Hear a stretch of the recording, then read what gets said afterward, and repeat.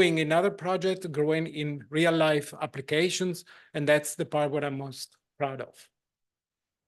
So briefly, I have to do this. I have to go through my usual slide, present what is OneNet. 80–90% of people sitting here maybe heard this before, but it's just a teaser to bring back the ideas together and also to anticipate what you will listen later in the presentation. So that was our key starting point, our vision. We want to create a fully replicable and scalable architecture.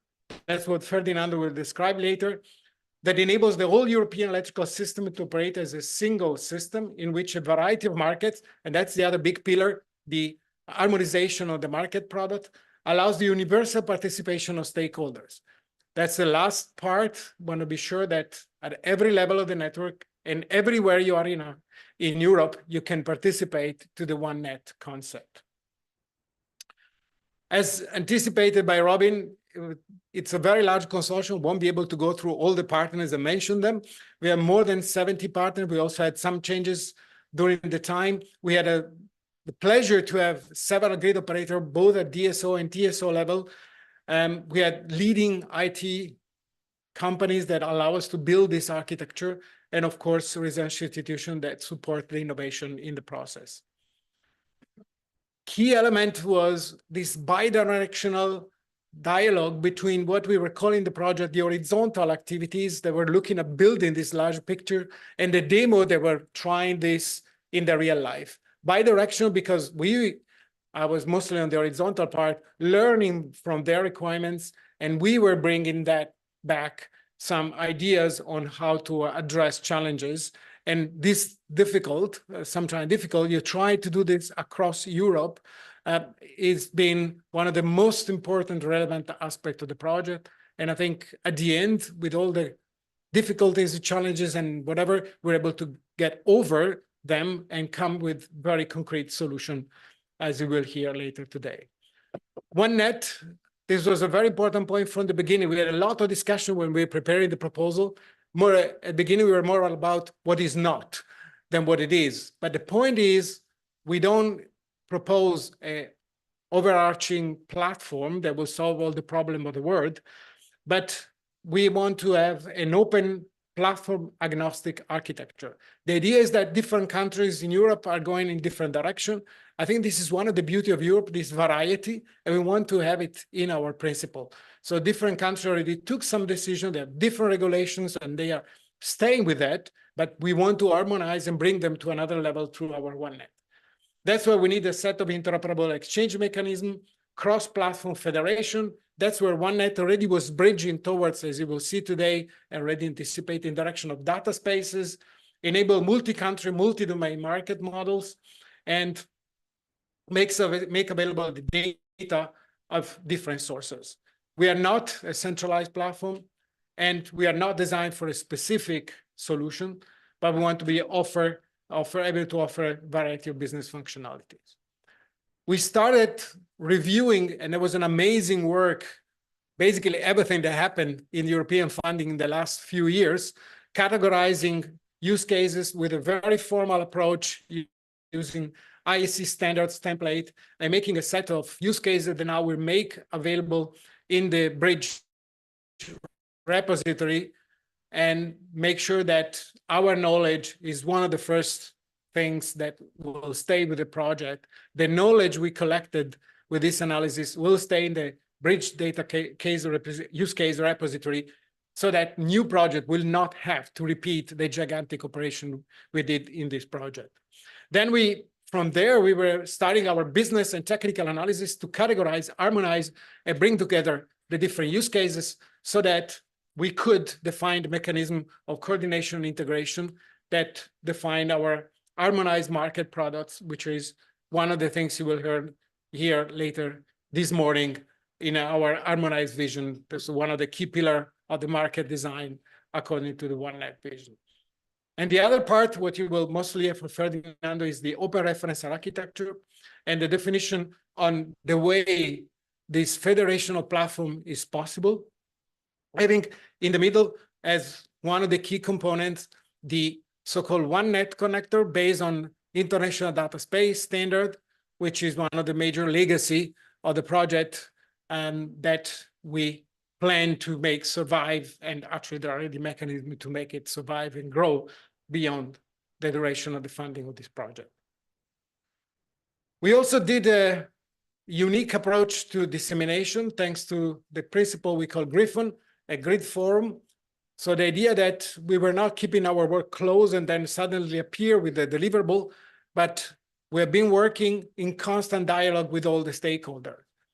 If we want to reach a unified vision for Europe, you cannot do it in a small club. It has to be a dialogue.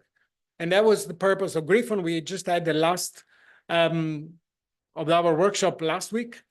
And that was making possible that our deliverable already been somehow reviewed by the community.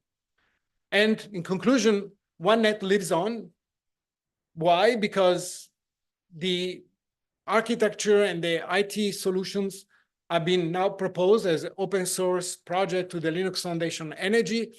So we build a community that will continue the work as an open source. So we are welcoming contribution from members that were not involved in the project. Several projects are already using the connector. So Interstore already expanded the connector with a new graphic user interface. TwinEU, a big project on digital twins, where I have the pleasure to coordinate, is using the OneNet connector to facilitate the interchange of data for a European level digital twin. Esser is using the OneNet connector in the data space context. So all those are making sure that things will go on. We also plan to use in TwinEU the same Griffon approach so that the open community will continue beyond the duration of the project. You will hear a lot later, but in any case, if any questions also in the future, feel free to visit the website to learn more. And now I leave it Ferdinando for a more technical intro. Thank you very much, Professor Monti, and thank you everyone for being here today. It's a pleasure for me presenting what are the vision and what we will tell today to you about OneNet.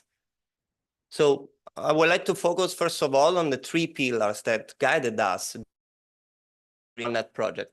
So first of all, we designed a market framework, a common market framework, and we will see later in the market design panel how we reached this market framework, common market framework for implementing the market design.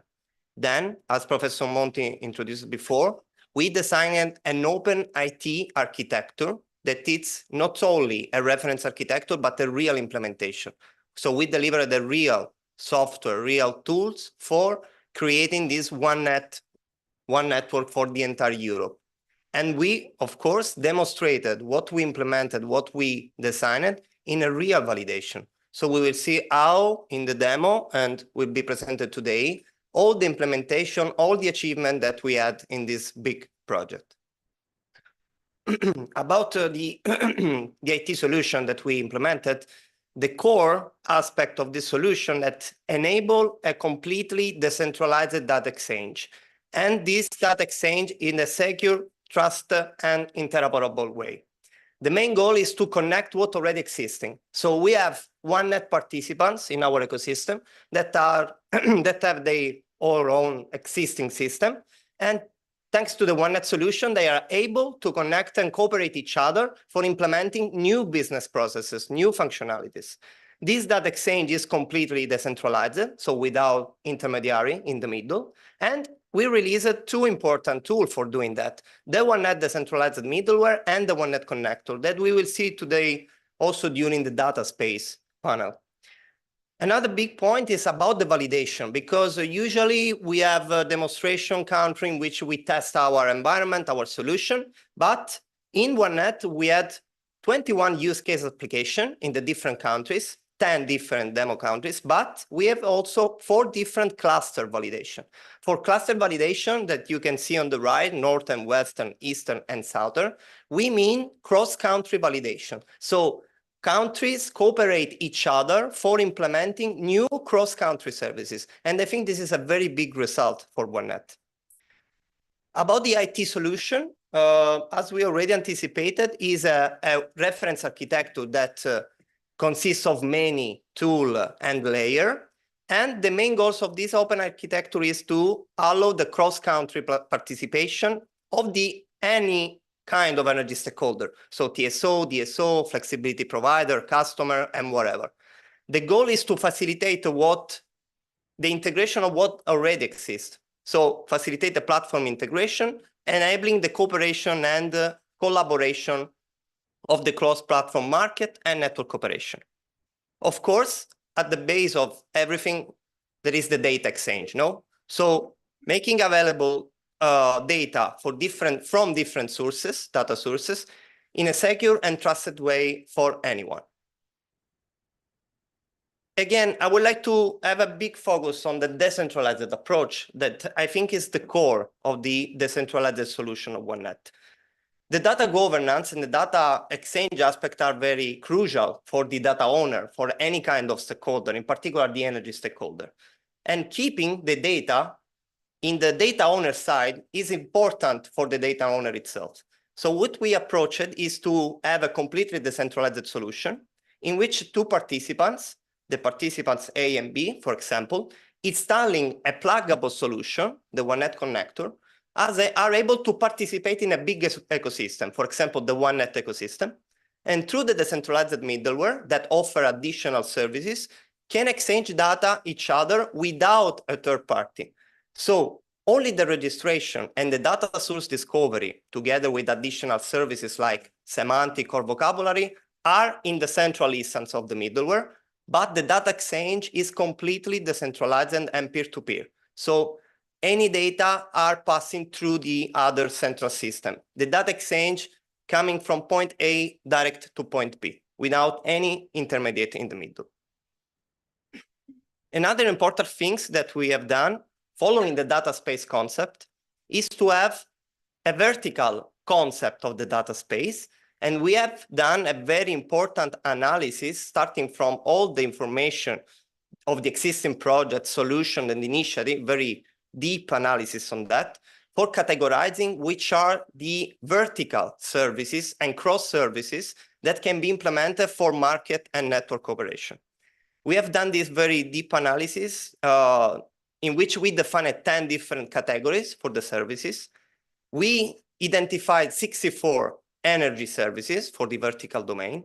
And for each of that, we defined which are the description of the services, the method, who are the actors involved, following the harmonized energy role model, which are the business object exchange, the data quality, and the data standard requirements. All these aspects together allow the energy stakeholder to create the data exchange and the energy services in a standardized and interoperable way, facilitating the cooperation and the creation of new services. And today we will discuss and we will tell you how we reached all these achievements and, following this aspect, the main result of the OneNet project. Thank you very much.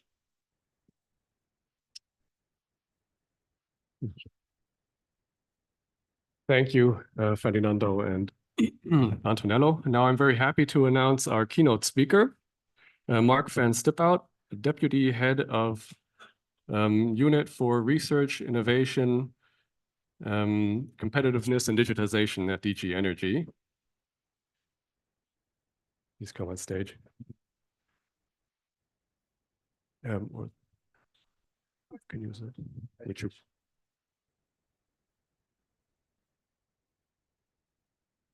Good, that works.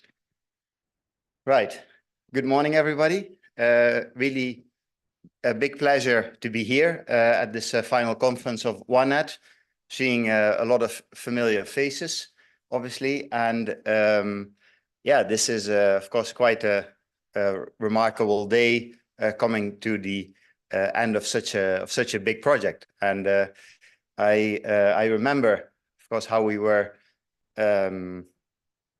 I don't know, 5 years ago, maybe even 6 years ago, thinking of what to put in the Horizon 2020 work program at the time, how to, what is kind of the next issue for research. We, I think the year before we had 2 big projects also focusing on flexibility markets that were then won by Interface and Coordinate. But our idea and the the big focus of both projects and of that call was really get, in particular, the network operators, the TSOs and the DSOs in one room and jointly think of how these flexibility markets should work. And of course, in interface and coordinate, both TSOs and DSOs were involved, but it was still a little bit like one was more on the DSO side and the other one more on the TSO side. And I remember discussing with some of you like, okay, so can we give it another try and see if we can really have one project where there is not really any of that distinction, and it really brings together those let's say two sides of the grid operators, and have really one common project that develops one common vision on how this should work in the EU. And I think after a few conversations with some of you where the feedback was, yeah, you know, it may work, let's try, and then here we are. So in the end, it worked, and I think the results are great. The project, as far as I can see, is great. I've, of course, still looking forward to a few of the things that are going to be discussed and presented today. But having followed the project as part of the discussions through Bridge in particular over the last years, and seeing in particular all the interactions that were happening between this project and other projects in Bridge, and also between this project and the other discussions that we were and are having at EU level when we talk about the electricity market, I think are already a big sign of success, of what a good research project is, right? A research innovation project. And so I think in that sense, you've met our expectations in bringing all these different parts together. Because of course, then it was network operators bringing them together, but I think the other big emphasis we wanted to make is on, okay, let's assume that grid operators set up these markets for flexibility, but how do we then actually get that flexibility to the grid operator? How do we make sure that this is interesting for consumers? And I think this has also been really a big emphasis of your project, where you brought a lot of expertise together, a lot of companies together. Of course, we are never completely satisfied. So the next thing is going to be what's next, what happens with all the results of the project, who is going to implement these things, and all these type of questions. But I think they will come back throughout the day. And of course, I don't think anybody would have expected that after the OneNet project, everything would have been solved. So also, on the other hand, let's be modest, and let's face it, if everything would have been solved, then some of us, including myself, probably wouldn't have that much to do anymore. So I think I really don't want to take up much time, because I think there's a lot of interesting discussions going to take place today. I think just from our point of view, in terms of what's next, of course, there are the discussions on the demand side, flexibility, network code happening as we speak. And I'm very happy that also one of the colleagues who is in charge of that is here today. There is the work on data exchange. We have 5 big projects looking at what is the data exchange dimension of all this flexibility. How does that need to happen? And not just flexibility, but also things like smart charging, things like building renovations. You may know the action plan that we published 1.5 years ago, where we identified 3 main use cases for data exchange. But where these 5 data projects, together with the internet project, are looking at how can we set up such a data space? How can we make sure that that data exchange dimension of the flexibility is going to happen and going to be easy? We are, of course, still looking at how to get consumers engaged. We have the market design politically agreed end of last year, which addresses, for example, more about energy communities, and we had a renewable directive with the renewable energy communities. So how do we also in that way bring consumers on board? Of course, this notion of flexibility that is now also in the market design, where member states are asked to, if I remember correctly, set a target on the flexibility that they need to achieve. So a lot of the expertise that I think is in this room here today will be in high demand in the coming years. So I don't think any of us, or any of you at least, needs to worry about that. I think that one thing that, if you follow the news a bit in the last months, at least from the, let's say, this bubble perspective where I sit in Brussels, is that there's a lot of discussion around the Green Deal and the Commission, this Commission under von der Leyen that's coming to an end, and she is going to be candidate to continue for another 5 years, and what the Parliament will look like, what type of parties are winning. I'm from the Netherlands. There, the result is terrible. I can tell you if you haven't read that in the news. But so let's say the parties who, let's say personally speaking, but this is not that's not the goal of today. The parties that are winning are not providing any solutions. But of course, the reason why people vote for them are genuine concerns. And this idea of the Green Deal and what is the industrial dimension of it, but also can really people afford to get along with the Green Deal, is going to be a key issue.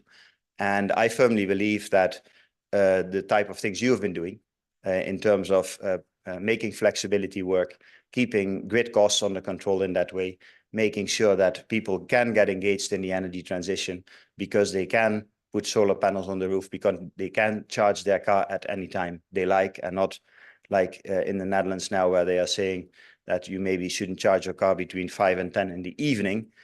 These type of things show that all the things that we are discussing here and that you are proving that can work, technically speaking, are not a done deal in the sense of making them happen. And so I think you are going to be high in demand, but you also have a high responsibility in going out and telling everybody that this Green Deal can work and that it is a good thing for citizens, but that it requires also more work to really make that happen. And one thing is, of course, explaining it better, but I think the other thing is really making it happen, implementing those solutions that we have. So I really want to thank everybody here, everybody involved in OneNet for your engagement over those past years. I hope and I know that many of you will see again, because you are also in other projects. And I think you also very well mentioned where the different solutions are used, which is, of course, something that we really like, a continuation of this type of research, uptake of the solutions in practice. So there is a whole, community around this type of stuff that we're discussing here today. And I am really looking forward to continuing the discussions with you on that. But last but not least, and again, a big, big thank you for what you have done over the past 4 years, more or less, in this project. So thanks, and big applause to yourself.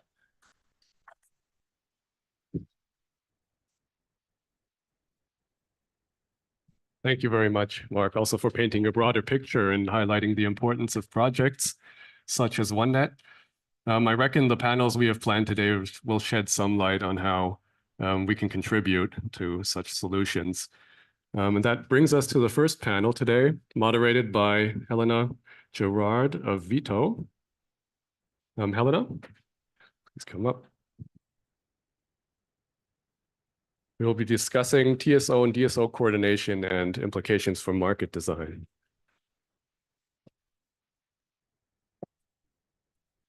Okay, good morning, everybody. And let's start doing some content now. So TSO-DSO coordination. It's probably one of the most researched and discussed topics of the past years. And the initial discussion was very much about very conceptual. And what are the different roles and responsibilities, implications for system operators? And then there was a second wave of research where a lot of individual solutions were developed. Solutions with respect to local markets, new flexibility products and services, market clearing algorithms, operational platforms, and tooling for system operators. And then you had this third wave of those big demonstration projects where we were looking for testing the feasibility of those solutions. And then we are here with OneNet, where we're not looking at how those typical market design solutions, whether they are feasible, but how we can scale them up and really bring this pan-European vision to life. But it's clear that it's not just a technical discussion. That TSO-DSO coordination is more than scaling up solutions. It's very much linked to policy. And I think Mark mentioned it in his speech before.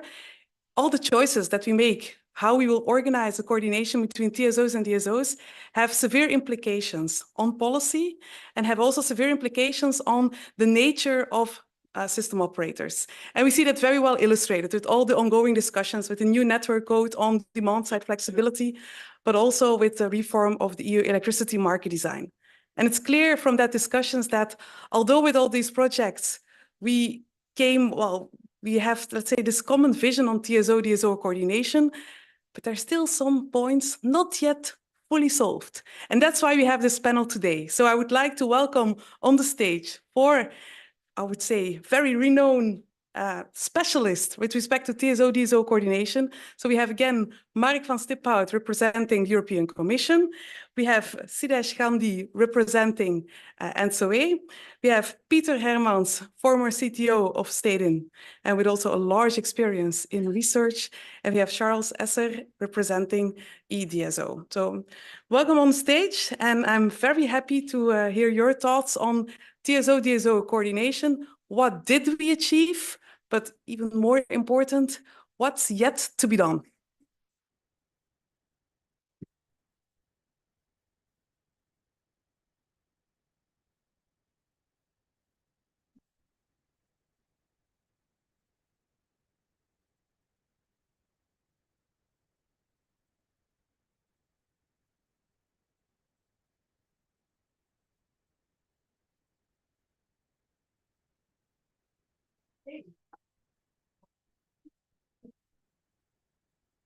This is better. Okay, so let's welcome on stage, and thank you for joining this first panel of the day. And maybe quickly as a warming up question, I asked all the panelists, I gave them some homework, and I asked if they could prepare one, I would say, inspiring statement. And so according to you, TSO-DSO coordination or research and innovation related to TSO-DSO coordination is, if you then could tell me what that is for you. So just complete the statement and I will start at the end with Charles. So go ahead.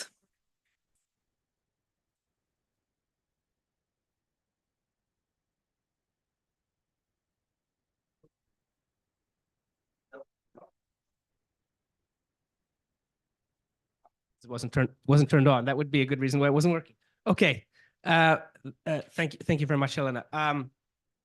So indeed, thinking about research and innovation related to market design and TSO-DSO coordination, I think we would, from the perspective of E.DSO, which is for those of you who don't know, an association of DSOs, and indeed we have about, let's say, 8 or 9 of our members participating in this OneNet project. I think one of the first things that we would say is making the most of renewable resources, as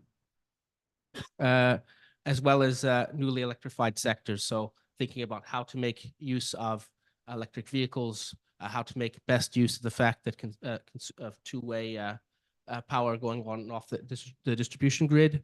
I think we would also cite the TSOs want to be able to make use of additional flexibility on the distribution network, and then we ourselves want to make use of it. So how to coordinate that?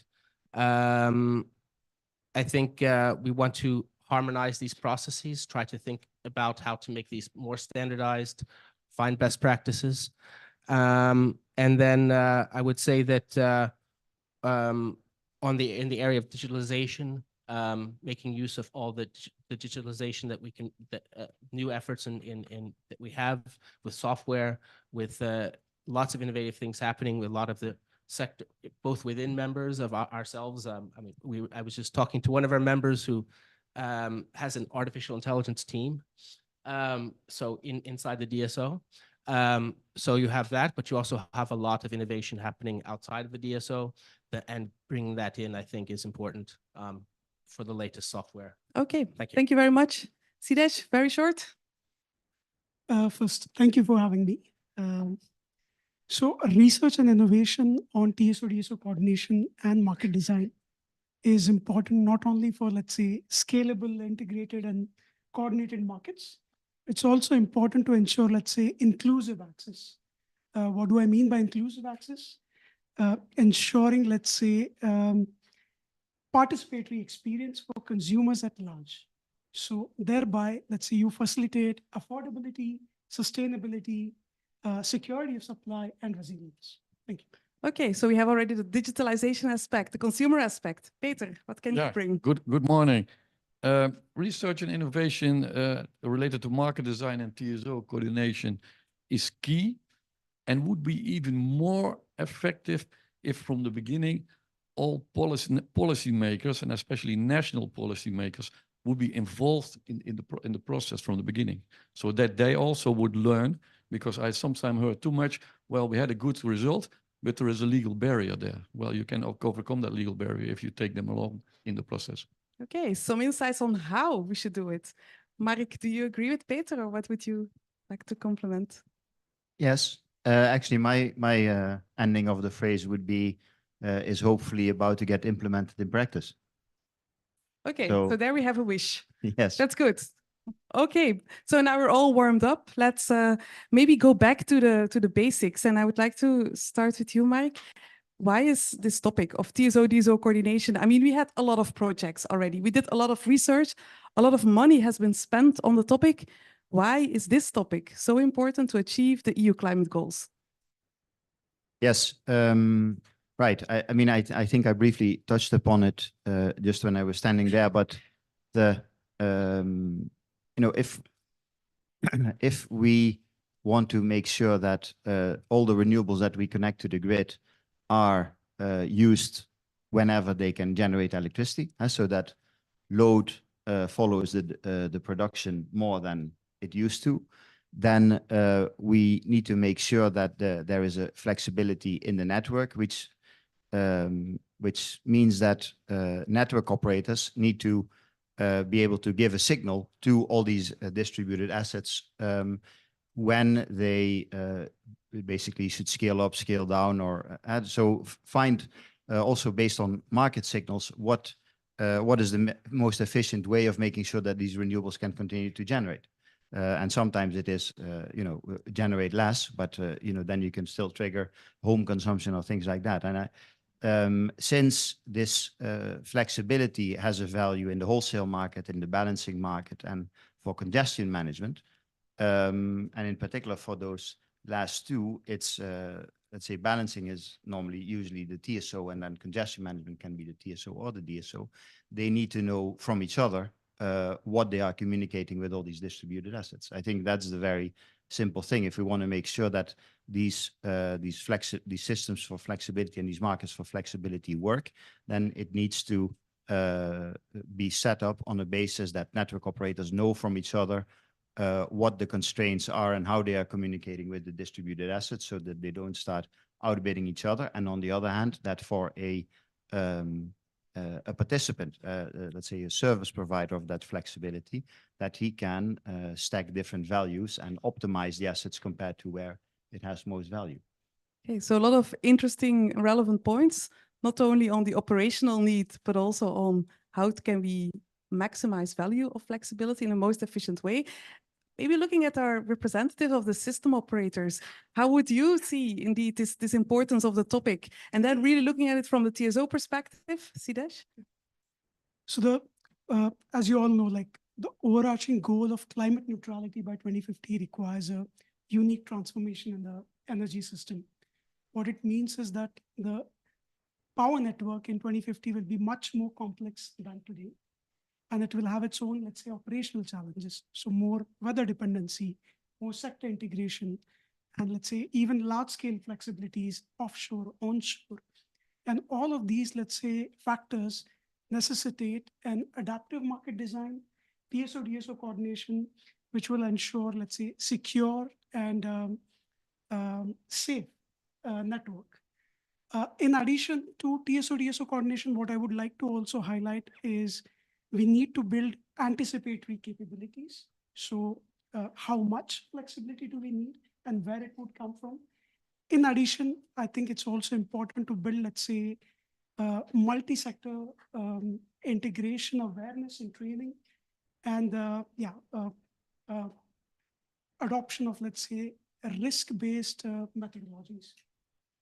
Okay, so you're even already giving a hint on what we need to develop further. Maybe we would also ask Charles, the DSO perspective, this coordination with TSOs, and how do you see the importance and the need for that? Well, I think I would just add to the two previous speakers, not only coordination for what is, but planning for what will be. So coordination on the network planning. I think that's important. I would also say that when we think about achieving decarbonization goals and bringing people along with us, we're thinking about a successful economy, and that means keeping decarbonization at least cost, so that we can achieve that decarbonization and still have a successful economy without the political backlash that there might be if costs are too high or if it reduces Europe's global competitiveness. So in a sense, keeping this kind of efforts to keep lower costs are very important for actually achieving the national energy and climate plans. Yeah, and maybe Peter, could you comment on Charles'? I would also like to comment on the topic why it is important that there is good TSO-DSO coordination. As we Netherlands, we say we are transforming from the world of A, that's today, to the world of B, and that's the future. And this will be a very complex transformation. And if TSOs and DSOs don't hold their hand together, we definitely will run out in blackouts. Because in the past, well, the system functions were mainly residing at the TSO side, but now with the decentralization, the DSOs also start to work with congestion management, and maybe later on also maybe local balancing might come into the scheme by energy communities. And if you then, as TSOs and DSOs on system level, independently from each other, start to play around on system level, you create a problem. Now, also doing this congestion management balancing stuff, this all asks a lot of digitalization there. And actually, this is also necessary, because if you don't go into digital solutions, it will be far, far more expensive as it is today. So also to keep the cost down, it is absolutely important that DSOs and TSOs work together to make a reliable and an affordable system. Okay, thank you very much. I think we're now all convinced that TSO-DSO coordination was indeed very relevant in the past, but it will remain very relevant in the future, and there's still some things to be done. Of course, OneNet was all about creating this pan-European vision, an integrated, consumer-centric and coordinated market design where TSOs and DSOs would seamlessly coordinate. It's clear that we're not completely there yet if we look at Europe. Also within OneNet, we have this entire assessment of barriers. There's still a lot of technical barriers, economic barriers, regulatory barriers, and even social barriers. Maybe asking to our panelists, what are, according to you, the most important barriers? Why we are not there yet? Why don't we have yet today this pan-European integrated and coordinated markets? So what should we do? And let's start maybe with Mark, because I see already that you have a sharp answer ready for us. Right. Well, I mean, it's a difficult question. I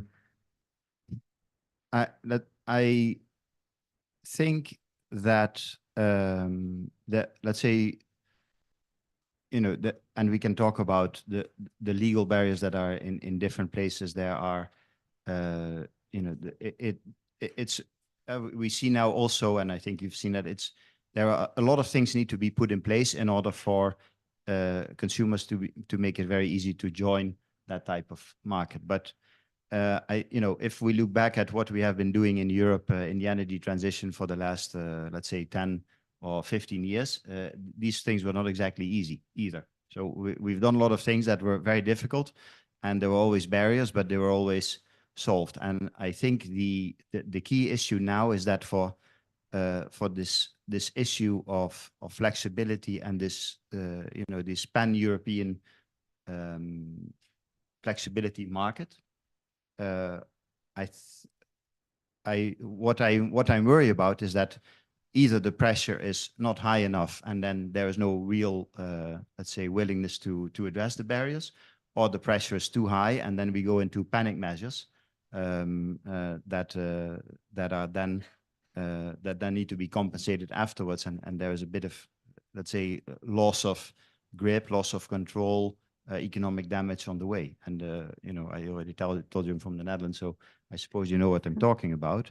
But I remember when we were setting up this project, we were always worried that, let's say, either the market wouldn't be there, and let's say the network operators would say, okay, we don't need to set it up. And then once the flexibility need is there would be a tendency to invest in the things they already know, like batteries or things like that, instead of cheaper solutions like flexibility. But I think the reality is in a way worse, in the sense that even that type of backup option nowadays comes too late if the issue is really there. So I think one of the key issues to overcome the barriers is share these experience and make sure that there is a sense of urgency behind what we're trying to solve. And I think then I'm sure that the barriers will get solved as well.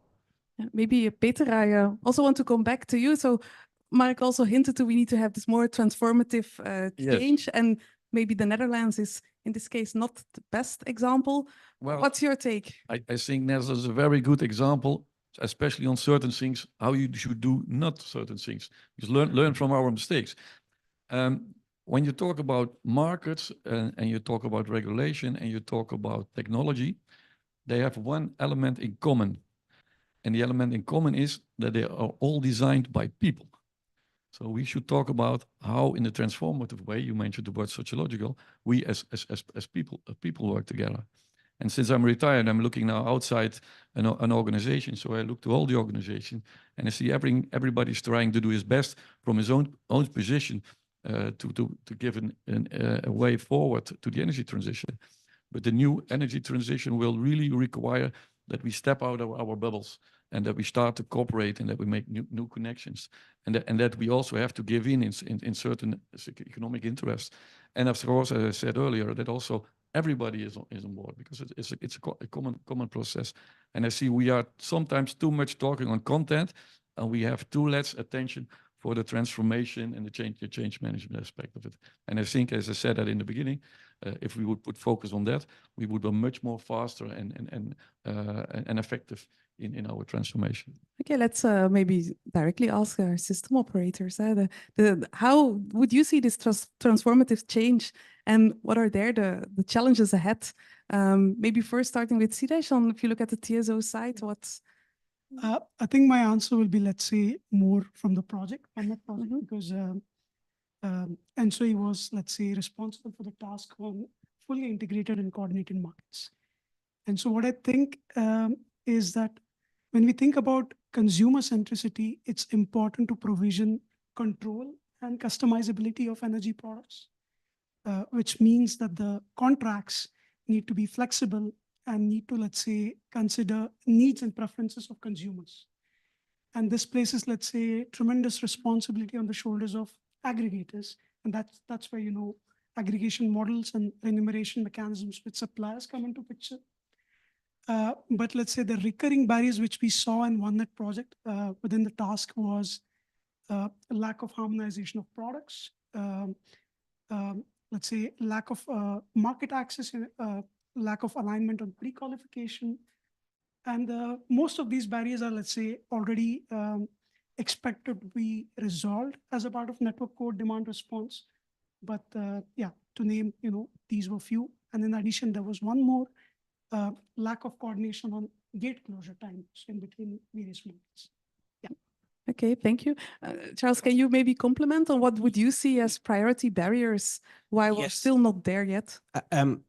I think taking the previous point that part of it is change management is important to mention, because you see in the DSOs so much heterogeneity. At the same time, there are here and there, innovations happening that could be scaled up, but how do you get those across Europe? The DSOs are much more heterogeneous than TSOs, and so that's a challenge.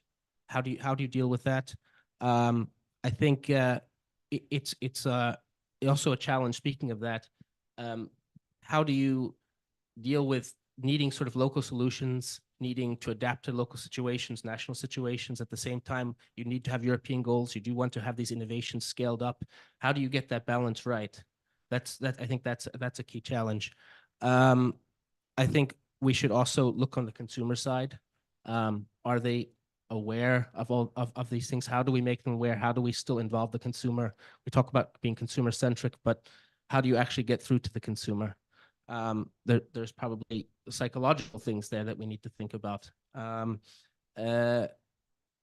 would say also on a more practical level, implementation of legislation.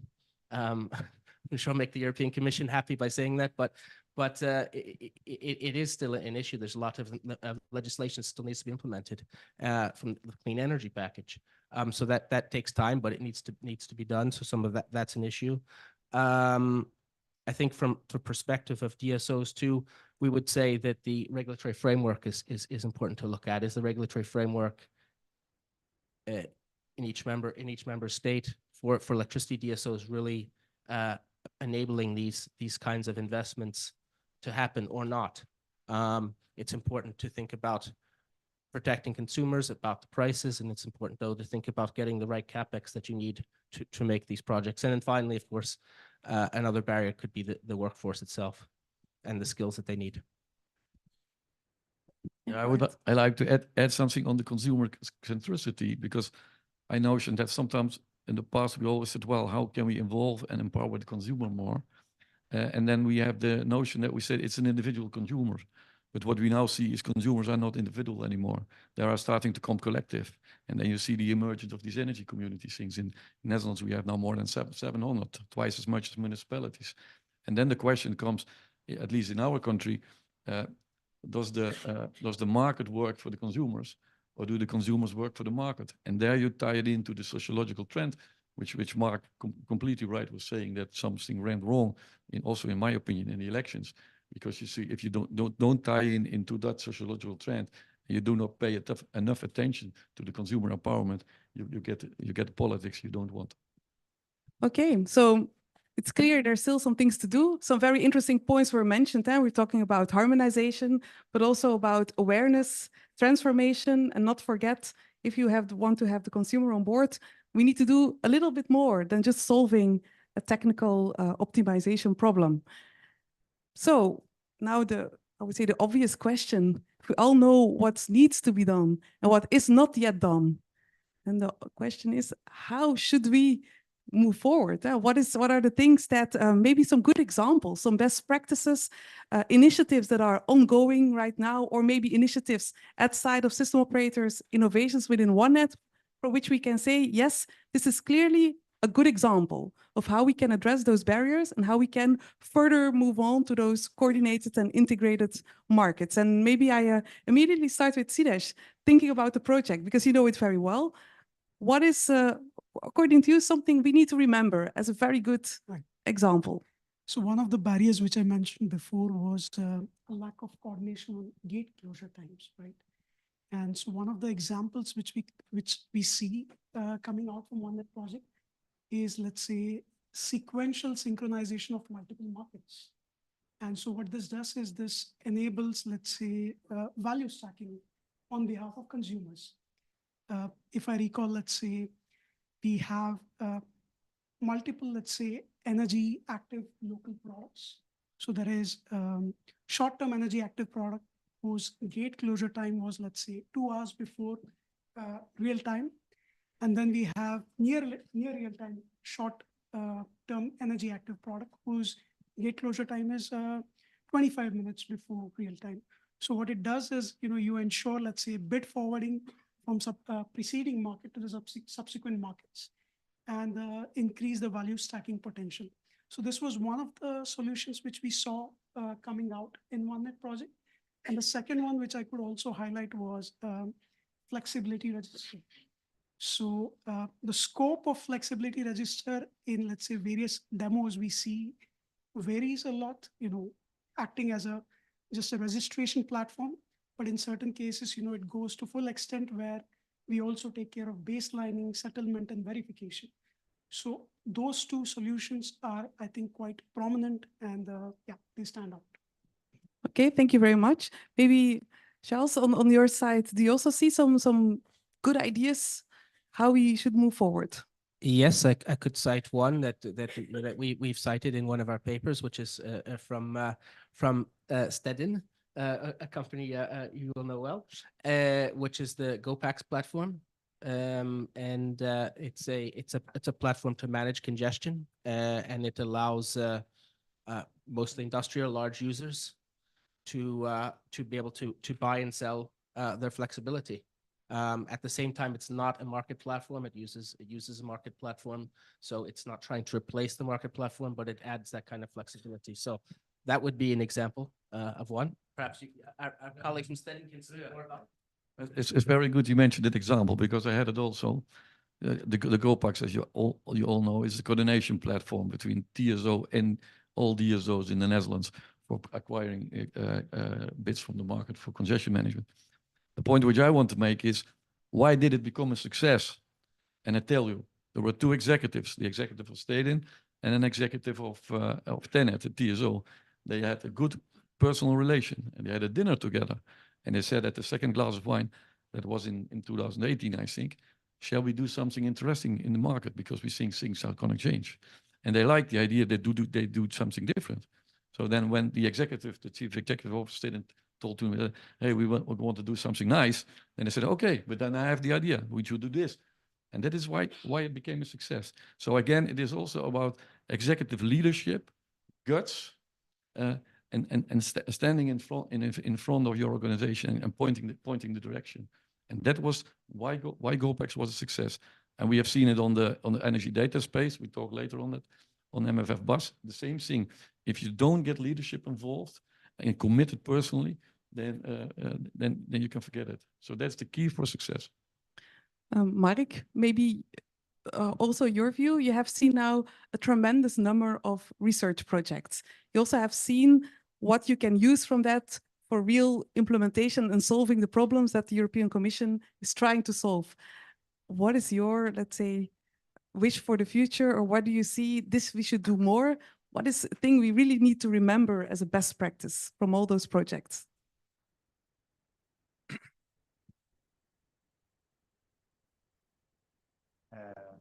Well, I mean, I'm sorry, I'm gonna give a bit of a general answer, but I think that these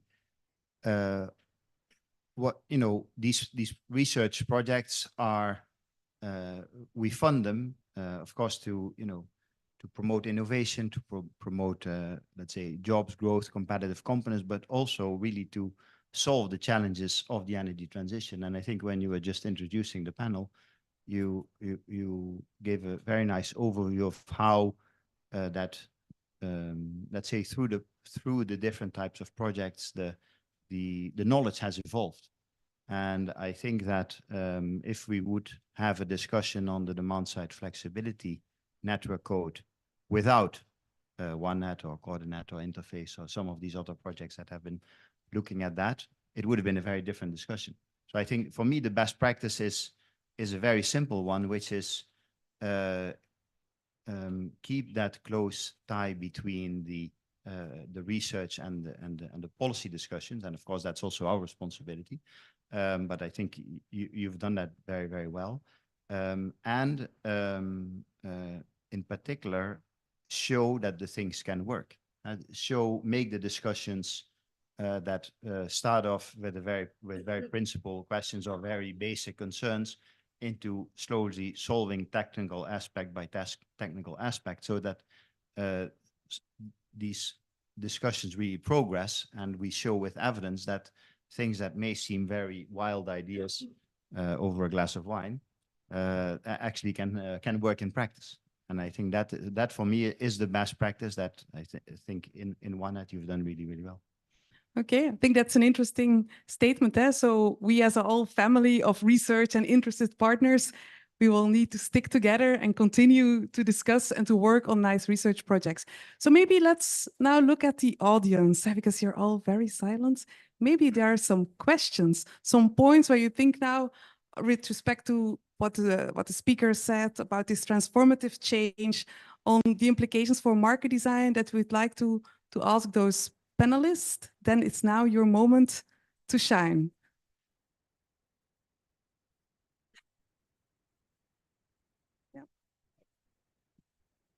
Hi, everyone. Good morning. Hannibal Sanjab from Vito. The solutions we are discussing for TSO-DSO coordinations are mainly focusing on flexibility markets, but we know there are other solutions out there. So for a TSO-DSO coordination question, so for TSOs and DSOs looking at all these solutions possible, from tariffs to implementing markets to having some form of access guarantees, dynamic access guarantees, and so on, how can that be also managed? Should TSOs and DSOs follow a similar solution, combined solution, or is it okay to have multitude of solutions? Thank you. Yeah, you're fully right. And when we talked on this a few years ago, when we did the active system management report, we identified the toolbox. And the mindset flexibility was one of them, but there are more elements in the toolbox, as you mentioned. And we should work on them all. Because if the demand for transport capacity in the grid is 40 times higher than the capacity available, flexibility won't help you out. And that's the case today in the Netherlands, because the subsidy schemes for solar panel were so enthusiastic that the market went that faster that it overtook the possibility that flexibility can do certain things. So there is also to work on those issues. And if TSOs and DSOs work together, it's not only on system operation and system management, but it is also on grid analysis planning, capacity planning. It is on infrastructure operation, on your outage planning, and it is on your market facilitation. The recent hiccup in the Dutch market was that in January the TSO said, well, it's fine that you do with flexibility peak shaving and you filling the valleys, so to make more efficient use of the grid. But we need the valleys to cool down our equipment. So stop with all your flexibility. Well, there was a big discussion in the market and also with the ministry, and it is not solved yet. So, well, that is, of course, not a solution. But for me, that's a signal that the cooperation should be on much more levels than only on flexibility. And that includes tariffs, that include grid analysis and where you do your capacity planning. And in that is also the market needs to be included. I see a little bit of tendency today that the grid operators say, well, we are now so busy, we are out of control, we shut the lockers, and we don't communicate with the market anymore, because first we have to solve the problem. And my point is, if you go in that approach, you will never come in control. You have to open those shortcuts, and you have to communicate with the market, but only together we are able to solve the issue. Someone of the panelists who wants to comment on that as well? Mike. Maybe two things very quickly. I think one is in relation to what you were just talking about, planning and things like that. One of the projects that we have, of course, launched recently is about the digital twin. Cooperation between ENTSO-E and E.DSO on the one hand, it's really an operational coordination to digitalize the grids and to make sure that this is done in a coordinated way. And that talks about forecasting and operations and planning and all these different things. And you are also closely involved in that, coupled with also a big research project, Twin EU, that is hopefully pushing the borders also of what that type of digital twin can do. So I think that's one thing that is a very important element of cooperation and things that need to happen. And the other thing where you talked about these firm or less firm capacity, these flexible capacity arrangements, different ways of managing, different models of managing congestion beyond the services market. I think from our point of view, the approach that this should be as much market-based, that is enshrined in the directive.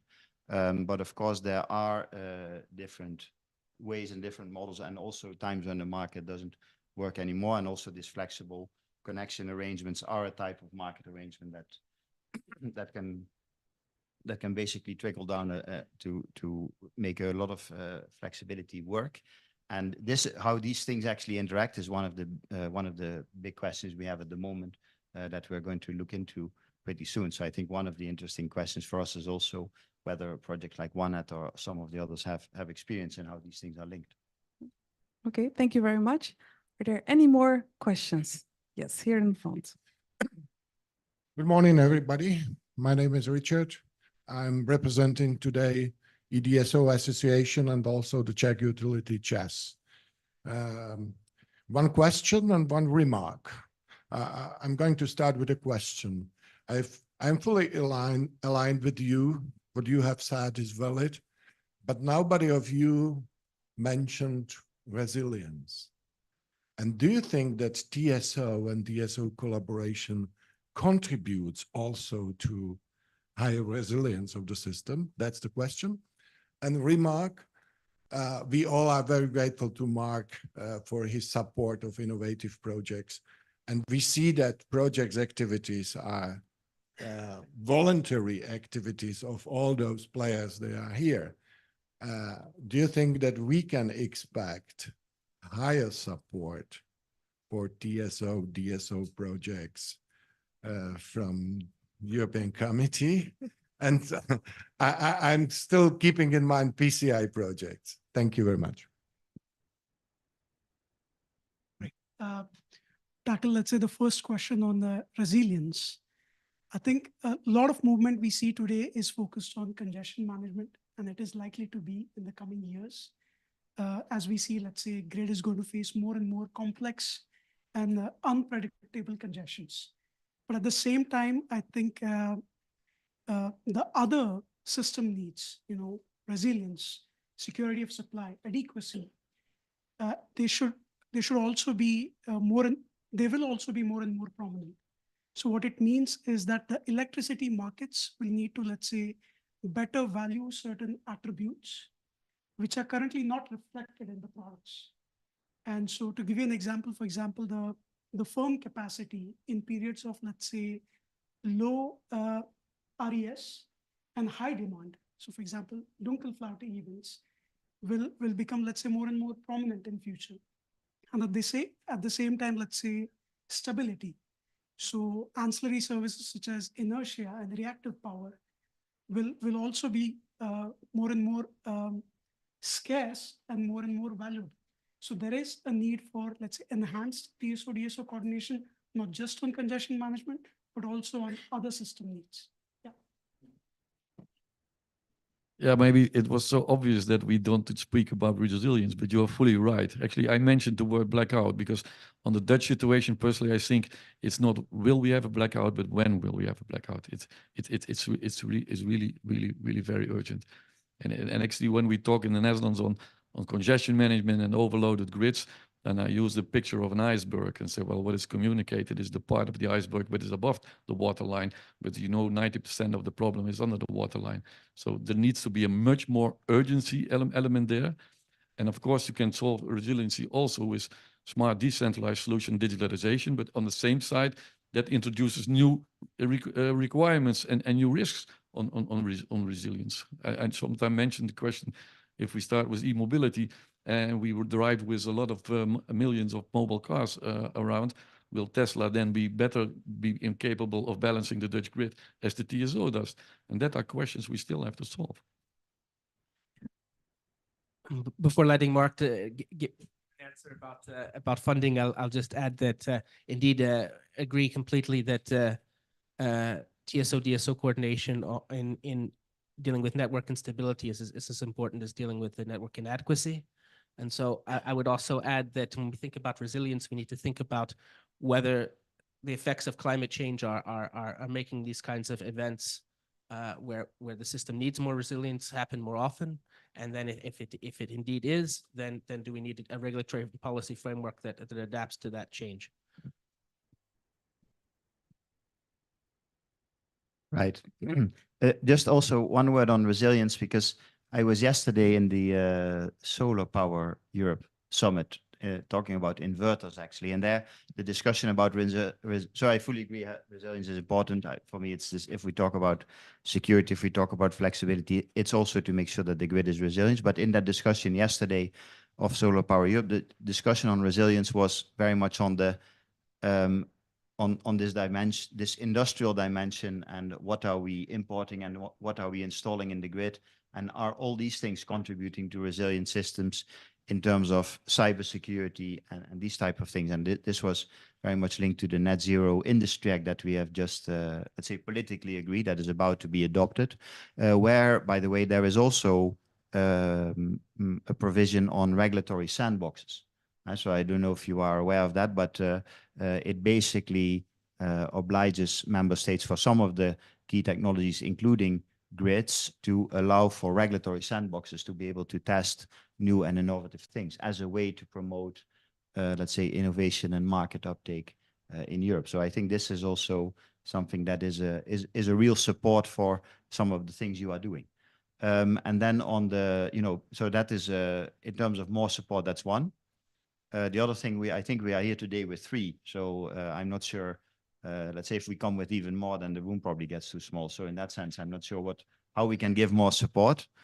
And then in other forms of support than just mental and legal, I think that this issue of TSO-DSO coordination, like you were all saying, is only getting more and more important in research and innovation. I think also in the 10E framework, for example, with smart grids, so there are possibilities for TSO-DSO projects to become projects of common European interest. But actually, we wonder where all these good ideas are at the moment, because we would like to have much more of good smart grid project proposals.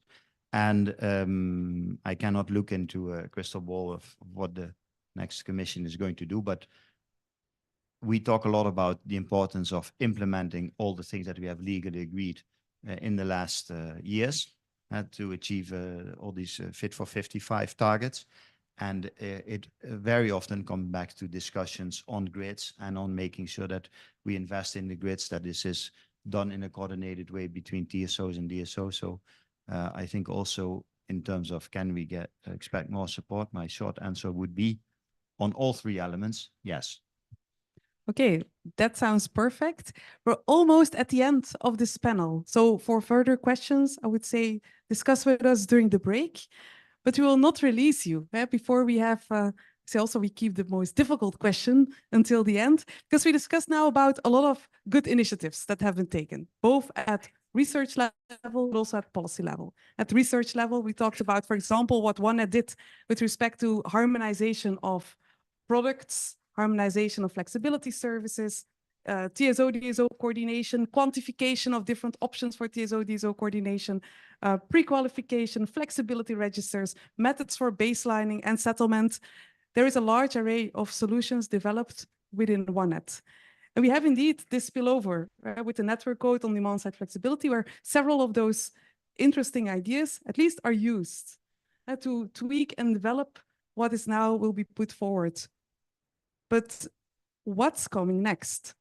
What should be done, first of all, at the level of policy? Once we have this network code on demand-side flexibility, are we done yet? Or do we need more at the policy level?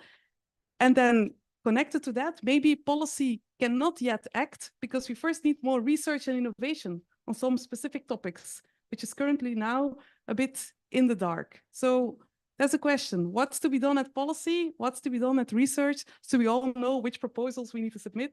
So Mark can be happy with qualitative smart grid proposals. So starting at the end, Charles, what's your take?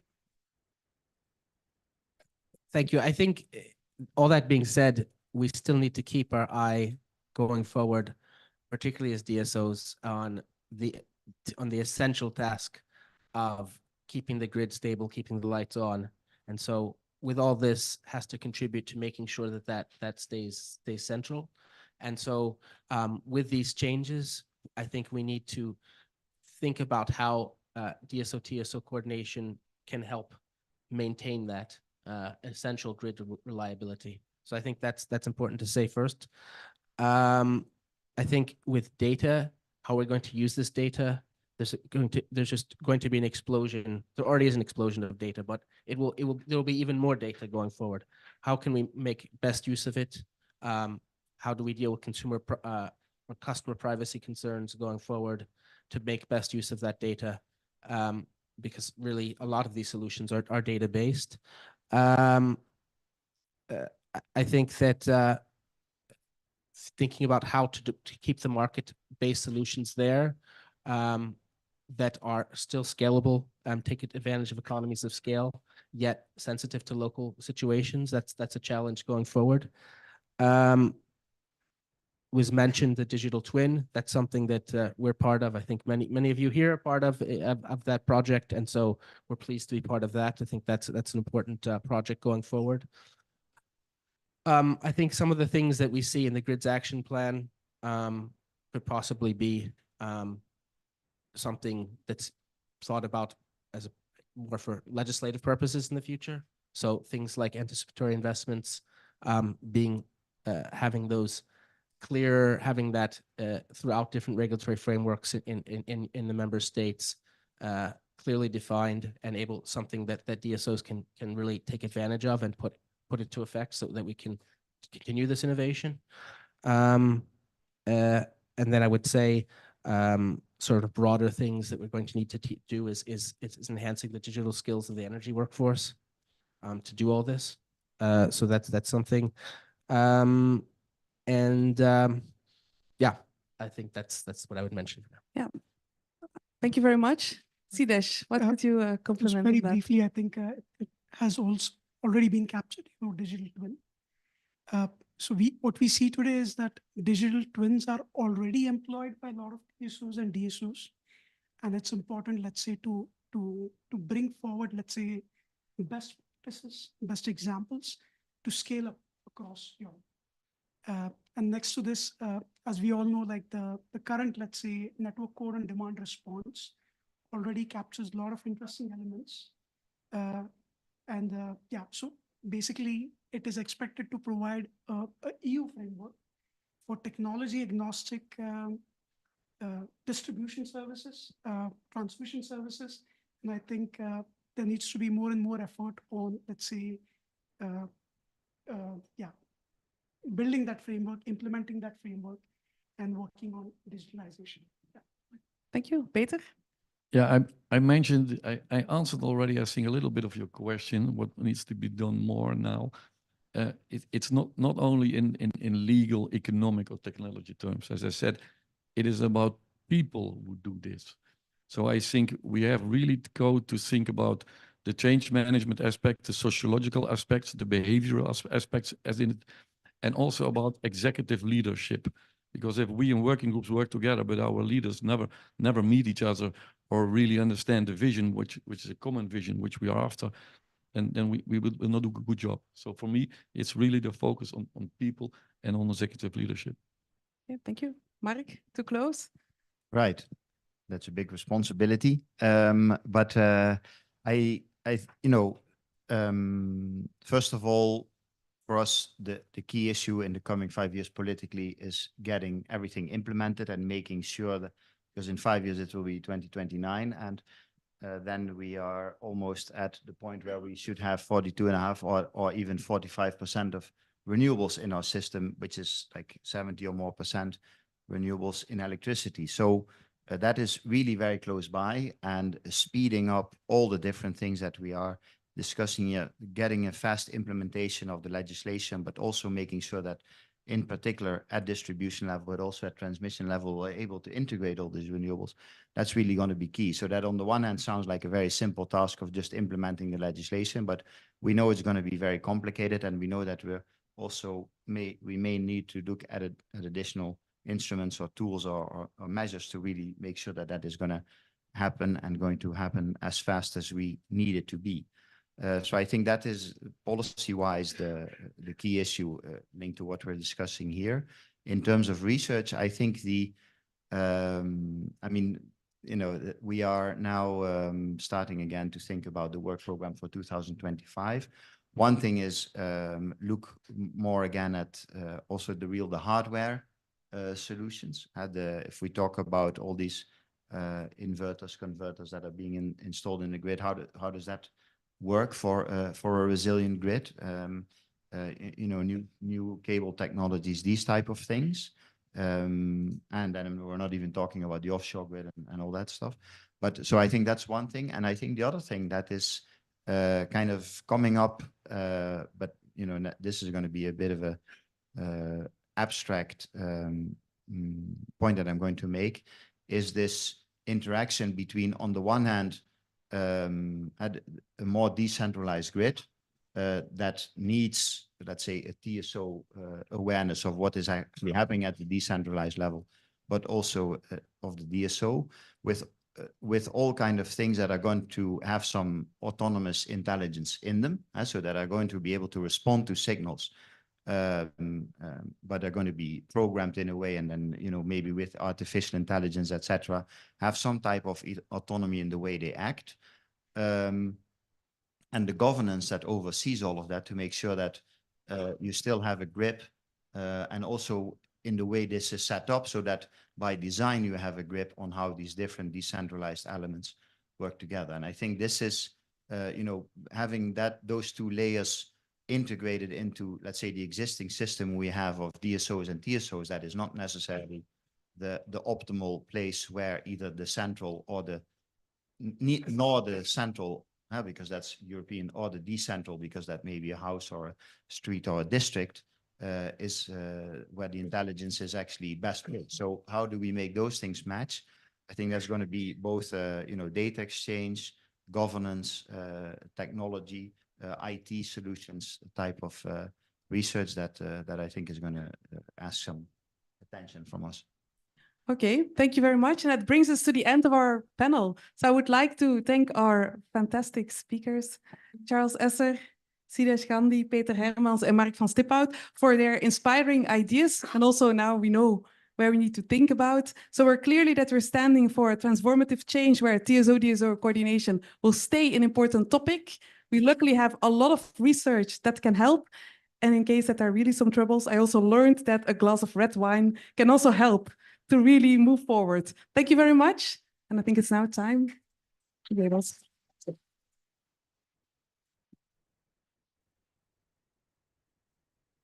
Thank you, Helena, dear panelists.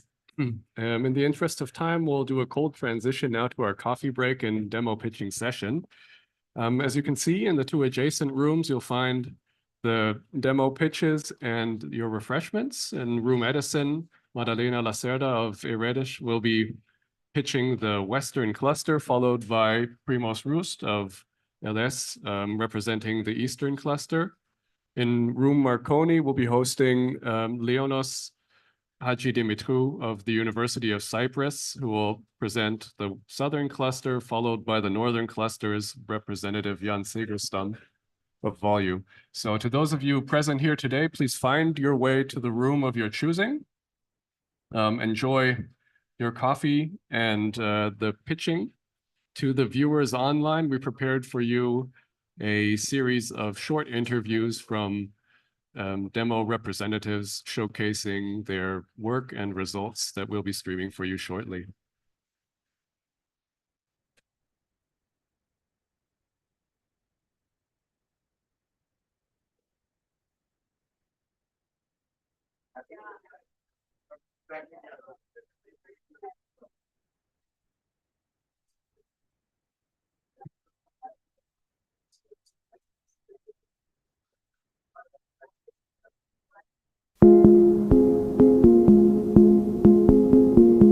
The Polish demonstration ended successfully in August this year.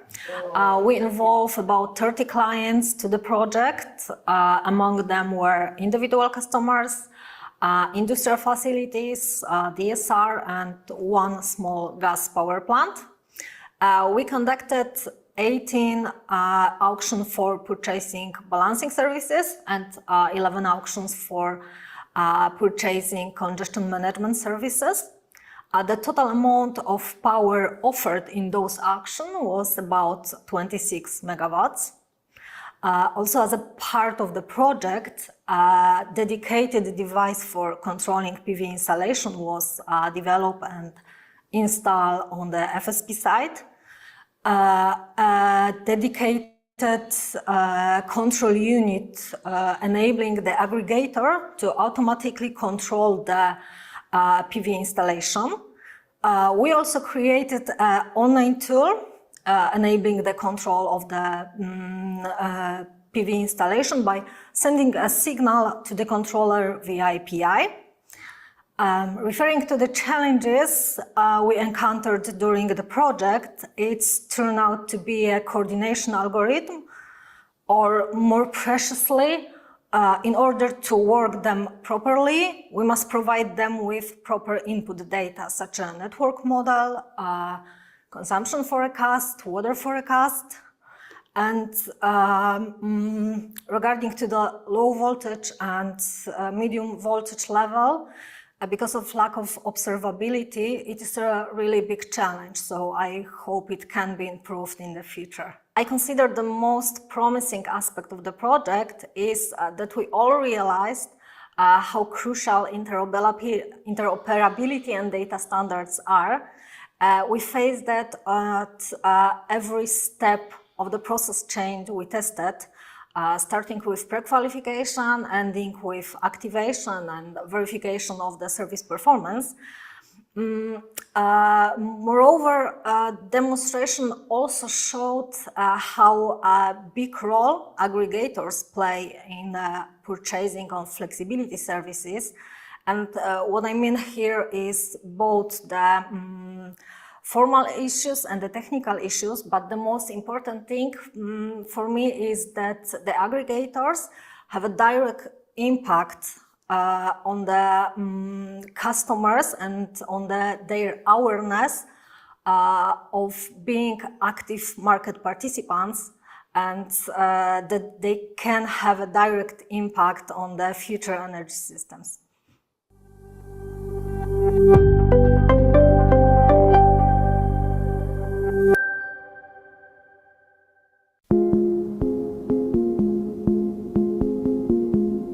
OneNet as main result will have, well, a living document on market design. And what does it mean? It means all those recommendations that we need to move from very fragmented and isolated markets towards markets in integration. And then we need to address a couple of challenges. And those important barriers are exactly what we're doing within OneNet. For example, we worked on market access, market participation, market operation, and obviously also the interoperability challenge.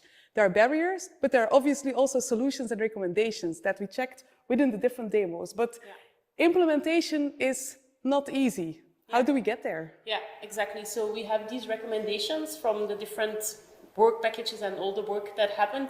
But if you really want to make these recommendations happen, you have enablers that make that it goes much quicker, like they catalyze these things, but you also have barriers that hold back these recommendations. So in the roadmap, we are also looking at these enablers and barriers. You have different types, you have technical ones, economic ones, regulatory ones, and we want to list them, make it very specific so that it is clear what needs to be done and what are the next steps. And so one of the things that we found out is that there is this balance between customization and harmonization. So harmonization is very important, but it can also kill innovation if you drive it too far. So we need to find this right balance. And then there's also different levels of intervention. You can intervene at the local level, at a national level, at a European level. And we found that European level is probably the most efficient one, but it also really depends on the type of recommendation or the solution. So we saw that if you are in the early stages of, for instance, market development and other developments related to that, such as a flexibility register, sometimes it's easier to start at a lower level to develop these and then build up, because you gain knowledge, you gain best practices, you can compare and see what is the best solution to implement that at the European level. Exactly. And what also came out, which is very important, that although you might need to start local, it's also very relevant that there is an EU framework. A framework that drives this overarching investments and also incentives. Because if you just look at it at the national or individual level, there's not really an incentive to move ahead for these integrated solutions. And that's why some of the EU dimensions and policy initiatives are very relevant of the past months. And that's exactly where the solutions of OneNet go beyond and where we go after OneNet. We have, for example, the Grid Action Plan. We also have the new network code on demand-side flexibility, and obviously also the EU reform on market design. And of course, in support, also the digitalization of energy action plan. And what is important is that a lot of the solutions of OneNet are actually found back in those key EU, I would say, driving policy initiatives. For example, in the network code. Yeah, exactly. So the network code, it wants to remove the barriers for demand-side flexibility to participate in flexibility markets. We've seen that there's a lot of barriers, and OneNet has actually addressed a lot of these barriers. So I think the main elements in the network code that were also addressed in OneNet, they are about aggregation, baselining methodologies, settlement, and submetering, right? Yeah, absolutely. And in addition to that, also all the innovations that we did on TSO-DSO coordination, local market design are part of the network code, but a lot of these solutions, how you need to implement what's in those network code, they're part of the OneNet outcome. And that's definitely something that we would like to at least present to the audience and hope that it will be used for the upcoming discussions.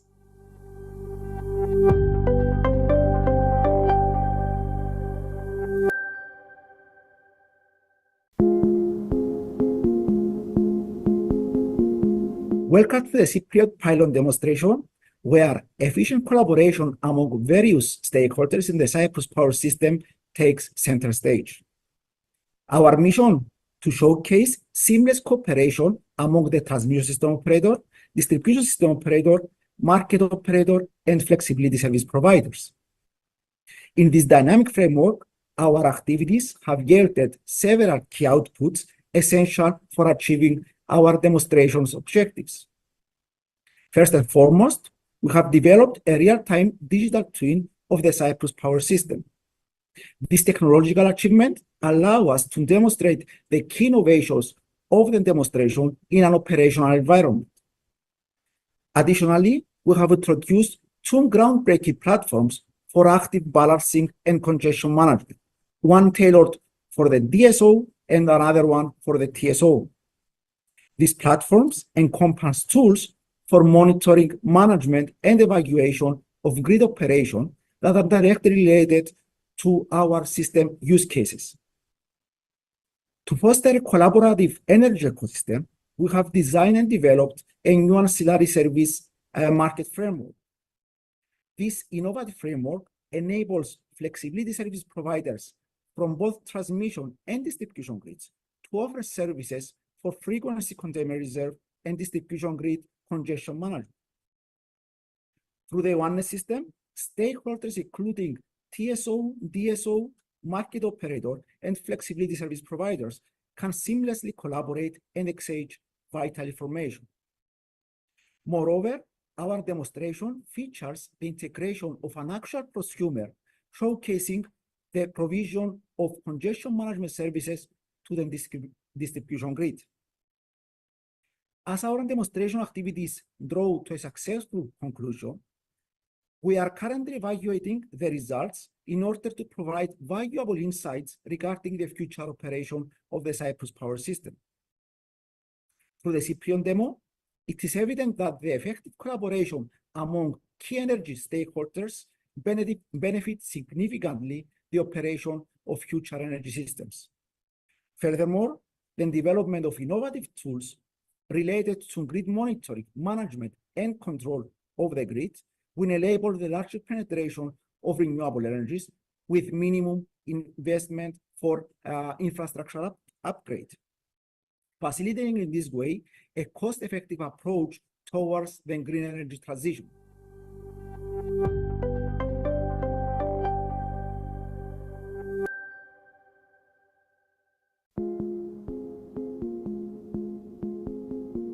Leveraging work done by previous projects and the colleagues who've been working on the innovation projects before is one of the successful building blocks for the future. And OneNet project is not an exception on this. And in the work package 5, there was an excellent exercise, I think very useful exercise that was done by the work package members to actually accomplish two things. One is to look into all the preceding projects related to the topic of flexibility, but not only, also TSO-DSO interface, identify the use cases that could be unlocked for the purposes of the integration of the OneNet connector, classify them, create the matrix, and provide as the next step into the processing for the clusters, for the demonstrators. Demonstrators looked at that list, which was extensive, more than 150 use cases were identified. They looked at the list, selected the relevant ones, also refined them or came up with the new ones. And that's how the initial base of the use cases was created in OneNet. Having created such a list and work done, I think it's worth having a repository of these use cases and creating second, third, and future life for these use cases. So it was bottom-up and top-down approach that resulted in the repository of the use cases that could be made available for the future and also as a building block for the data spaces.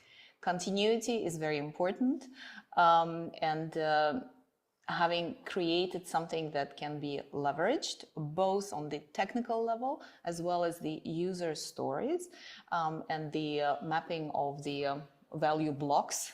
So according to the matrix that was put together by the OneNet, I think having this work with future continuity for the repository, but as well as the references for the data spaces that upcoming with the new concepts, technological concepts, as well as the market facilitator concept, I think is very important. And so that's hopefully this work will continue and the repository is going to be dynamic and dynamically used repository and will be leveraged in the build-up of the leading use cases for the data spaces.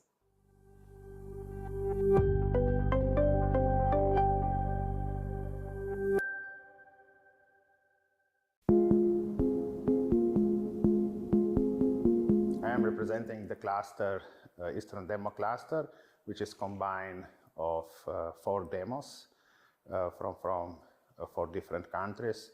Each of the demo is the, let's say, story for itself, and it tackles the flexibility problem from, let's say, different point of view. Also, when we start the project, it's not much of the fundamentals of the renewables market, product and services standards. So basically, each of the demo started from scratch. So everything what we did from zero. So this is some kind of some mix of the results. Each demo started from their point of view. For example, Slovenian demo focused more on the end customers, developing the products and services, also the market for the end customers, how to bring small customers, small end customers to the flexibility market. So they developed the whole system, the products, the market. Today everything is automated. And the process is very smooth. We are covering, let's say, the needs for the winter season, for the small substations, to manage the congestions in the local area. For example, the Czech demo, their main goal was to establish this communication, TSO-DSO communication, so they developed the traffic scheme. So they can communicate to not go in the conflict to each other. Between Polish demo, what they did, they focused on combining the 2 flexibility markets, the TSO and DSO. So they developed the products they will be suited for both markets, for DSO and TSO, and the flexibility platform right now is on and working, and they establish everything what they did. In the Hungarian story was things a little bit more complicated because of the regulatory issue, but at the end they finished to establish the flexibility market platform. And we are still early. I think we are still early regarding the flexibility market. Also, the flexibility market is changing very fast. When we started, we mostly did with, let's say, power pumps with some voltage constraints on the PVs, but now with the speed of the implementation of all the renewables, the things are changing very fast. And from our perspective, where I come from TSO, the curtailment is a big problem because it's no sense to invest so huge amount of money and then you cut the production because the network is not, cannot absorb all of this energy. And if we, at the beginning of the project, we mostly manage the substations, overloads, congestions. Now it will be how to, let's say, a way around how to consume all this energy during the summer.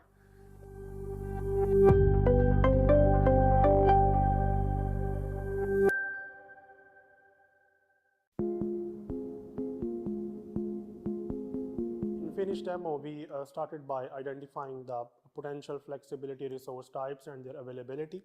Then we analyzed the flexibility value drivers from the perspective of different stakeholders, followed by use case definitions. I would say that we developed the platforms with the aim to implement the fully automated flexibility value chain with machine-to-machine interfaces.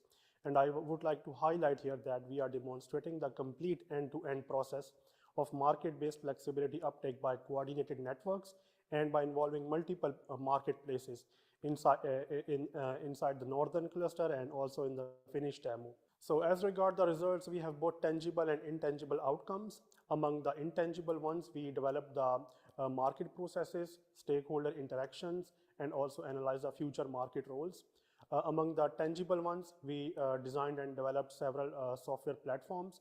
For instance, we enhanced the Nord Pool intraday platform with the locational information.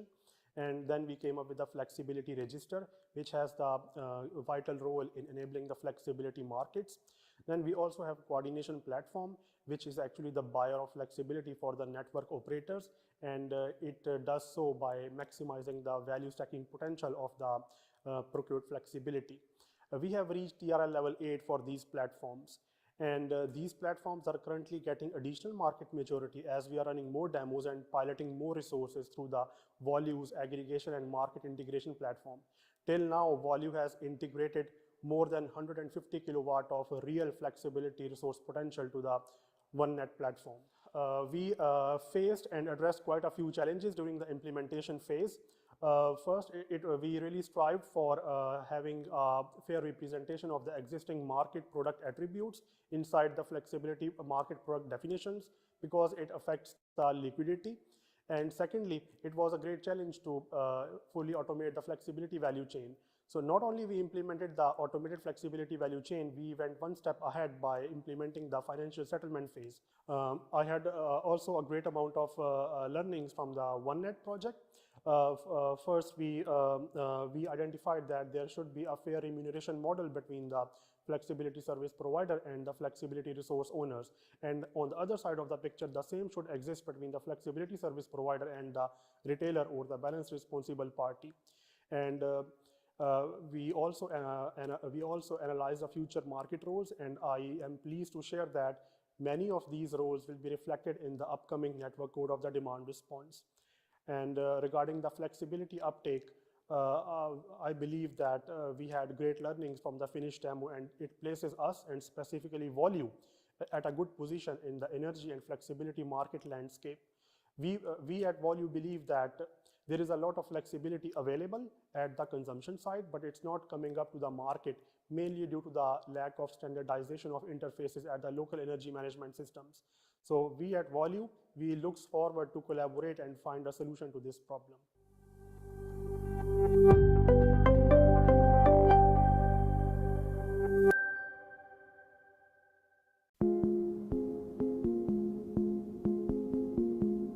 In the framework of the OneNet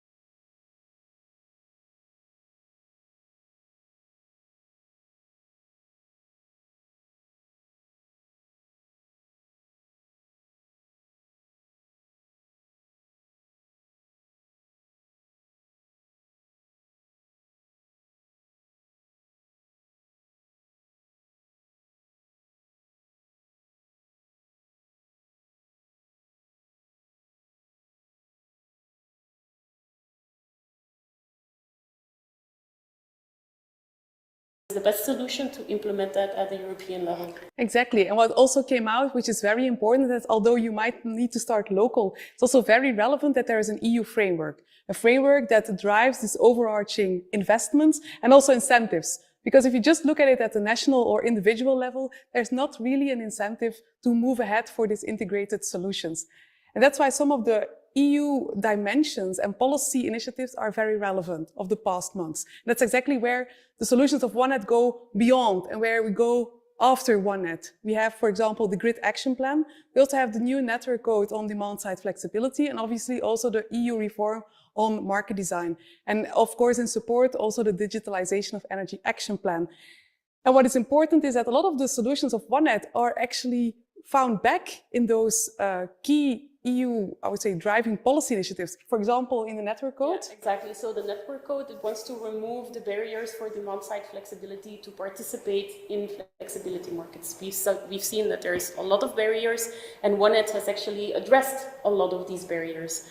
So I think the main elements in the network code that were also addressed in OneNet, they are about aggregation, baselining methodologies, settlement, and submetering, right? Yeah, absolutely. And in addition to that, also all the innovations that we did on TSO-DSO coordination, local market design are part of the network code, but a lot of these solutions, how you need to implement what's in those network code, they're part of the OneNet outcome. And that's definitely something that we would like to at least present to the audience and hope that it will be used for the upcoming discussions.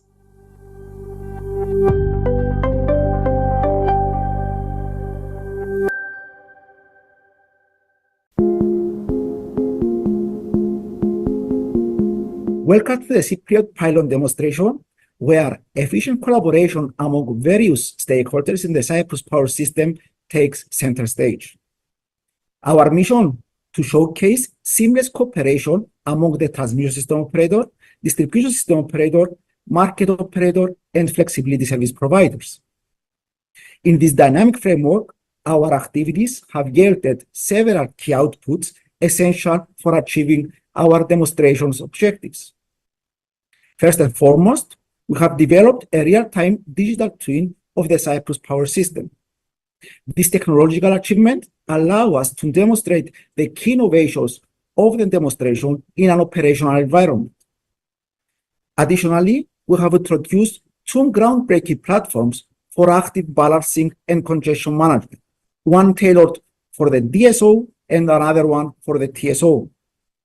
These platforms encompass tools for monitoring, management, and evaluation of grid operation that are directly related to our system use cases.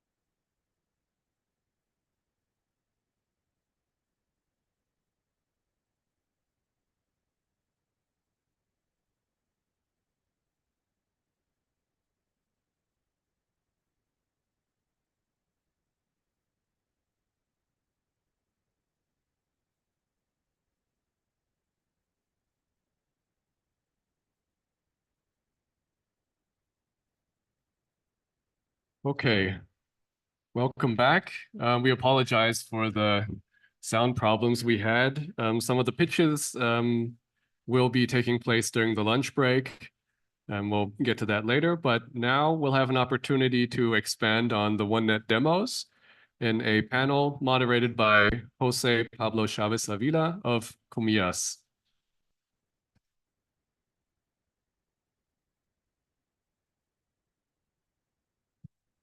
Hi, good morning. Thank you all, and thanks for this opportunity also to moderate the panel. I'm in OneNet. I had the task of leading Work Package 11, which is the gathering all the inputs from the project. I will say that at the beginning it was scary because we are more than 70 partners, but as Anto said, we all made it easier to work with, and I think we got very interesting results and good contributions, I will say.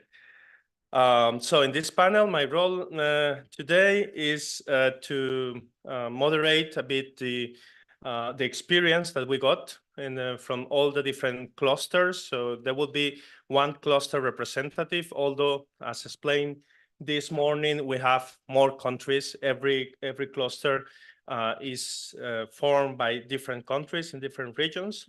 So just ladies first, Madalena Lacerda is representing the Western cluster. She had also the role of cluster, the cluster leader, and she did a great job also. Jan Segerstam also has been involved since the beginning in the project in the Northern cluster.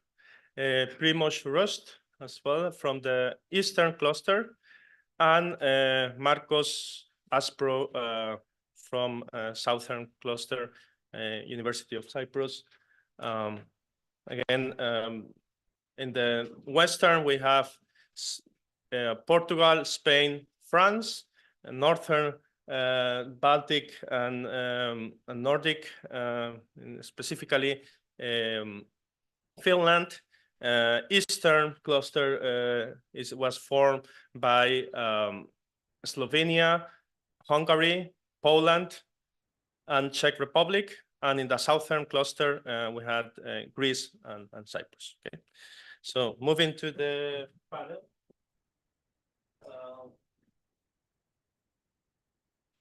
Yeah. So well, some of you got already some ideas from the pitch. And unfortunately, not all were presented, but the idea is to take the main insights from each of these clusters and discuss how impactful has been the OneNet project and to what extent it solved some of the initial needs that these countries and regions had. So to start with, my first question to the panelists will be, indeed, what kind of needs they had at the beginning of the project, and and then to look at what solutions has been implemented, which challenges, and finally the idea is to same as the previous also pitch and roundtable said, the way forward, no? Because we are not stopping here. This is kind of, in some cases, the first step to make the integration and of the European markets in the different regions and countries. So we will end up with that way forward towards the end. So my first question will be to the panelists. What's the main needs that you had before the project? Who wants to start?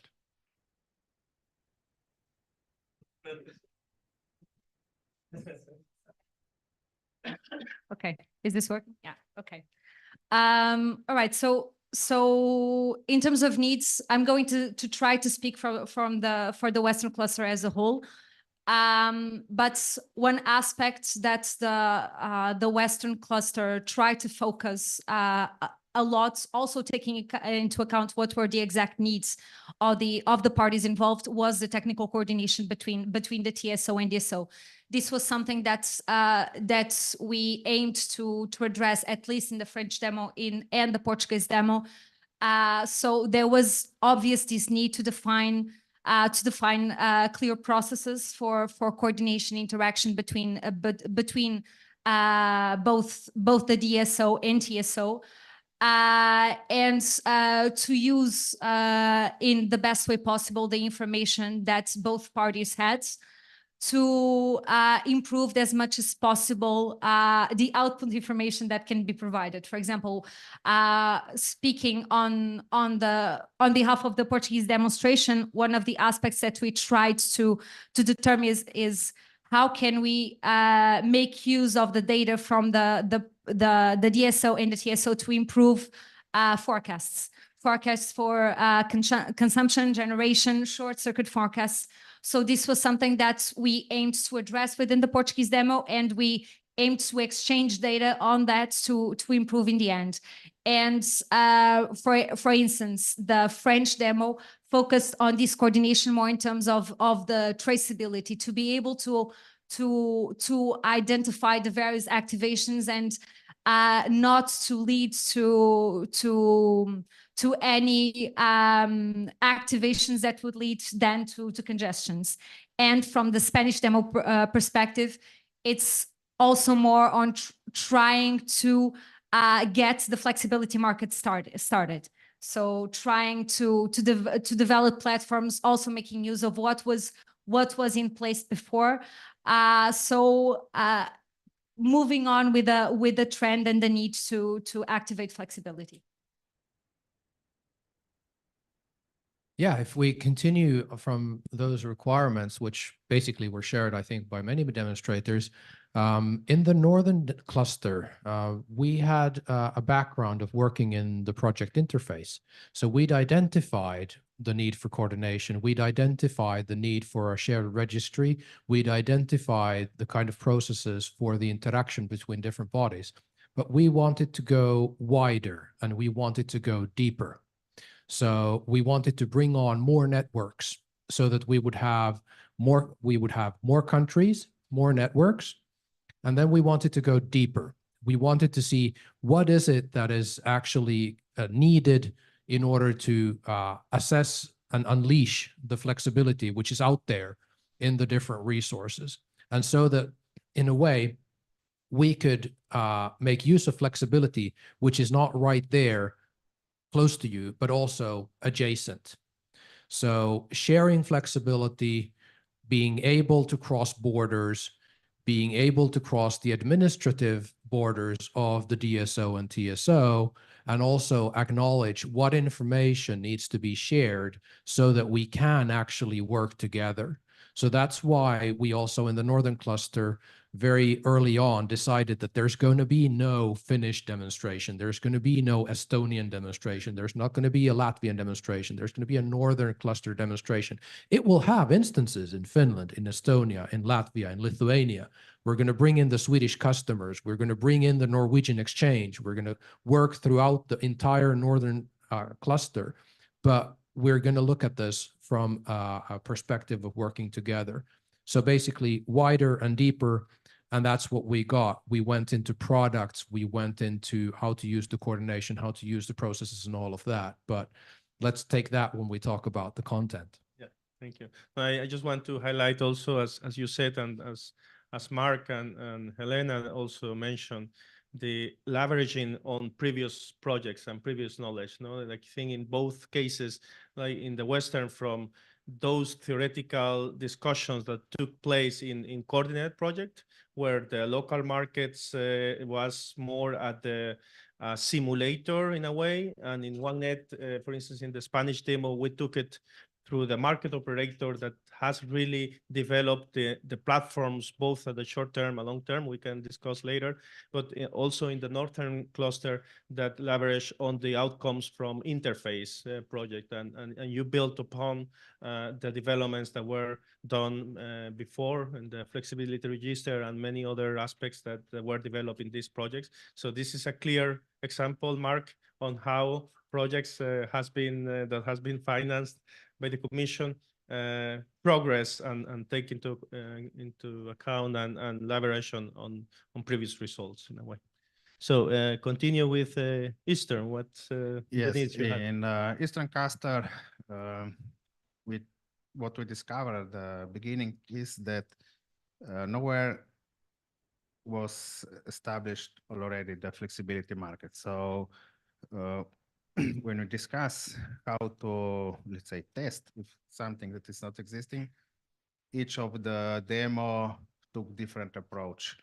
Let's say for Slovenia, we came on the end of to the end customer and try to engage them and try to use their flexibility. From the Czech partners, they tackled the problem from the EV charging points and interconnections between TSO-DSO. Hungarian and Polish demo mostly deal it with photovoltaics and disperse generation, which are, we know, quite a challenge in today's networks. Thank you. Last but not least, Southern. Thank you, Jose. Hello, everyone. So as Jose mentioned, in the Southern cluster, we have two countries. It's Cyprus and Greece. And actually, based on the location and let's say the needs, we have different needs for the two clusters. In the case of the Cypriot cluster, let's say, as you know, we are an island, so we have an islanded power system, and the TSO and the DSO needs to, let's say, coordinate their activities in order to manage a power system with high penetration of renewable energy sources and especially PV systems. So our needs there was to establish a collaborative framework between TSO and DSO in the market in order to enable the high penetration of renewable energy sources and without having the PVs and the renewables in general to be a preventive factor for the operation of the systems. In the terms of the Greek demo, I will say that the Greek partners concentrated on the forecasting, let's say, aspects of the system. They would like to develop a forecasting platform in order to enable the TSO and the DSO to plan their activities days ahead or within the day in order to manage the system in case of several conditions. Right. So based on these needs, the next step will be like, what are the main results? No, and if we can, please, I will ask you to refer to the two main pillars that we have in the project. So on the market design and the ICT architecture and interfaces. So how, which results you achieve? What are the main takeaways from these results in these two main topics? Okay, so regarding the actual results that were achieved, I'm always starting with the Portuguese demonstrations. It's easier for me. Then I'll go to the others. But it is so one of the things is the data model for the exchange of information. So we try to define a data model that would be understandable by both parties who exchange the information, the TSO and the DSO. So that is one thing, and it is one reusable result that we gathered. So defining a data model that would make sense. And in terms of data model, it was not only, for example, it basically includes two of the pillars. So from a market perspective, it includes what are the pre-qualification criteria that can be exchanged, and also from the more technical operational perspective, it includes several aspects that are vital here for the DSOs and TSOs. So data model is one of them. There is, of course, the two data exchange platforms that were developed. And going to the French demo, one clear aspect is, of course, the STAR platform that was developed by the French demonstration. It basically it served, so in the end, the demonstration also served as a way to test the feasibility of these ledger technologies. And in the end, even though there was concluded that the complexity is higher when we go forward with these solutions, they are still viable. And for example, the data model, again, that was defined for the French demo, is something that can be reused and will be reused in the future.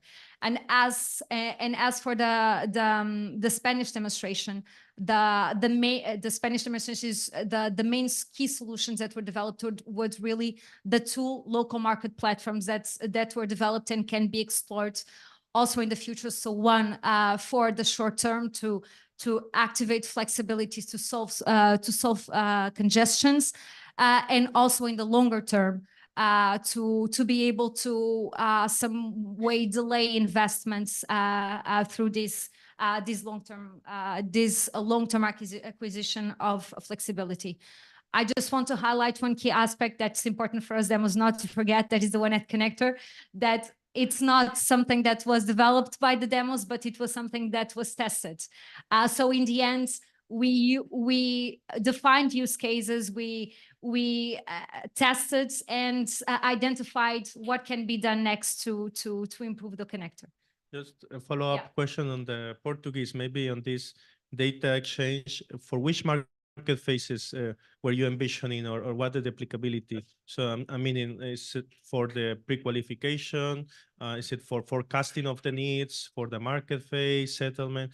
What was the scope of?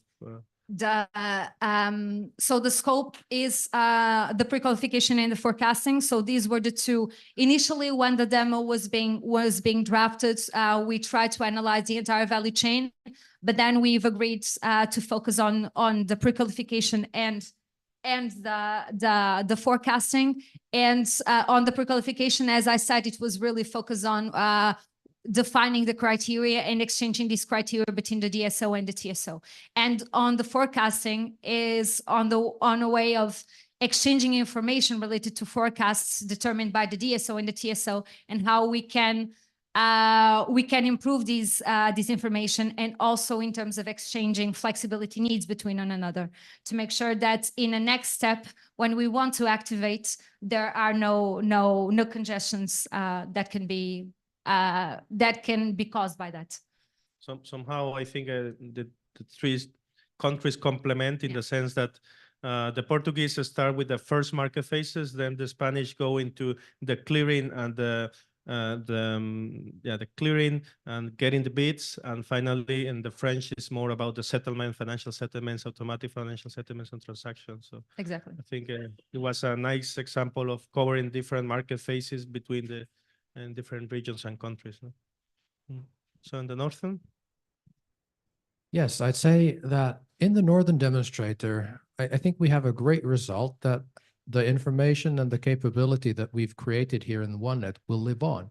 We're now setting up the first TSO-DSO shared market in the region based on work that we've done here. Obviously, there's a lot of other things going on, but I'll talk about those later on. There's a session during lunch and everything. But when we think about the demonstrator now and the two pillars, the market design and the information technologies, both pillars are extremely important to have a working setup. In the northern cluster, it was really key to understand what this deeper that I mentioned, what that meant. That meant going into product structures, going into sharing information such that we can work with the needs of the networks, but also with the availability of flexibility on the actual markets, so that we're not kind of creating islands that are isolated, but are capable of working intertwined with the actual volume markets for which the networks are basically there in the first place. So we tested, for instance, a product structure where we would connect with locational information to the intraday markets, much like what has been done in the Netherlands, but perhaps on a different level, because we were working with a different product and we were working with a different setup, and also the cascading of the different markets from one to each other. So we kind of broadened that we were capable of also working with different specific needs of different DSOs and different TSOs, creating products that would then work in that context, while also then being able to be put into the market cascade, going in the overarching markets, like, for instance, then going into XBIT and so on. So I'd say that from a market design perspective, we went from here's a technical need, what can I do with the product to address that, to here's a technical need for which we know there are things that we need. How can we serve that need while taking into account the other needs that are out there and taking into account the markets that are out there and making them work together and making them work cross-border and making them work cross-network. So kind of going through the different borders on the market design, that's what we did. And that leads us also to, from the information technology standpoint, most important result. And I'd second your notion of information exchange, because it is really key. It's not so much, you know, which specific technology you use for the actual information. It's what is the data and who needs it and at what time, and how do we transport it so that it is in the right place in a secure way when it is needed. During the project, we also saw two big transitions. One, that people are not available, COVID. Two, that the geopolitical situation changes. So when the project started, we had a situation where sharing information like, yeah, let's publish the spots where the DSOs need their flexibility. That's a nice thing to do. Oh, yes, but now when we're ending the project, that means that, oh, let's publish the spots where we want to have a drone attack. No, we don't want that. So you now have a totally different situation on what information needs to be where and with whom, when you then talk about things like, you know, flexibility for grids and weak points in grids and having the market work as a whole. So these were things that we were able to address when we identified the product structures and also the data exchange structures and the use of the shared platforms, the flexibility register and the TSO-DSO coordination platform that we developed further together with different demonstration partners, and not to forget the OneNet connector either.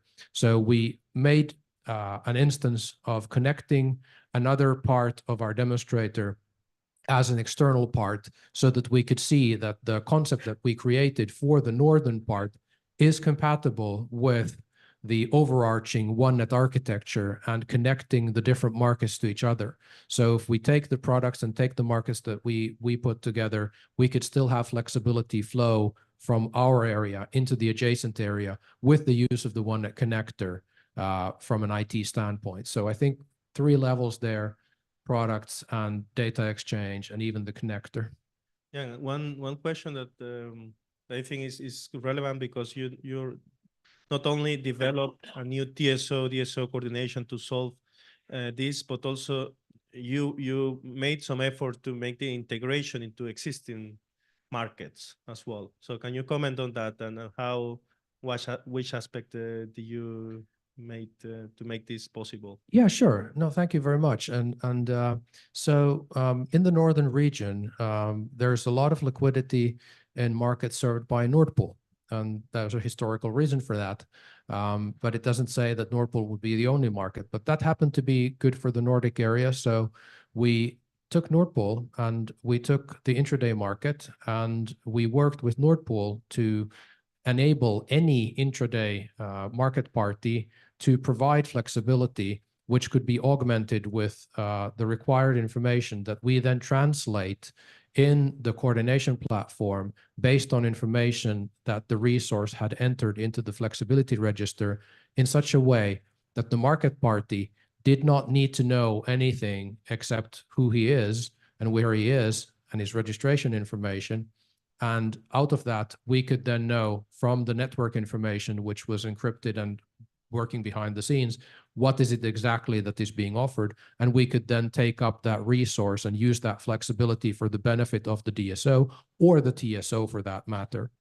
So that's something we did, and we owe a big thank you, of course, for the Dutch colleagues in working with this concept. And what we did was a different kind of implementation and a different kind of structure for the products, such that it then works together with the other flexibility products, and also the separated functions of the flexibility register and the TSO-DSO coordination platform. So it's an onward development and working not only within the OneNet community, but also beyond, and also then with the real world market. And that means that it's one solution. And of course, there's others. Thank you. Very interesting.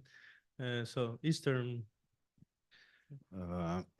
Yes, yes, I want to emphasize that all 4 demos were successfully implemented OneNet connector and successfully tested. So yeah, each demo have a different focus. Like in Slovenia, we are looking where to deploy, let's say, the trading platform and so on. So we find the customer hub that we integrated with the flexible register, and where the bits can be put in. So it will be like this simple market to satisfy the needs, let's say, at the beginning. Polish demo focused more on the connections between TSO and DSO. It means, in a sense, where to put flexibility market. So they test, I think, more than 20 scenarios between balancing market and flexibility. And for the Hungarian market, they took a little bit different approach. So they more focus on they did like an extension of the existing platform. So they focused on the centric approach. Let's say it makes sense to manage all the flexibility resources in one country from different DSOs from centric point of view. Thank you. Just to highlight, no, it's okay. But it's not a question, but a comment maybe, that developing these new markets and same like using one of the main questions we had in the project is to what extent we can use the same product for different services. And this is what has been said before. So using one product that can solve congestions, but at the same time solve balancing problems. And in this way, it enables value stacking and the best use of the available flexibility. And this was one of the main theoretical that then they were tested, as was said, for instance, in the case of the Polish demo, but also in the case of the Northern demonstrator. And as well, we will discuss later, but also how to make this integration even further with balancing, but also with energy, especially intraday markets. No, that is how, and in this way is market harmonization in a way, so an enabler for that. Although, as we will see later in the roadmap, I imagine Helena will mention, always there is this trade-off between harmonized products and tailored products in a way, which is one of the main discussion that we had in the project. Yeah, Jan, please, want to comment? Yeah, maybe to comment on a general level, I think all the demonstrators have been doing a wonderful job of working with different kinds of markets in the different areas that serve the needs of the specific DSOs and TSOs, but identifying the shared components that we now have, thanks to the OneNet project, we're able to work in a multi-market environment. It's never going to be the case that one market will solve all the problems in the world. There will be different markets for different kinds of products. Yet the DSO will have his problems, the TSO will have his problems. But when you can work with the information coming from all the different markets and allow the DSOs and TSOs to make use of those, then you've got something golden. And I think that's what we've achieved to do here in the OneNet project, that all of these different demonstrators have been able to share information with different market providers while having a structure that allows them to access and solve the specific problems, which are very specific in the networks. Yeah, Markos, so which results do you achieve that you are proud of and were useful? So starting now from the Greek demo, and if I was going to categorize the results in, as you mentioned, ICT-based results and market-related results, I would say that the Greek partners in the Greek demo developed an innovative platform. They call them the F-channel platform, and it provides to the operators the opportunity to forecast and visualize in parallel what is going on to their system and what would be followed in the next, let's say, hours or days. In terms of the Cyprian demo, actually we have developed two platforms. We call them the AIM-BCM. It stands for Active Balancing Congestion Management Platform. And these two platforms are tailored for the transmission system operator and the distribution system operator. These two platforms includes several key innovative tools that helps the top operators to manage their systems. We have tools related to monitoring. We have tools related to coordination, to evaluation of the FSP's response, to pre-qualification. So these platforms seamlessly integrate these tools. We have also developed an electricity market framework, I would say tailored for the Cyprus needs. This market framework has two levels. It has the global TSO on global level, and we have also a market related to the DSO. It's in the real time, let's say, coordination of the congestion management. And in the TSO level, we have the frequency containment reserve market. I will say that all these platforms, in terms of the TSO, DSO, and market, are integrated through the OneNet connector, and this is another achievement. And we are really grateful that we have this, let's say, capability to connect this platform seamlessly, and I will say very easily, and let's say enable the seamless exchange of data between the operators. And the last but not least, we have achieved through the OneNet cascading funding to have an SME in Cyprus called Wisewire. And we have managed to integrate an actual prosumer and let's say showcase different congestion management services that the prosumer can provide. The prosumer was equipped with a battery and a PV system. We have shown how the prosumer can provide, let's say, services to the grid. And of course, from this, we can also demonstrate in the larger scale, let's say, how the prosumers can be a part of the congestion management of the grid, of the distribution grid. Thank you for Markos for mentioning this, because I mean, of course, the third pillar that I didn't mention is on customer engagement.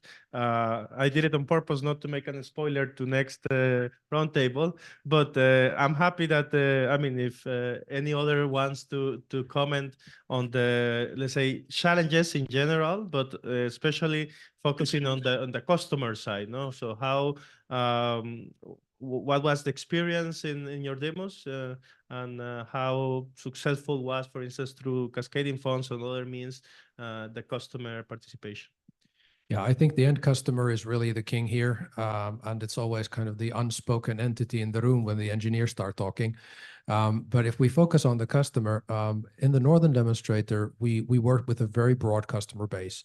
Through Vattenfall, we were able to achieve connection with a very broad customer base, talking about the flexibility in general. So we addressed the questions of whether the flexibility would be available, whether it would be allowable to actually work with the flexibility. And we found that there's a very positive notion towards participation, but it really needs facilitation. It needs the service provider. And that's where the cascading funding comes in. We were able to integrate through cascading funding a couple of new partners who were able to bring in their smart solutions, which take the end customer, for instance, from charging or from heat management in their home into the flexibility markets. And we went through the entire value chain with those customers. And we're able to show that not only did the infrastructure work that we were talking about earlier, but that they could see a benefit through their facilitator, their service provider, because that's really key for the customer. They want to see the result. They don't care about the OneNets. They don't care about the flexibility registers and all of the nice engineering stuff. They want results. And that's something that we need to take into account. And I think we were able to show that because we were integrating a real transaction of a real customer with all of this that we need for having the system work in the background. So having the first kind of overview of would the customers want to through a very big survey, and yes, they would. And then going into the specifics of solutions through cascading funding and the demonstrators, we were able to kind of engage directly also in this kind of a very systemic kind of project like OneNet. But the customer is key and should be involved in every one of the demonstrators. And here it was. Madalena. Yeah, so speaking here on the customer engagement topic, this was a critical barrier, I think, that for the different demos, at least speaking from the Western cluster perspective, but also I think that the different demos also faced that. But at least looking into the Western cluster, initially there was really so we tried to engage the customer somehow, to make them involved through several workshops to be developed, for example, within the French demo that was done, to get their involvement in the actual conception, let's say.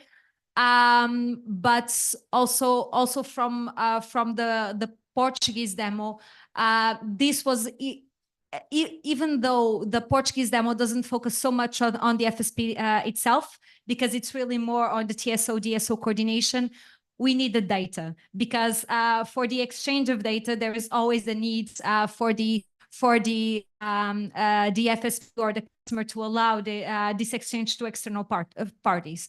So to get the allowance it was not an easy task. And in the end, when we tried to reach several FSP, several customers, we ended up with only 2 responding and allowing us to reuse the data. The fortunate thing was that one of those FSPs was basically a supermarket chain of 237 supermarkets. So in the end, it allowed us to have enough data to do the work. But also adding to how we can get the customer on board, I also think it's important to show them what they can get from flexibility, more in a sense on showing them what is the potential for flexibility, what are the benefits that they can get. This was also something that was tried within the Western cluster to determine what could be, for example, the potential of a supermarket when delivering selling flexibility, what could they get?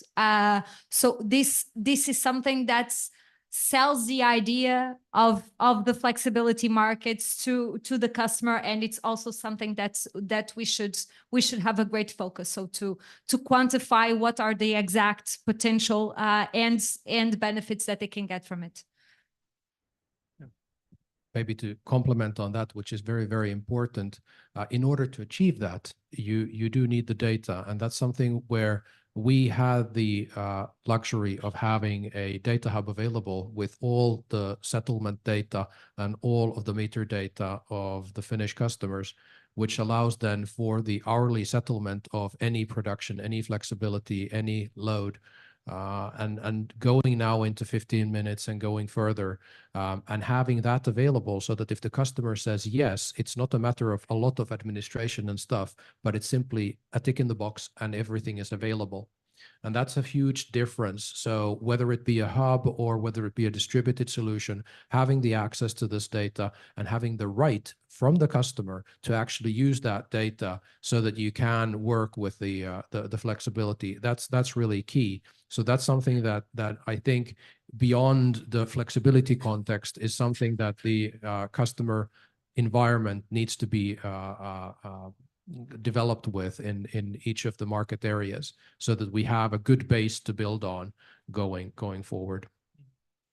I from the, let's say, from the Spanish perspective and based on the experience, I mean, we realize that a customer is not a single entity. You know, like when you go to a commercial building, there are the R&D person, or if someone, there is the one that is in charge of buying electricity, the one that is in charge of maintenance, and you have to align all these people in the organization with something that is new for them, that they don't fully understand, that they don't see immediate benefits on it. So it's quite of a challenge. We will see later in another panel this in more details, but indeed we had to spend a lot of time and effort to align these different interests.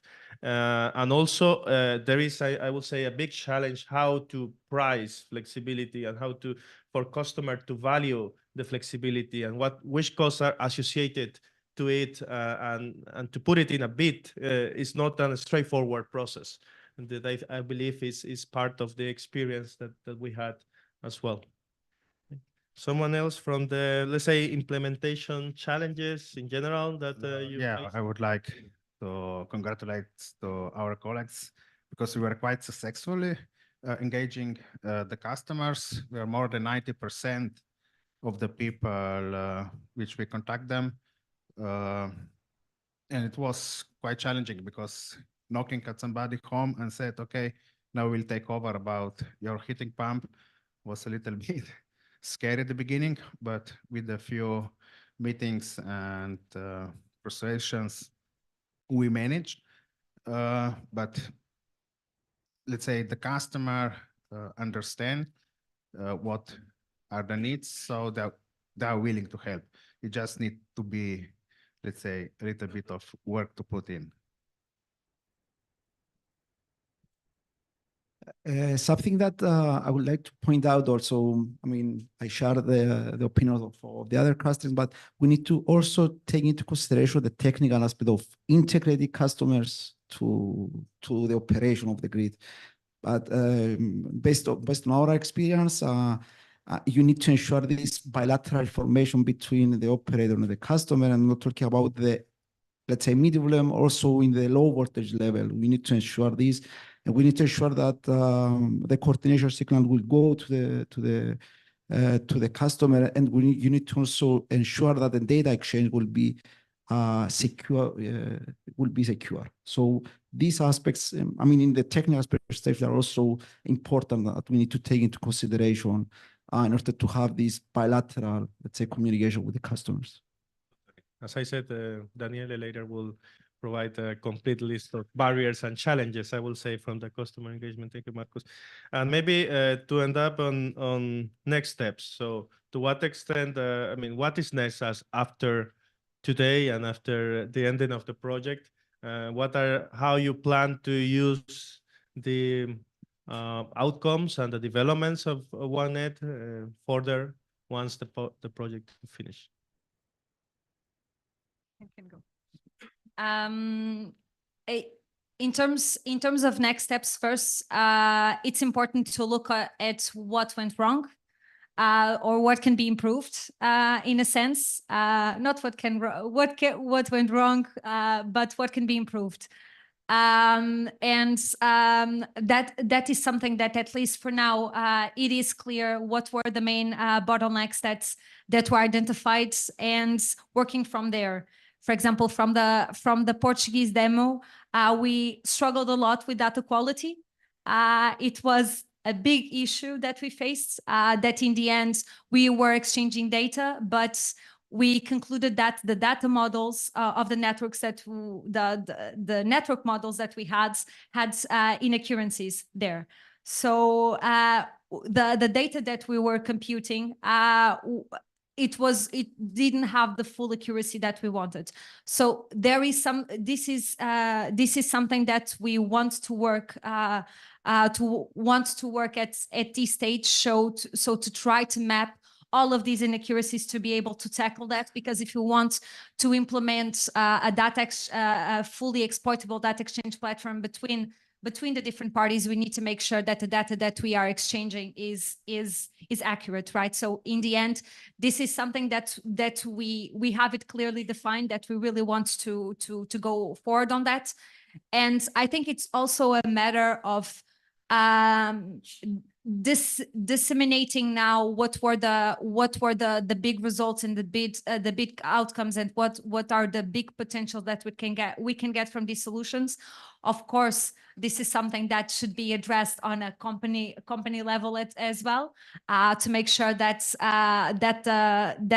we are able to exploit this, but also from national perspective as well, and using different forms to disseminate these results. So at this stage is this. And also, again, not to forget that we have the OneNet connector, and we have a lot of improvements that were defined, and this can evolve forward. Thank you, Madalena, because we usually tend to say the nice things, and like, but we will. I mean, it's very good to learn. I mean, what are the errors or things that went wrong, because we will learn from that. No, I think. Thank you also for sharing this, and yeah, we tend not to say hide, but in a positive way, to show the good achievements, but also we learn from these challenges as well. So I'm happy also that you all, if you can mention some of these challenges for improvement, but please, Jan, how you're taking the results to next step? Yeah, so I think that going deeper and going wider allowed us to understand better what is it that we are going to do in the real world post-project. During the project, we were also having stakeholder meetings to engage with the actual stakeholders in the area, so that we could see what are the upcoming issues that we are going to then solve in the next developments of the market design for the area, and also then the technical implementations. And I'm happy to say that, this week we're going to go out with the RFI for the new marketplace for congestion management on TSO-DSO coordination in the Finnish market. And we know that in the Baltic markets, steps have been taken already to incorporate the learnings that we've had here in the OneNet project. So those issues are taking the Baltics closer to their goal of becoming more and more part of the Nordic energy system. And that becoming the Northern energy system together with the Baltics. So I'd say that the project itself has been a huge success in creating the awareness that's needed and creating the placeholders for the actual steps that then need to be part of the actual production market mechanism. I mean, OneNet is a project, but the actual market mechanism will then incorporate the parts that we found were beneficial, both in product content, but also then in the market design of having these shared information components, having the coordination capability. So those were things that didn't really exist in the market design prior to OneNet in the production environment, what will exist post OneNet in the market environment. And while this always takes time in the production environment, now we have a roadmap. So we can say, let's start with this and then go step by step, looking at what the end customers need and looking at what the networks require. And that's different from area to area. The needs of a DSO in Northern Finland are very different from the needs of a DSO in Lithuania or from the DSO in middle of Norway. Yet all are DSOs and all have specific issues that could be facilitated by learnings from OneNet. So that having the architecture, putting that in place in the next steps and learning from those implementations is what we're going to do going forward. Thank you. So deeper and wider. yeah, what we find out at the end is, let's say, one thing that surprised me, that on the end, even if we tackle the problem of flexibility from different perspective, different projects, different countries, and then we end with the same problems. One thing that I want to emphasize is, let's say, on the end customers, it's really costly to put, I call it stupid equipment, like PV or heating pumps, or if you want also the charging station with no communications. Because today, everybody just looking at the price, so as cheap as good. Now I know that on the power pumps are already, the new versions are already with all the communications, because it's very costly to do extra modules to connect with the metering points to manage this equipment. In the charging stations, it's moving slowly. So I think this is one thing that need to be addressed in the future. Do you think pretty much that the use of submetering in that case could be an enabler for having this communication to end devices? Yeah, but now the new metering points they have already the relay. So from DSO, let's say from dispatching from DSO to the end customer, it's not the issue. The issue is at home, because then you still need to put some wires or some wireless communications and so on. And you need to remember that the power available at one household is about 4 kilowatts. So any additional cost will break the business model. Let's say, what are the positive things? It's, let's say that because the project is so huge, we tackle all kinds of problems, even if each demo focus just on one small part. So I think now on the implementation for the flexibility market will be much more faster, because somebody in the consortium already did this thing. Okay, thank you. So in terms of the southern cluster, I will say that there are two aspects that we are going to elaborate further. And based on the demonstration results that we have, first of all, we recognize, and the operators that were with us in this attempt recognize the need for better coordination between them. I would say that the OneNet system gives them the opportunity to collaborate and exchange data, and this is something that we are going to elaborate further. And they agreed that there is a need to have such a platform in the system. And the second aspect that we showed, and it seems that it's good to further capitalize on this, is the fact that let's say, to address congestion management challenges created by renewables or electrification of transportation and so on, we are talking about the network expansion, we're talking about new lines, we're talking about infrastructure expansion. But we need to also take into account that some ICT-based solution can, let's say, decrease the cost of investment in this aspect, and can help indeed the system to and the operators to operate the system effectively. Do you think that these platforms, I know that for in Greece and Cyprus, you are some in the earlier phases in comparison to other countries in the market development, think that they could be helpful for the development of the markets in the near future? Of course, and this is one aspect that that we are looking into this. Since we have an electricity market, especially in Cyprus, it is an infra stage, and we have tested some, I will say for the Cyprus, we tested some products that might be tailored for the Cyprus market. I will say that these products can help the development of the market. Thank you. So any question maybe from the audience? Someone wants to, yeah, I see some Hand raised. Hello, my name is Václav, representing Czech Demo. Maybe one remark at the beginning. As Primož correctly mentioned, we provided solutions from EV charging stations to provide active power-based to prevent congestion. But as a main challenge, we consider our solution from non-frequency services. So we provided platform, or we piloted platform, which, as we believe, will satisfy our needs for the future. So that is something what we take as a biggest achievement. But my questions for all the panelists, as we several times are addressing the new network codes for flexibility,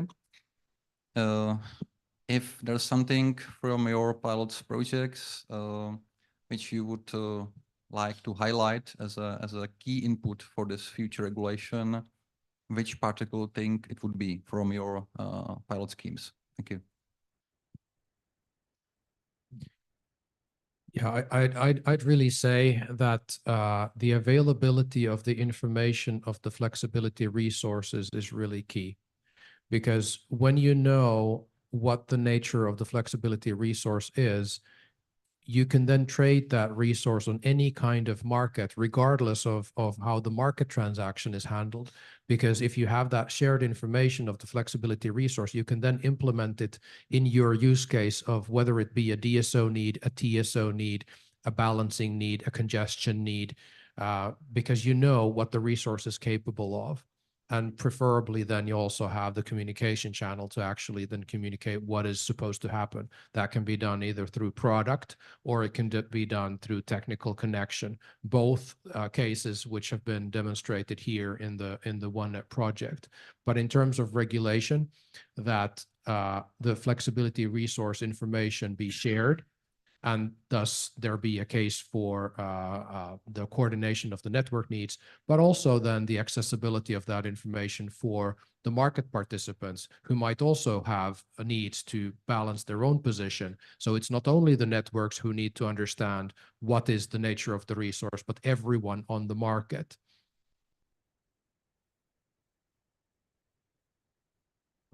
Okay. Yes, I think one of the aspects that should be addressed, and this is something that's worked on.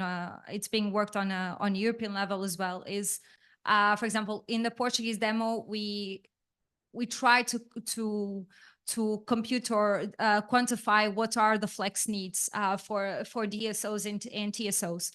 And in the end, what we concluded is that, okay, we need to look into the future, because if we are only going to focus on what are the needs that we quantify at the moment, these, at least in Portugal, these were in existence. So it's really important for us to look into the future. What are the future plans in terms of network development plans, the targets for renewable energy. It's important to look at in future wise what are going to be the flexibility needs that we can get.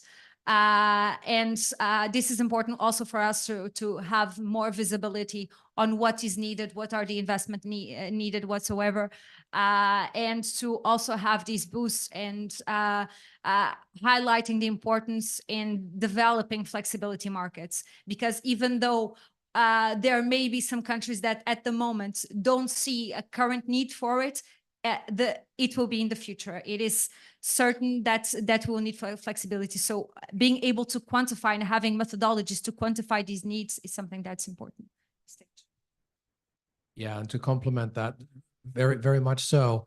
And now that we see that there is a basically a Commission requirement to use flexibility for network purposes, each member state then states how these flexibility use plans need to be put in place.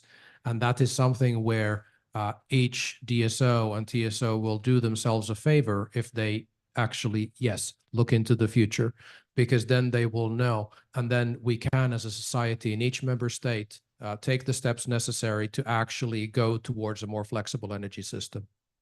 Totally. Peter, I think you agree with that. And I think it was one of the feedback received in one of the advisory board, I will say. Any, well, someone else wants to? We have come? one Yeah. back here. Yeah, hi, Mike Patterson from Australia. So great presentations today. Congratulations on such a compelling set of work.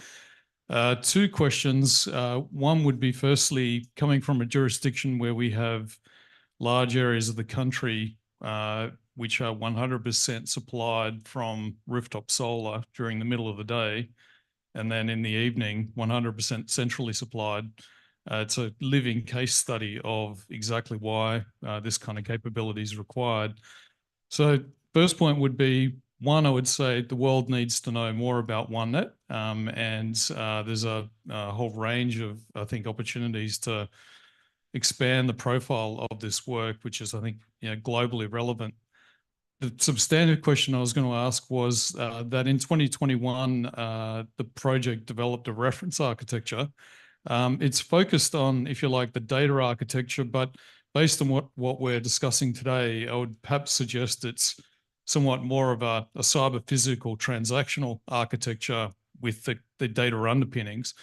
Question, how critical was that in actually being able to advance the entire program of work? And secondly, what would you perhaps do differently about that reference architecture if you were to do it again? Okay, thanks, mate. Anyway, so I'd say in a project of this scale, where we have over 70 partners in over 20 countries, it's a monumentous task to actually come out with something, and we did. Would we do something differently? Yeah, well, typically in hindsight, you would. And I'd say that working in parallel on all the levels during all the times would have probably made it easier for us to understand what the implications of each level were. But we had so many issues going on that it probably wouldn't really have been possible in the project.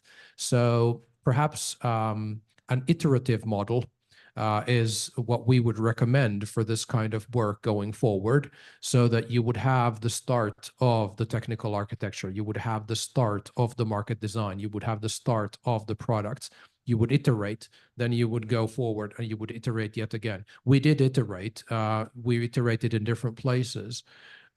So I'd say that the architecture played a key role in allowing our technical solutions in the different demonstrators to actually share in the concepts that they had, so that we can sit here and talk about, yeah, we put stuff in the flexibility register, yet the flexibility register was physically developed for the different demonstrators in a different way by different parties implementing the architecture, implementing the thinking. So in that sense, it's really quite invaluable to have this kind of architecture. Could we have used more of it? Yes, maybe. And I'd say that's something for a continuation project to tackle. But having this parallelism and having the iteration would be the modes of work that I would suggest for anything going forward. And you mentioned kind of cyber physical and transactional. I'd say that very much so, because we're talking here about going straight into the resource and the connections. We're talking about the wiring. We're talking about the metering infrastructure. We're talking about different places with different maturity levels of information being available. So if we don't take into account both the physical layer and the cyber layer of the information structures, we're going to fail. And transaction is a key word because we have the markets. The markets are really a key of this. And they also then prove whether it's something useful that we created or was it just a pipe dream by an engineer. So the end customer comes in through the market. So that's why the transaction is also something that's very, very, very important. Well, first, Mark, thank you for coming from Australia, and it's good that that you find the results of the project also relevant for such a different context. But as I think Primož said before, although in Europe but worldwide, there are different regulations settings, but at the end we face some common challenges.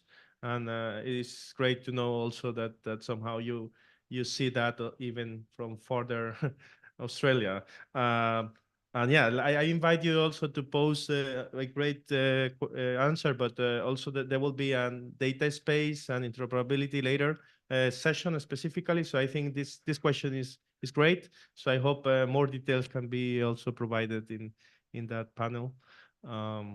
Yeah, any other question? We have an online question, if there's none in the room right now. Let me read it. From the point of view of a national transition system operator, what would be the recommendations for starting a coordination process between TSOs and DSOs? Well, seeing as we're right in the middle of one,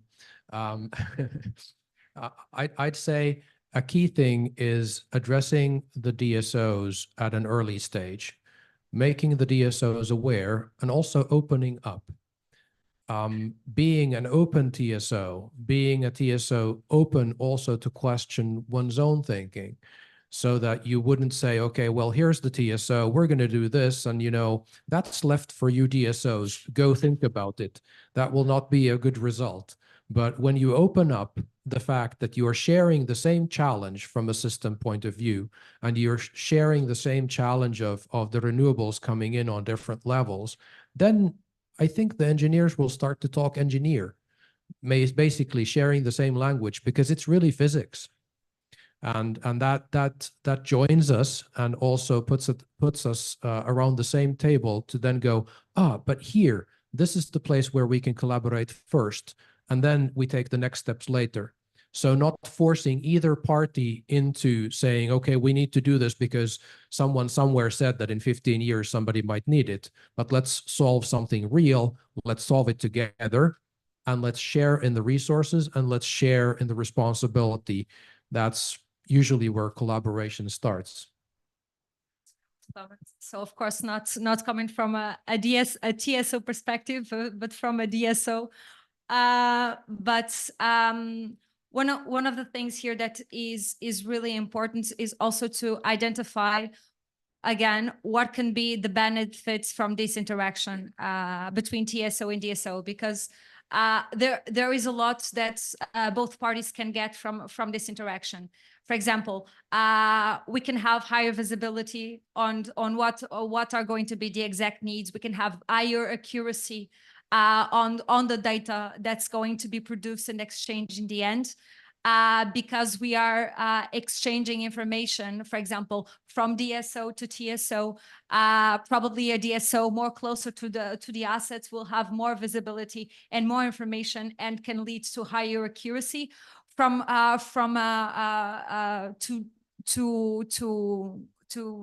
inform the TSO on that.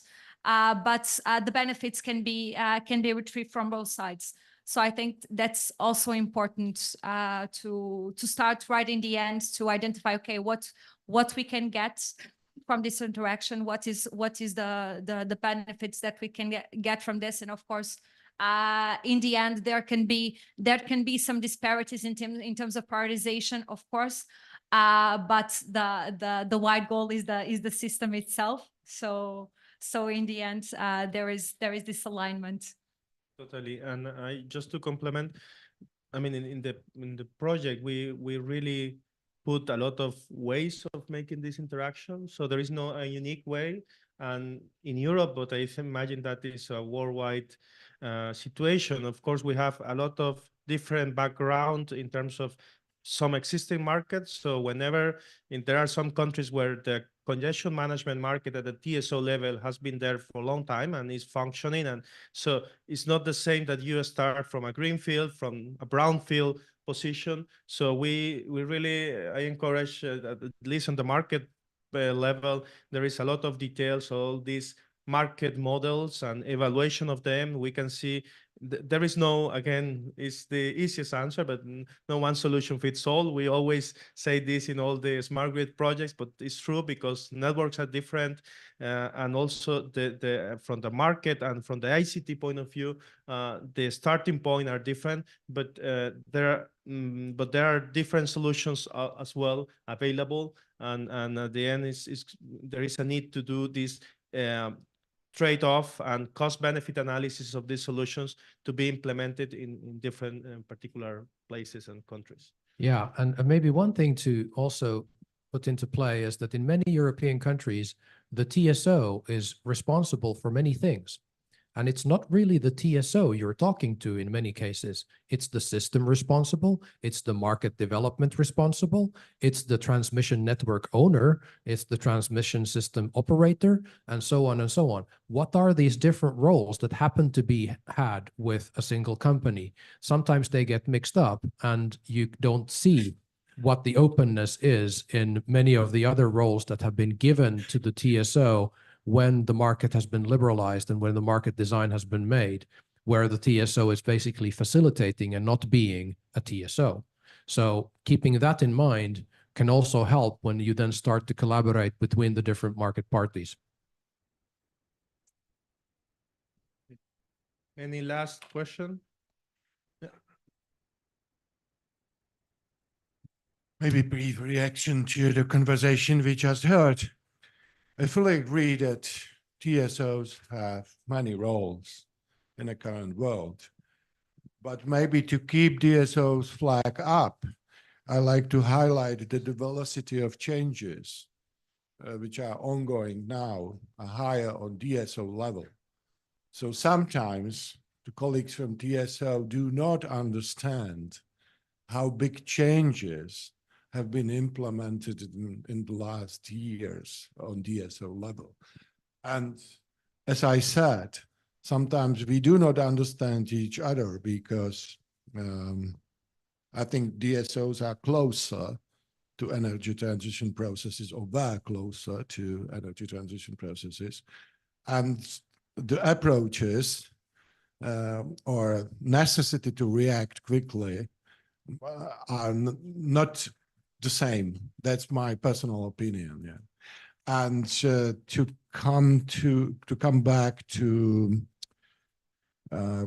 system responsibility, I'm very happy that you both highlighted this issue because the abbreviations DSO and TSO have the same background system, and we all are responsible for the energy system of Europe. Thank you. Oh, most definitely. And basically the question was, what can the TSO do? So we answered, what can the TSO do? But when you then think about the DSO, we have thousands of DSOs in the European Union, and all of them are facing very real issues on a very daily basis and are dealing with those on a daily basis. So really it is crucial to also acknowledge the work that's being made within all of the different DSOs. And also from a regulatory standpoint, understand what the DSOs, the distribution system operators, need in order to actually be able to tackle the differences, the problems, the challenges that are there when some of the regulatory incentives for the DSOs have been designed in an era that doesn't really actually take into account the changes that are happening. So it's a puzzle. Working together, and we really do need to work together in order to have a holistic working energy system. Yeah, that's totally needed. And also, Jan, you mentioned something that also we made a contribution on the roles and responsibilities of that. There are entities that have a lot of different roles, and also these roles and the responsibilities change by countries. So what is important is of course the entity itself, but sometimes this responsibility and roles are split among different ones, and it's very important to understand this in detail, what are under each entity, the roles and the responsibilities, and also from the regulation point of view to enable these new roles and responsibility, especially in the world of the DSOs, because you traditionally have not been developing and interacting with markets, and these roles regulation are blocking in the current state this possibility to have a more active role as a market enabler that is stated in the regulation but has not been transposed national level, I will say. So last words for each one. I will leave for each of you to say very short, and then we can not take time of the lunch. Okay, I think I'm going to use these words to react to one point, that is the exchange of best practices, because in the end you've mentioned that the DSOs have now new roles that they need to commit to and they need to respond to, and it's really important, for example, the TSOs to also exchange the best practices and their learnings from the ancillary services markets that are operational from a long time ago and have evolved. So it's important for not only for the TSOs to exchange that, but also from the DSOs to learn from what has been done, and then to implement this further ahead to these new markets. Just let me add two things: best practices and failures. Exactly. And also not only TSOs and DSO, but regulators. I will say that there is a huge need of regulatory entities to share experiences. They are overwhelmed with such rapid changes, and it seems that is sometimes a bottleneck. And if they can learn from other countries, I think we can speed up the energy transition and the needs. Yeah. So. Yeah, so from my point of view, I'd say that in the OneNet project, we've learned such a lot that I think it's really time for each of us here to make sure that we take the next steps in the national and the regional initiatives to take in the learnings and make sure that the collaboration between the regulatory bodies, the ministries, the DSOs, the TSOs, and actually indeed the customers, we really do need them, takes place, so that we take the next steps in our respective markets to bring flexibility trading into the realm of managing networks. And that is something that needs to be done in all of our nations anyway. So now we are here with a set of tools, with a set of information and solutions that can be used and have been proven in demonstrations. So it's time for the next steps together. Yeah, you basically said it all. Yeah, like at the end, I didn't mention at the beginning. I said that at the end we landed at the same point in all four projects, and yes, this is legislation, the NRAs, and so on. So I'm confident, like we tackle the problem of the customers. I think we can be successful also with on the other side with network codes and tariff systems. I would say that we need to concentrate in two things. First, I really like that we need to have clear defined roles for the different parties that are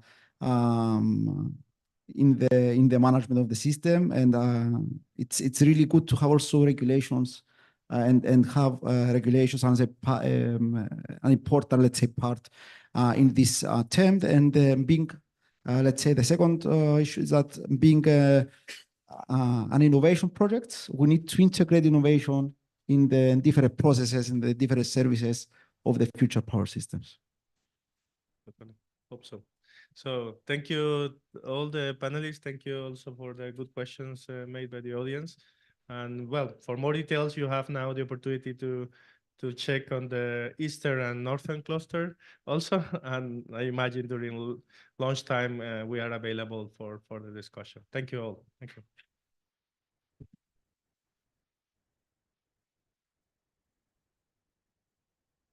All right, thanks, Jose Pablo, and thank you to the panel. Yes, as Jose just said, you'll have the chance to listen to Primos and Jan speak on their respective clusters in the room Edison. That's the one that's further back. The adjacent room is where we'll be serving lunch, and we'll be welcoming you back here at around 2 o'clock.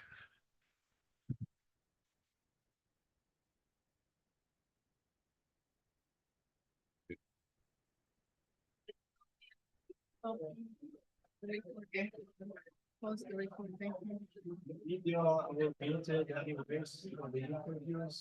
Yeah.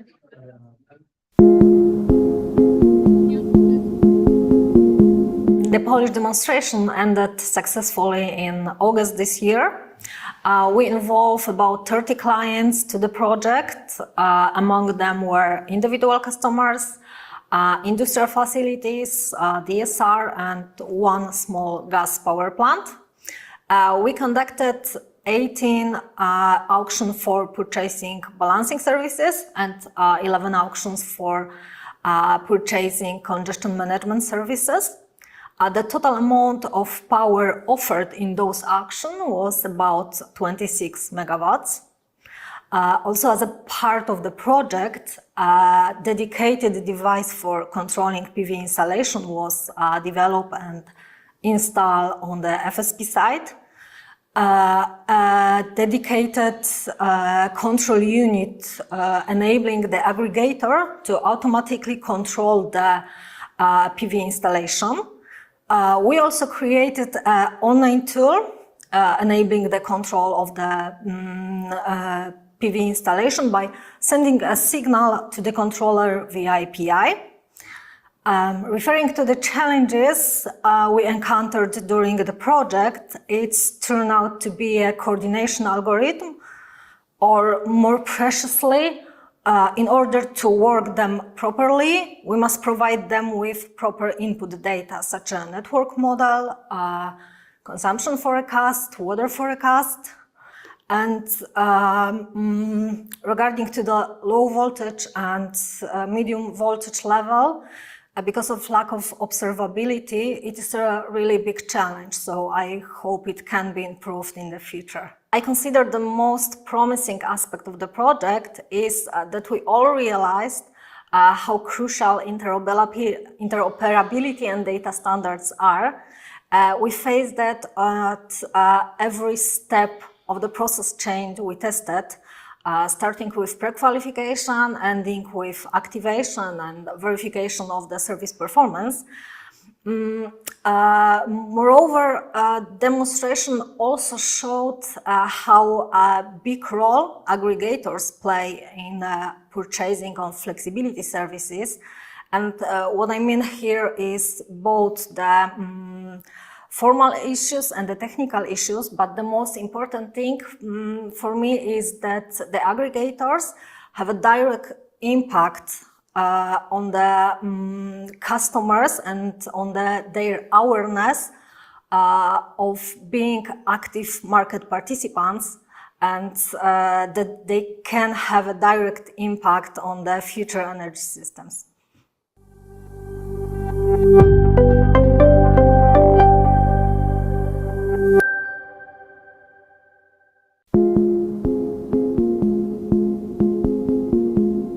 OneNet as main result will have, well, a living document on market design. And what does it mean? It means all those recommendations that we need to move from very fragmented and isolated markets towards markets in integration. And then we need to address a couple of challenges. And those important barriers are exactly what we're doing within OneNet. For example, we worked on market access, market participation, market operation, and obviously also the interoperability challenge. There are barriers, but there are obviously also solutions and recommendations that we checked within the different demos. But implementation is not easy. How do we get there? Yeah, exactly. So we have these recommendations from the different work packages and all the work that happened. But if you really want to make these recommendations happen, you have enablers that make that it goes much quicker, like they catalyze these things, but you also have barriers that hold back these recommendations. So in the roadmap, we are also looking at these enablers and barriers. You have different types. You have technical ones, economic ones, regulatory ones, and we want to list them, make it very specific so that it is clear what needs to be done and what are the next steps. And so one of the things that we found out is that there is this balance between customization and harmonization. So harmonization is very important, but it can also kill innovation if you drive it too far. So we need to find this right balance. And then there's also different levels of intervention. You can intervene at the local level, at a national level, at a European level. And we found that European level is probably the most efficient one, but it also really depends on the type of recommendation or the solution. So we saw that if you are in the early stages of, for instance, market development and other developments related to that, such as a flexibility register, sometimes it's easier to start at a lower level to develop these and then build up, because you gain knowledge, you gain best practices, you can compare and see what is the best solution to implement that at the European level. Exactly. And what also came out, which is very important, that although you might need to start local, it's also very relevant that there is an EU framework. A framework that drives this overarching investments and also incentives. Because if you just look at it at the national or individual level, there's not really an incentive to move ahead for these integrated solutions. And that's why some of the EU dimensions and policy initiatives are very relevant of the past months. And that's exactly where the solutions of OneNet go beyond and where we go after OneNet. We have, for example, the Grid Action Plan. We also have the new network code on demand-side flexibility, and obviously also the EU reform on market design. And of course, in support, also the digitalization of energy action plan. And what is important is that a lot of the solutions of OneNet are actually found back in those key EU, I would say, driving policy initiatives. For example, in the network code. Yeah, exactly. So the network code, it wants to remove the barriers for demand-side flexibility to participate in flexibility markets. We've seen that there is a lot of barriers, and OneNet has actually addressed a lot of these barriers. So I think the main elements in the network code that were also addressed in OneNet, they are about aggregation, baselining methodologies, settlement, and submetering, right? Yeah, absolutely. And in addition to that, also all the innovations that we did on TSO-DSO coordination, local market design are part of the network code, but a lot of these solutions, how you need to implement what's in those network code, they're part of the OneNet outcome. And that's definitely something that we would like to at least present to the audience and hope that it will be used for the upcoming discussions.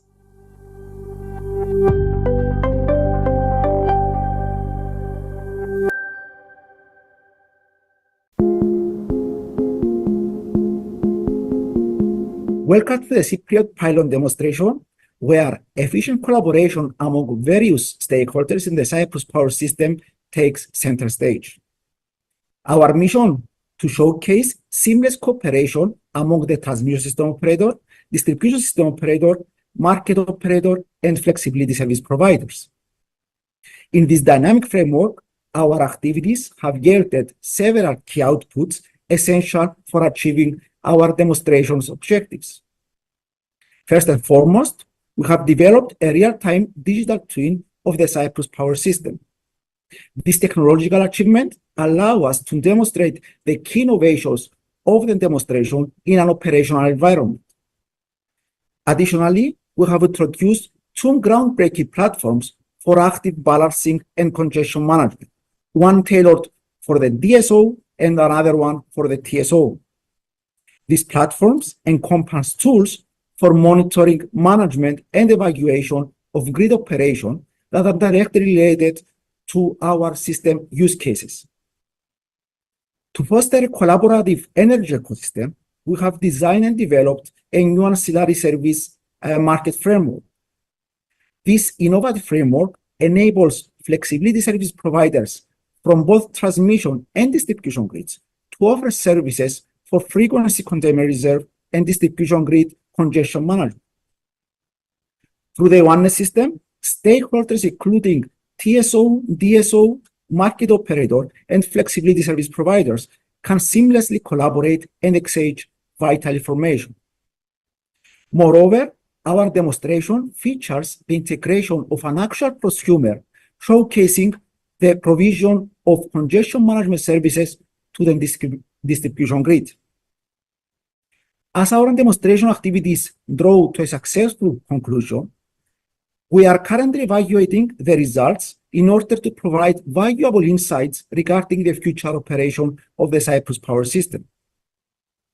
Through the Cypriot demo, it is evident that the effective collaboration among key energy stakeholders benefits significantly the operation of future energy systems. Furthermore, the development of innovative tools related to grid monitoring, management, and control of the grid will enable the larger penetration of renewable energies with minimum investment for infrastructure upgrade, facilitating in this way a cost-effective approach towards the green energy transition.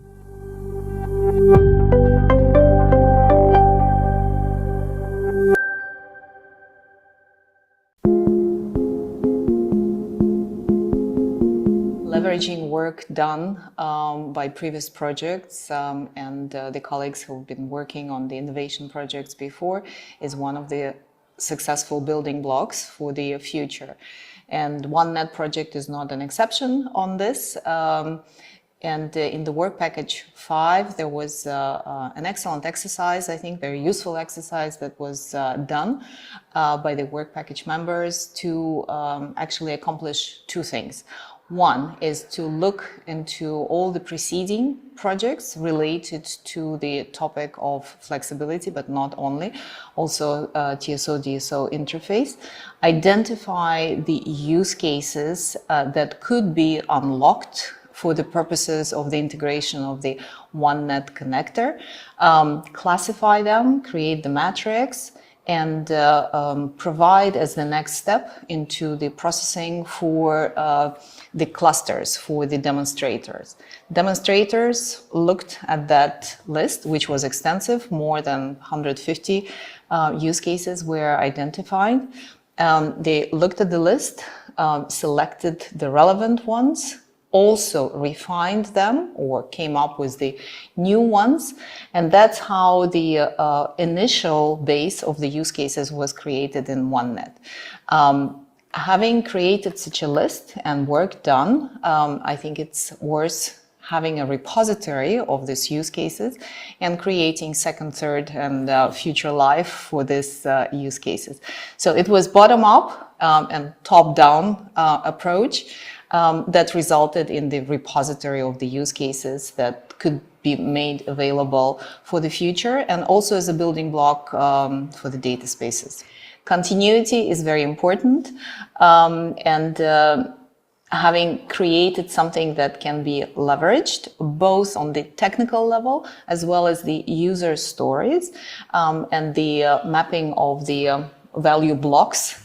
So according to the matrix that was put together by the OneNet, I think having this work with future continuity for the repository, but as well as the references for the data spaces that upcoming with the new concepts, technological concepts, as well as the market facilitator concept, I think is very important. And so that's hopefully this work will continue and the repository is going to be dynamic and dynamically used repository and will be leveraged in the build-up of the leading use cases for the data spaces.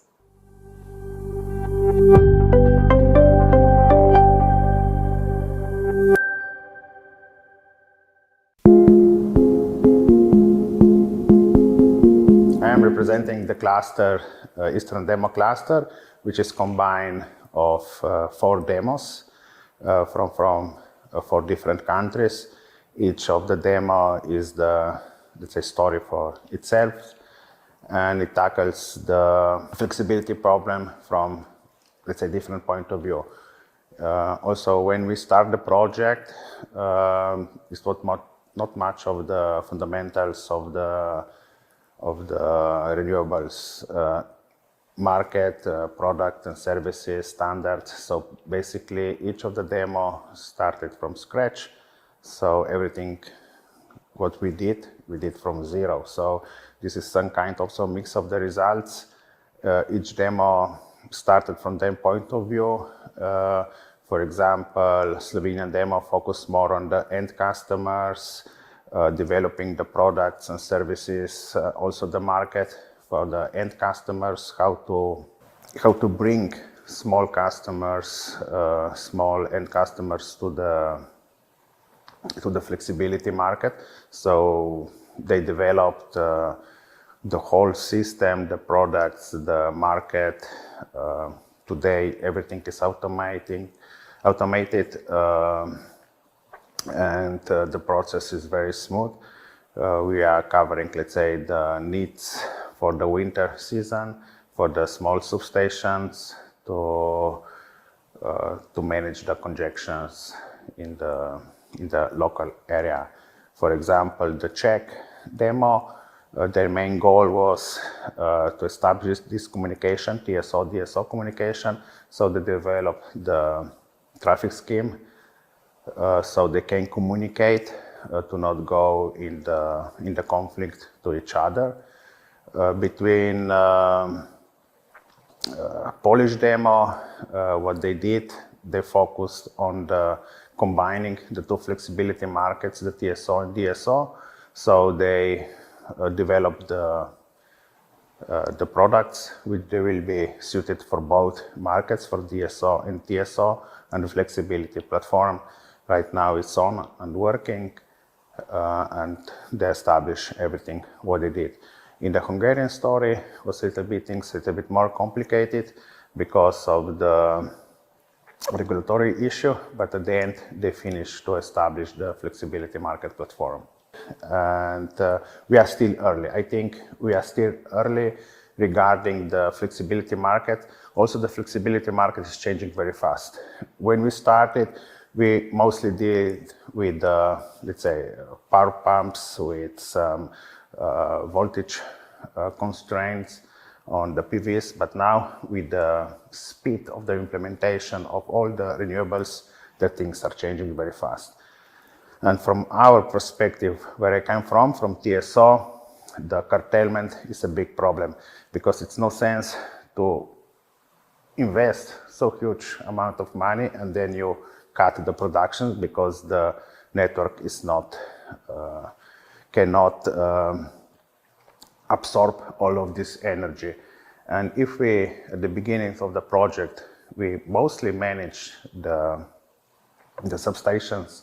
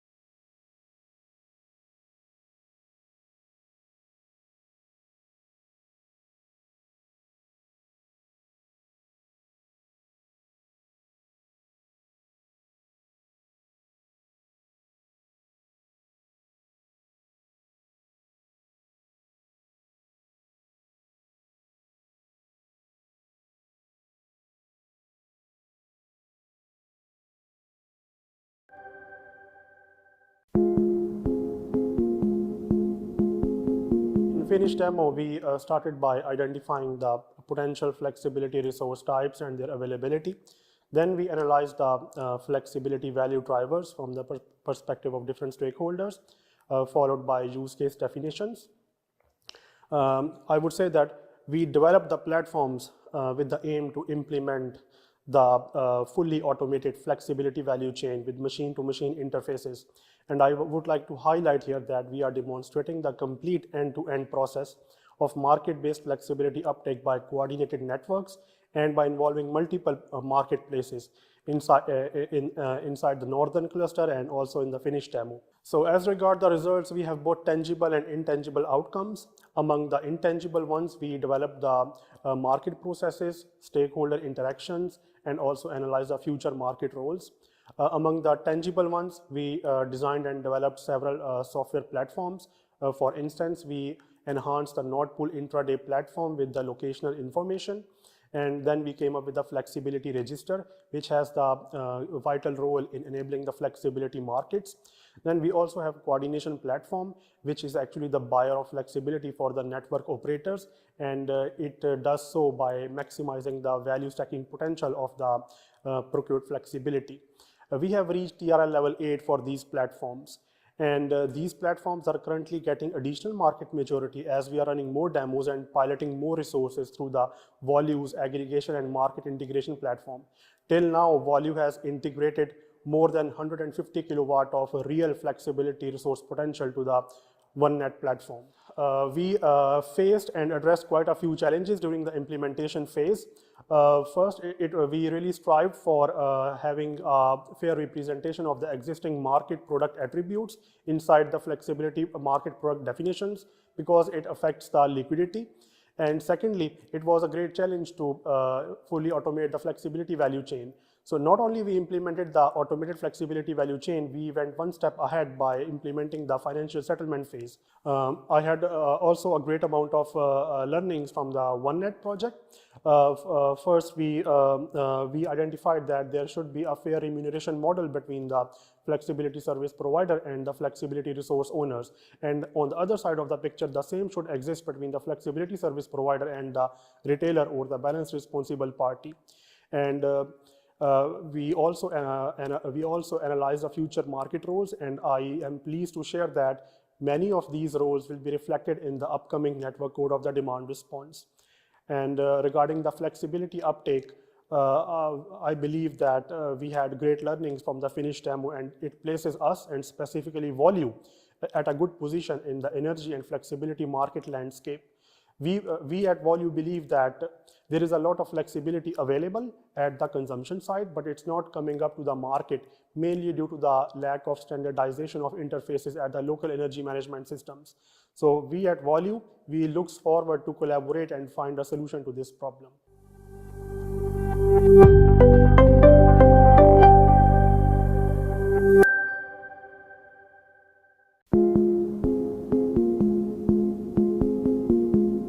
In the framework of the OneNet project, we look at challenges related to customer engagement. Actually, customer engagement is not a new topic per se, but the emerging of flexibility markets are posing new challenges related to customers. And indeed, in the project, we looked obviously also at the literature existing at the moment, but also at the experiences of the pilots project.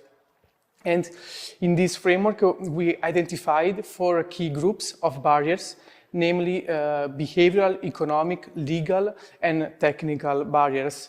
Because at the moment, customers are not so aware about the creation of these new markets, but these new markets are also associated to economic challenges because there are also risks and benefits need to be exploited appropriately.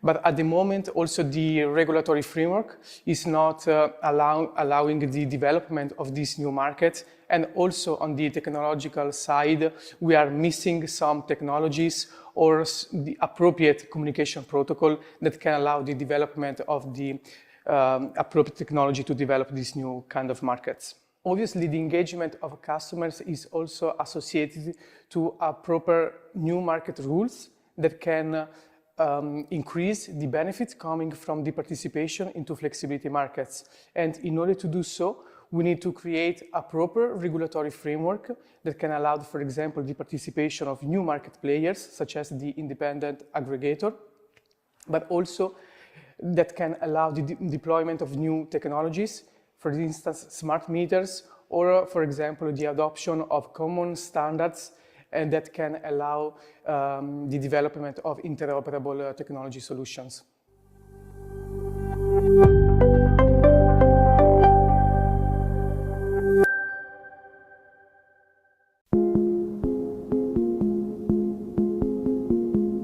Work Package 5 has a very intensive year, the last year, because we consolidated all the results of the Work Package 5 that we have done so far, and was very important for the implementation phase.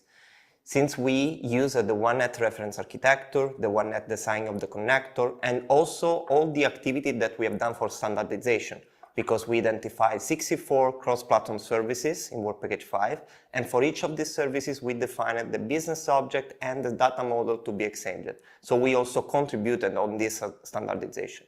Of course, the main results of the Work Package 5 was the design of the architecture and, of course, the OneNet connector. The OneNet connector is a plug-and-play solution that we implemented in the OneNet project for enabling an end-to-end data exchange to all the energy stakeholders at European level. It's a data space-based connector. In particular, it's based in E.DSO and fiber architecture, and it enables the data exchange in a peer-to-peer way. So any stakeholder can exchange data directly each other and creating new innovative services in a collaborative way. This data exchange allows the data owner to keep the governance and the data management of its own data, so it's important for their role. The OneNet connector has a good visibility also outside of the project because it was recognized from E.DSO to be published in the official OneNet connector report, and also it will be used outside of the project in other projects that it's coming for enabling and implementing this European energy data space. I think OneNet reference architecture and OneNet connector that was recognized very well outside of the project paved the road for implementing this concept of European energy data space in order to create this unique pan-European network of market and network operation. So I think we need to exploit the results very well at the best we can do, and we need to continue on that in order to provide this important achievement also at the end and beyond of the OneNet project.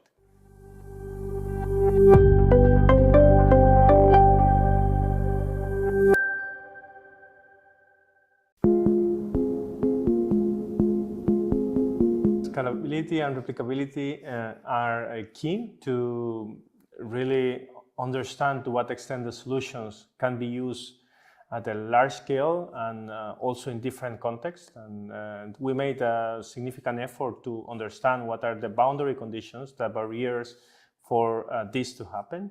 I can say enablers, one of the key ones that has been highlighted is the need of low voltage monitoring of the network.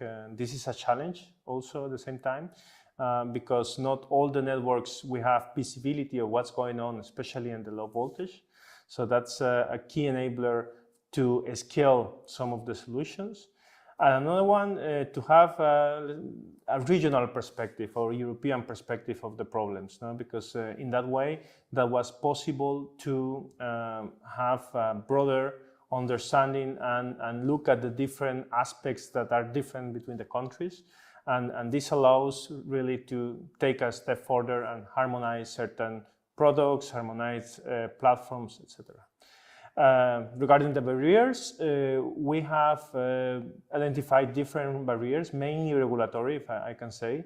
For instance, one is the trade-off between harmonization and customization, how we need, especially when we're talking about products, the needs of having some products attributes that are the same within or similar within countries, but on the other hand, we want to customize some products for very specific needs, and that's an important barrier or challenge, I will say, to address. Then there is the concept or the issue of incentives. We need to create incentive for flexibility providers but also incentive for the network and system operators to buy flexibility, and that is key. There are a lot of regulatory frameworks currently in place that doesn't allow that, and we need to make a step further on changing these regulatory frameworks to make this possible.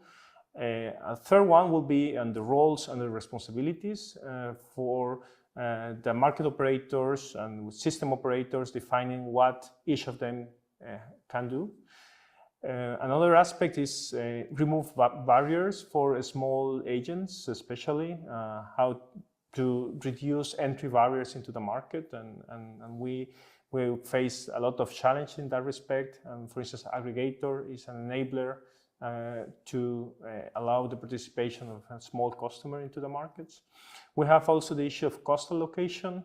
Cost allocation when we procure services together and transmission, distribution system operators, but also the cost allocation when the service has not been delivered, and how to allocate those costs to the ones that had already commitments. And it's a significant challenge that we have in place.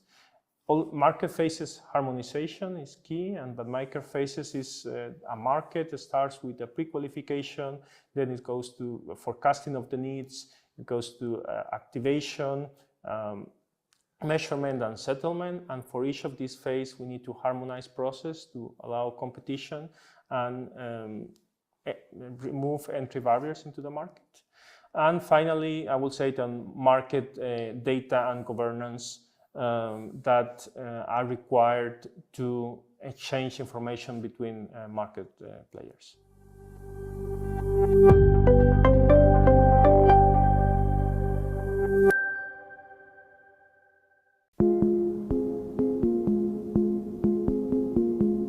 Within the OneNet project, we have several regional clusters with demonstrations in it. And one of them is the Western cluster, which includes the Portuguese demo, the Spanish demo, and the French demo.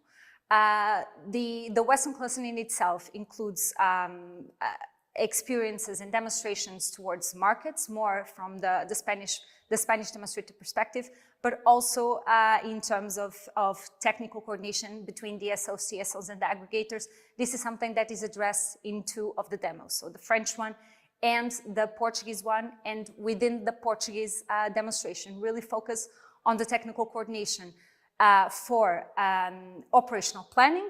And for operational planning, we basically are exchanging data between the DSO and TSO, for example, to be able to have more accurate forecasts of generation and consumption, for instance. And also we exchange data related to flexibility. Flexibility needs assessment, for instance, and also for pre-qualification purposes. Within the Portuguese demonstration, as I said, we are focusing on flexibility, more technical coordination for flexibility, but we wanted also to address the customer in some way. And that's why we've made a workshop this year to be able to create awareness for the customers, this including several different types of customers, for instance, industrial ones. And we really had a big participation from their side. Another thing that I can also say on these customers is also experiences not only from OneNet but also from Portugal, because we had recently a pilot for flexibility where we had pre-qualification, and indeed we saw a big participation also from industrial customers. So we really see this tendency, and we really see customers, specifically industrial customers that are bigger, let's say, in volume and can contribute better, and the remuneration is more interesting for them, for their side, to be actually more proactive and really want to enter into this market. So we know that there are really ambitious targets set for the integration of renewables, and the biggest development will be seen especially on the distribution level side.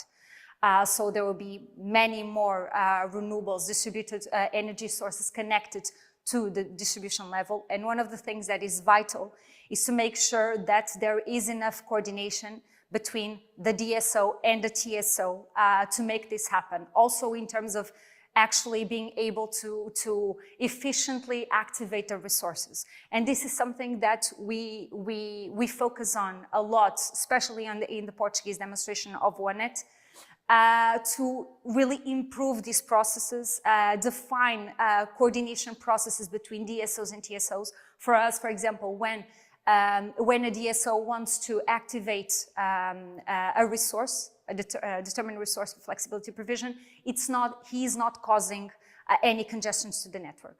And so these kind of coordinations are really important. And within OneNet, it's really a big focus. And of course, there is also the developments in terms of the OneNet connector, for instance, that really bring together different parties from different regions that can just interact and also make sure that we can coordinate in a market technically. So indeed, it's relevant, and the solutions that we are developed are really, really important for the future.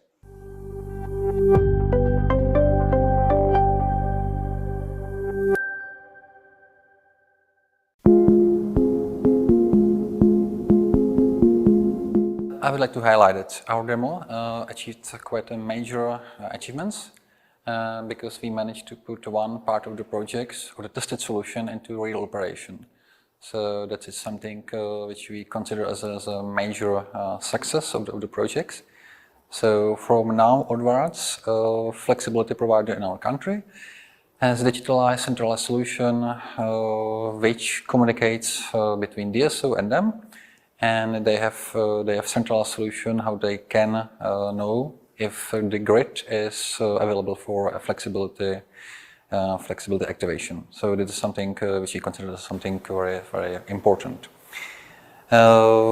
Thing which we had to overcome because we have 3 main DSO in our country, and to my surprise, I must say, that each of them has its own guidelines, internal guidelines on the data privacy, data system security, etc.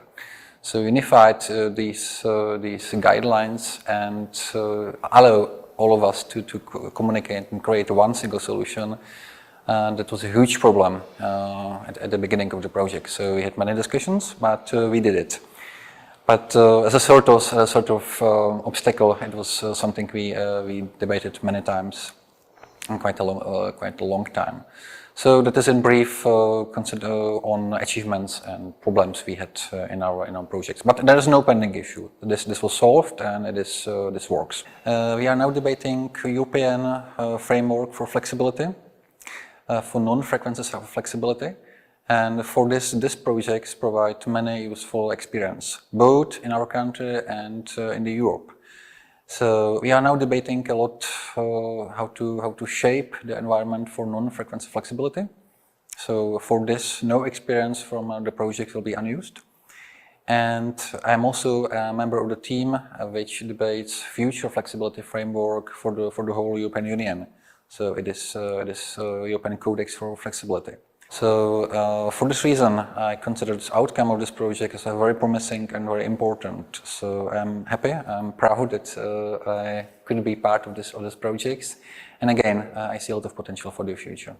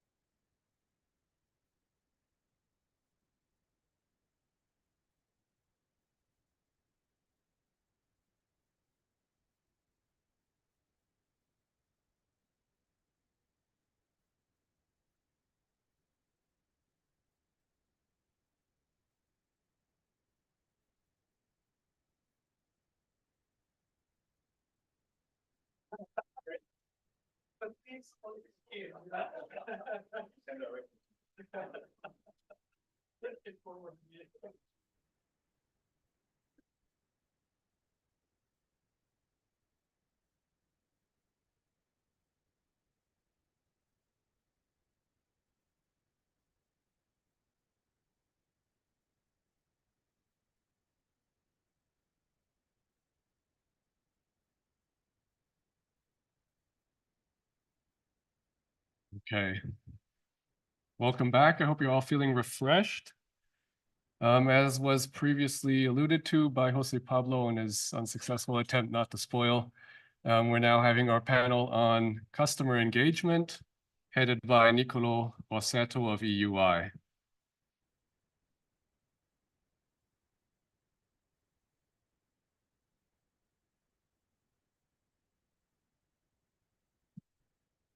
Thank you very much, Robin. Good afternoon to everybody. Let's see if we are able to engage the audience this afternoon. It's always difficult, the first session after lunch, but the topic is quite important. Actually, one of the panelists this morning said that the customer is king, and let's see how we can engage the king in market for ancillary services, because actually everybody agrees since a long time that is fundamental to ensure timely and cost-effective decarbonization of the electricity system, to have consumers on board, to have consumers acting. The European Commission already 10 years ago said that we need to put consumers at the center, but it's not so easy as also some panelists this morning mentioned, especially households, especially small and medium enterprises. It's not so simple to involve them. We will have a very nice panel to discuss this, to elaborate on the results of the OneNet project in this regard. So I would like to invite on the stage my colleague Daniele Stampatori from the European University Institute, and then Laurent Schmidt from Digital for Grids. Then we have two external experts external to the project, Dimitri Vergne from BEUC, and Adriana Gut from the European Commission. Please join us.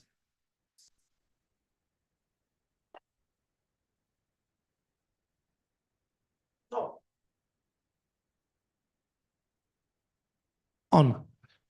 let's start by sharing with the audience some of the results of the project, because in work package 11 we look at the topic, and what did we found, Daniele? Can you share with the audience the key insights of the research? Thank you. Yeah, thank you to you, Nicola. Well, just let me give a very brief background. Our task in the project was basically to provide some recommendations to foster customer engagement. And in doing so, we immediately noticed that engagement is a really multi-dimensional problem.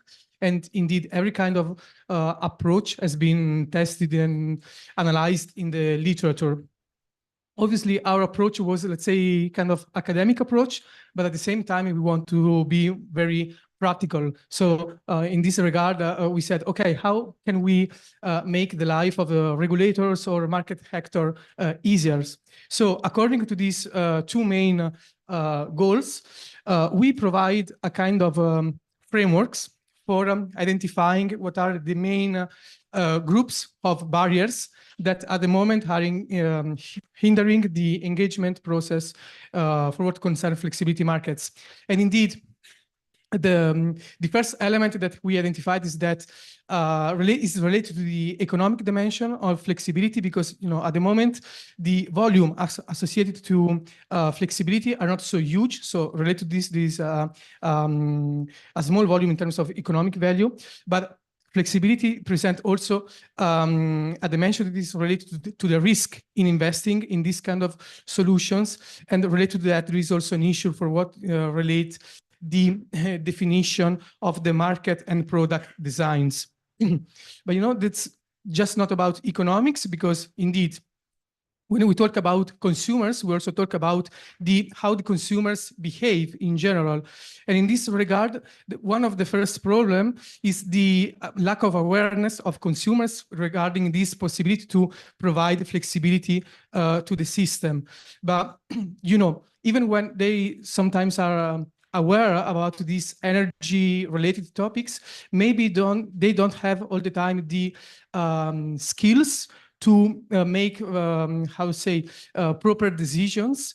And at the end, people, broadly speaking, don't like changes in general. So inertia is a third very relevant element on that.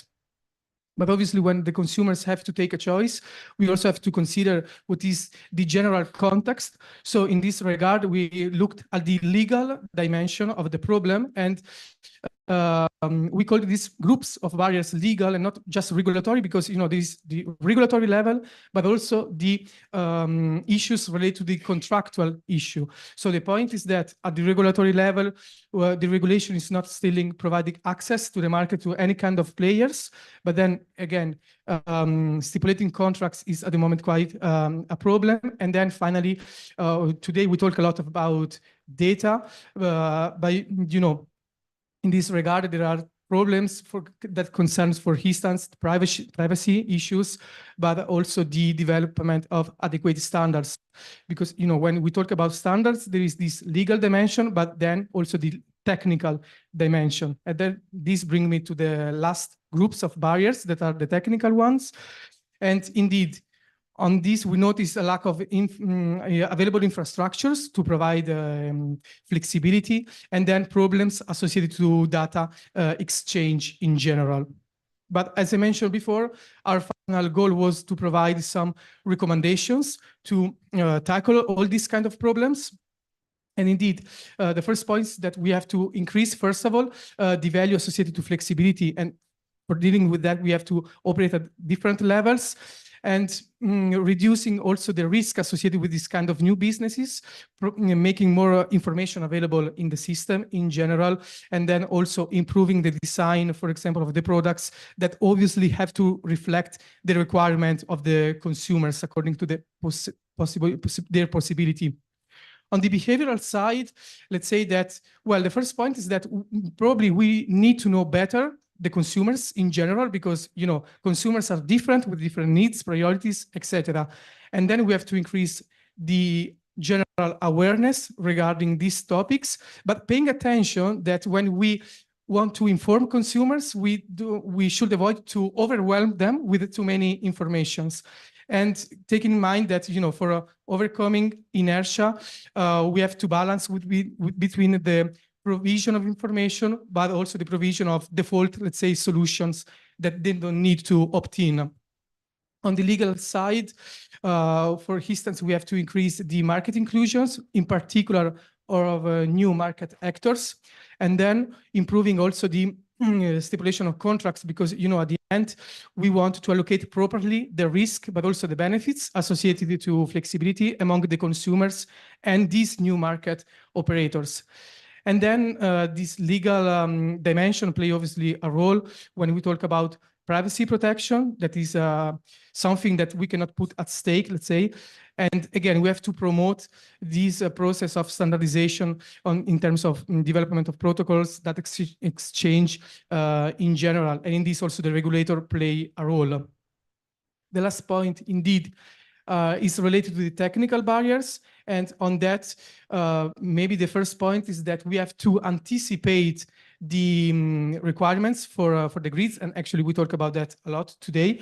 And so to provide the infrastructures that is required to provide the flexibility, and then operate also the technical level for developing standards and user-friendly interfaces for that exchange.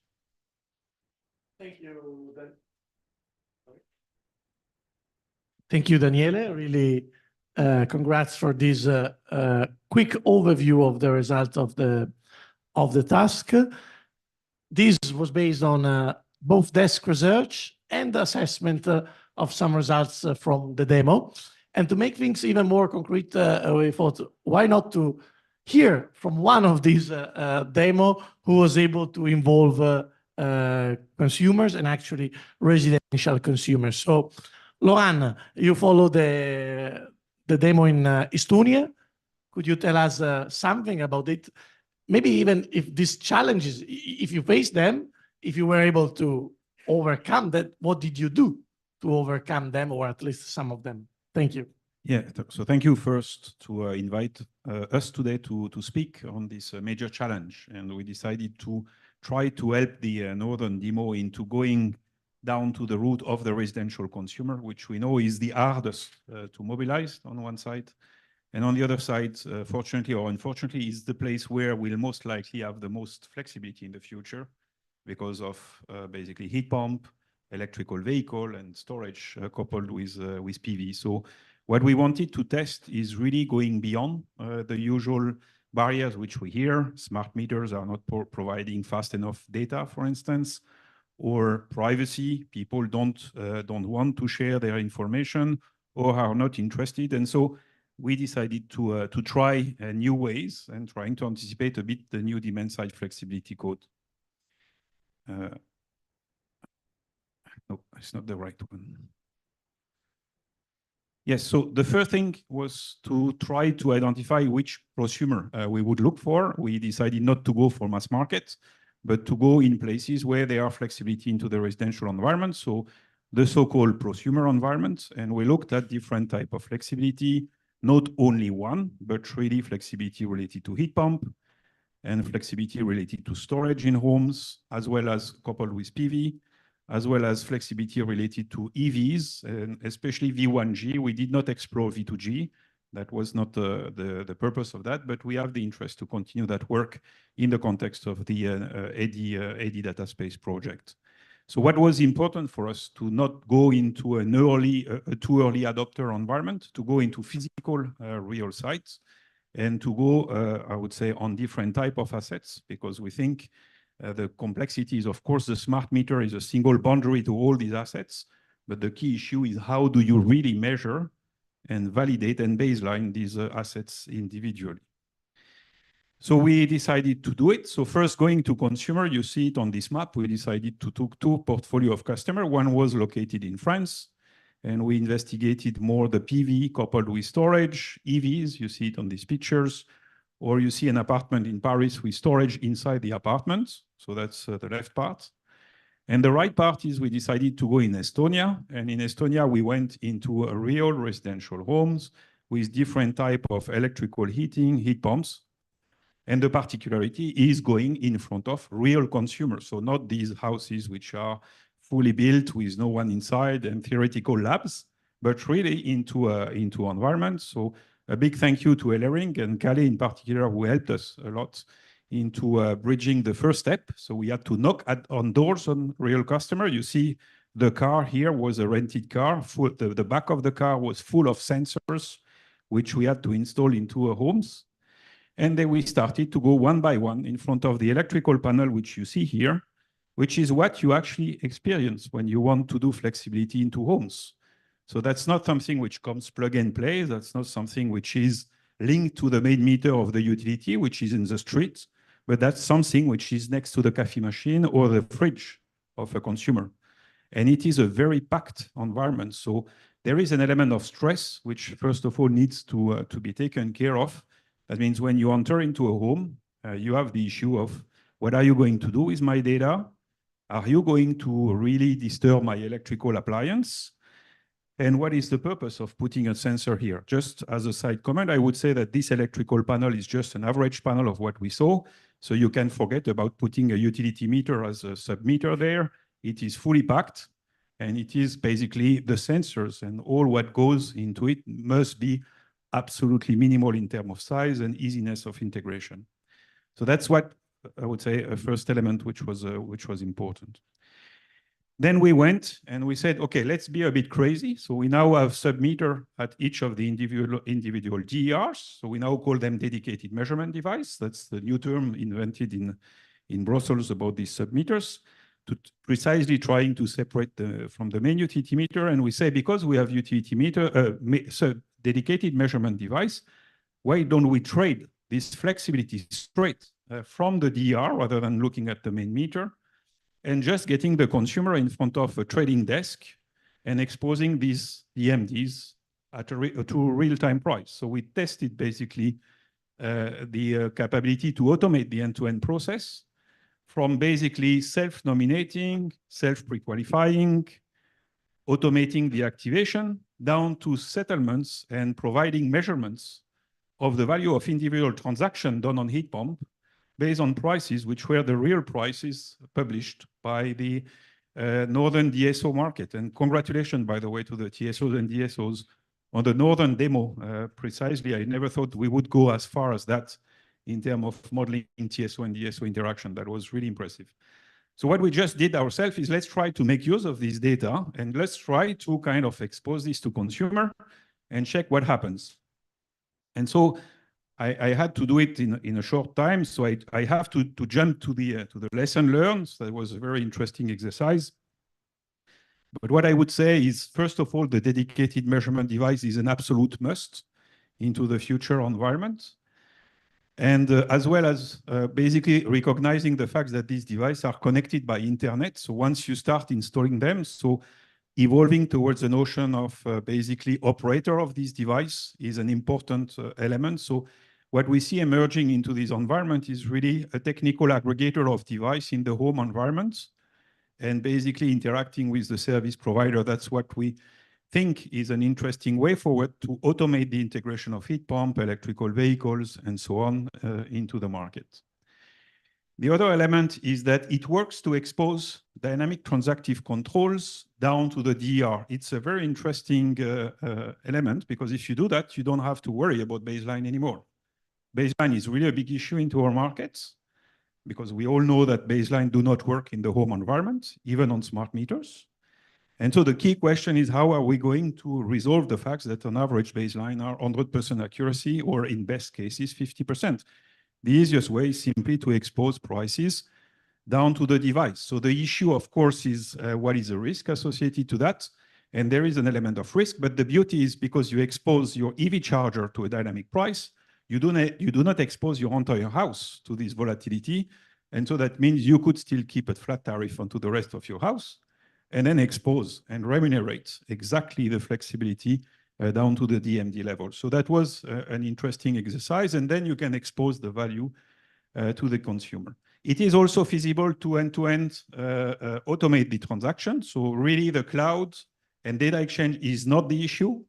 The privacy is not the issue. We can deal with it if in a well-architected system. It's just a matter of having the consent of the consumer and explaining why we need that. And the last, but not least, it's also possible to do it through a consistent set of APIs, which are derived from we tried in that case, the common information model. So the same model as what is being used by TSO and DSO can be used down to the consumer.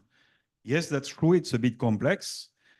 So that this is the disadvantage, but the beauty is we could have a single API for all TSO and DSO across Europe. That would be a beautiful environment, because then all heat pumps would interface the same way across all TSO and DSO in Europe. So these were, I think, the elements which were positive in view of what we did. Of course, there were challenges. The first one was the length of recruiting customers. And I think what we learned through that is we are all passionate. We try to explain to consumers the beauty of a grid operation and TSO-DSO coordination and so on. And guess what? They don't care. They don't want to know that. And they just care about price and carbon footprint. That's the only thing which they want to know. And so it's all about finding a way to interact with the consumer, providing the right amount of data, but not explaining to average consumer the complexity of TSO and DSO operation. They don't care. And the more you explain, the more they're afraid about entering into the project. So it's better to be as agnostic as possible from that point of view. Another element which we found is a side technical element, but we realized we wanted to go toward low-cost communication, so we use the internet connection in the home. That's something which is not as stable as what we thought it would be. Well, we managed to find a trick, but it's not going to be, a heat pump is not going to be as available as a gas turbine, so that's not going to happen. So that means there must be processes in a way that we can manage this intermittency. The big issue is the baseline. It does not work. We should get rid of baseline in our industry. And that is really a big issue. So what we try to do here in this project is we try to use 10 days like forecasts, the same way as what we do on smart meter. We still are on accuracy of baseline, which are higher than 100%. So that means we kind of measure out of a counterfactual, which has nothing to do with reality. So we probably should have switched to something a bit smarter, which could be meter before, meter after. Of course, if you are real time, that's better. We tested it actually into another project called BD4 Energy, which allowed to lower the baseline accuracy. But I wonder whether it's really not better to expose consumer and DR straight to prices. That's avoiding any issue of baseline, and you pay to the value of the automation which is brought by this device. And last but not least, it's very hard to get deep implication of consumer. Whatever is the beauty of what we explain, you spend time and so on. My impression is they are really not interested into the socioeconomic welfare gain of co-optimization of TSO and DSO markets. So it's something which we need to find a way on how to get eyeballs, I would call it that way, in front of our apps, so that they get excited not by wires or TSO-DSO cooperation, but probably around money or form of tokens which they can gain out of a carbon footprint reduction. That's in a nutshell what we discovered through this journey. Thank you, Laurent. Fascinating. Well, you mentioned the consumers, what they think, what they are interested in. We have Dimitri with us, who represents them. So by looking at the results of OneNet, more in terms of desk research, demonstrator. Are we hitting the target or not? Do we miss something in this analysis of the barriers and the recommendations to engage customers in electricity markets more in general and flexibility markets more in particular? Thank you. Thanks, and thanks from my side as well for having me. So Nicolo, you asked me to challenge a bit some of the barriers and findings, so I'll do my best. But maybe to start, I'd like to say that the things that we're discussing, the consumer engagement issue, it's absolutely essential, way beyond the question of demand-side flexibility. That's true for each and every aspect of the transition, be it housing renovation for a topic which is adjacent, but also food, mobility, pretty much anything, right? So it's an essential question, and it's good that you dedicated so much effort to looking into this. What we say in general as a consumer groups, we say that for consumers to engage in sustainable lifestyle, new business models, new kind of services, you need to make the alternatives first available, then affordable, then attractive, and finally easy. And that's quite in line with what you just said, though. So maybe if I go a bit through the barriers that you identified, the first one I would see, before talking about the stability of internet or even whether people are interested or not, it's the legal one of the availability of these offers. In theory, demand-side flexibility, demand-side offers should be available throughout the EU market in all member states. And we know that around half of the member states have not transposed the right provisions of the electricity directive. And I take my example. In Brussels, I have solar panels on my roof. I've asked a colleague who is a true expert of demand response, okay, how do I do? How do I engage? Yeah, well, Dimitri, you have a hard time. There's no offer on the market. So you cannot do that, So that's the first, before we even start discussing about the rest, the mere availability of the service is not there, the mere availability of the offer. And then maybe on the behavioral/economic aspect, I liked it, Nicolo, Daniele, how you've put it in your findings in your description of the barrier. You mentioned the status quo bias, right? I think it's a very elegant way of putting "I don't care" what Laurent said, right? People just don't care, right? And so the reality check, even when we go and talk to our national members, is that they're very skeptical about these options. Not all of them, but some of them are. And you cannot really blame them. It's very new, quite innovative. We need to do a better work at communicating about this, because the moment you start in discussing about DSO, TSOs, etc., you lost pretty much everyone. So you need to burst this bubble a bit. And the reality check from the market is, you have our Norwegian member, for instance, conducts every year surveys asking Norwegian consumers about their electricity consumption and energy consumption. 70% of them didn't know last year whether they were on what kind of tariffs they had, whether it was variable, fixed. So that's the level, And when we talk about this, it's of course your job, a passion, probably something you deeply believe in, but most people don't. And being a consumer, and they need to exert this kind of choices on each and every aspect of the transition. So being a consumer, as we put it, sometimes should not be a full-time job. So that's a bit the question. And so I have a doubt regarding one of the suggestions you make regarding upskilling or awareness raising, of course, but upskilling is probably not really what we need. We don't need people to become expert of energy markets, of wholesale prices to engage. We just need to make it easy for them. And maybe now how do we solve this, right? Or some suggestion from our side. So I would differentiate between maybe the macro level and the individual consumer engagement level. At the macro level, we probably need to make our case better about why demand-side flexibility is such an essential aspect of the transition, that it's not a side issue marginal of geeks and people who like to, to monitor their electricity consumption and have their, electric cars, etc., but that it's an essential aspect of the Green Deal and the energy transition. And probably we need to use more opportunity at EU level as well to make that message clear, to push member states to enforce, to implement the legislation. And I was thinking, for instance, the postponement of this big heat pump action plan could be an opportunity to add some clear recommendations on, demand response being an absolute essential accompanying measures of the rollout of heat pumps. And then on the individual level, I won't go much in detail because you describe many of the measures, but we need indeed better information. And we see some suppliers who are doing a good job at this, who enable prospective clients to choose their profile, give a clear indication of how much they could earn and how much they could save, what are the kind of guarantees they have. So it's made simple indeed. Then you have to have the right level of guarantees.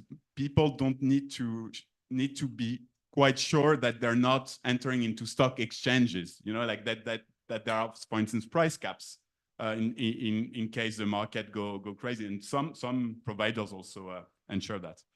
And finally, guarantees as well in terms of automation. So that's of course key. Like you need to make sure that people don't have to look through their app to know when to deactivate or not their the charging of their car. You need to make that for them with enough leverage for them to select their consumption partner. So for instance, tomorrow I need to leave with my car at 90% instead of 55. So we need to adjust. And maybe a challenge for this is how do you make that happen for digital illiterates, for instance, not everyone should be there with their app looking through, because then you lose again, I don't know how many % of the population, but a huge share of the population. So pretty much agree with the recommendations you make. It's very much about making it simple and a no-brainer for people. Thank you, Dimitri. Actually, very interesting because you confirm some of the view of Laurent, some of the aspects that Daniele raised, and probably you cast also a bit of cautiousness around this narrative that we need to empower consumers, that all consumers want to be empowered. But then this actually brings me to the last panelist, because Adriana, 10 years ago in the New Deal for consumers, there was really this focus, this narrative on we give all the tools to the consumers, and empowering means also responsibility, means that they should take care by themselves. What some of the panelists said now, that we need probably to rephrase a bit the narrative, or do not exaggerate with it. But beyond this, how do you see this sector evolving, Adriana? What is the view of the Commission that you arrive at? Which conclusions did you arrive in the discussion? Thank you. First of all, thanks for the invitation to this panel, Nicolo, and also, of course, for these questions you raised. Of course, I will try to provide you with a short overview of the European framework, and it all started already with the clean energy package, putting forth some key provisions to empower customers, as it allows for dynamic price contracts, and it includes the concepts of aggregators and energy communities. And it also has a provision which maybe Dimitros rightly pointed towards, that demand response needs to be enabled in all electricity markets. And then we have now this provisional agreement on the electricity market design reform, which is, of course, in the light of the crisis, focusing rather on strengthening rights of consumers and also protecting consumers. So there is now a right to have several, or have available several supply contracts, and also the ability to choose different supply contracts for different purposes. For example, dynamic price for EV charging. And it goes along with some rules for protection of vulnerable consumers. So this being said, we are looking also in the transposition of the clean energy package. We are starting the exchange with member states. We have called for some bilaterals just to learn and also to enable a forum for member states to exchange best practices as we see the need to put this further. But then it's also worth to mention that the legal basis is extended by the new network code on demand response. And I'm very reassuring to see that Laurent, who is also in the drafting committee, has some hands-on experiences in this pilot project, and he can bring this into our drafting. And this new network code really tries to address all the remaining barriers, be it technical, legal, and also financial, of course. So when we come from a market perspective, the main barrier which we need to address to really make this local flexibility markets work is probably how to get the required liquidity of local flexibility markets. And that's where it touches upon behavioral barriers which have been presented previously. So this is something we really need to see, that the processes are fit for purpose. And that's one of the critical questions to answer by the network code, to strive for the right balance between harmonization of European framework, what to put in concrete practice, and also where to allow leeway and freedom of choice, so that local flexibility markets are fit for purpose for the concrete or specific situation, the local DSO. So this is the aim of the network code, and then there might be also a time component to it, allowing for further harmonization and a review of the process. In addition, of course, we heard also dynamic drive prices, which will be used on top to the procurement of demand response via system operators. And then we heard all this about standardization, standard APIs, make it smart and digital automated processes to really make it easy for customers to enter these markets, to provide services without being them required to as experts of energy markets, of course. And then so that they build up trust in these processes and are willing and able to provide the service. Thank you, Adriana. So basically, you said we are still finalizing the rules. There is still some rules to specify. Then there will be full implementation, as also Dimitri mentioned, that is important. But of course, it's up to the level of member states. And then I would say that in terms at least of market rules, you are quite happy with. We should have the tools available to ensure involvement of consumers in these markets. Thank you. I don't know if you, Daniele, if you want to react to what the external guest brought to the fore. If you see that they confirm your analysis or not. Yeah, well, the short answer should work, right? Yeah. No, but to be fair, I completely agree with all the interventions, but maybe just two complementary comments. The first one is on baseline. Yeah, I completely agree. It's not the most effective and efficient solution by an economic point of view. But then the question is, what is the most effective solution when you remove the hypothesis of consumer rationality, you know? Because the problem is that apparently consumers, at least in certain circumstances, react better to explicit incentives and not to implicit prices. So maybe this could be an issue. And secondly, also when we talk about automation, there is a challenge in terms of acceptability in terms of these new technical solutions. So, I mean, obviously we are solving certain problems, but then we have to solve new problems.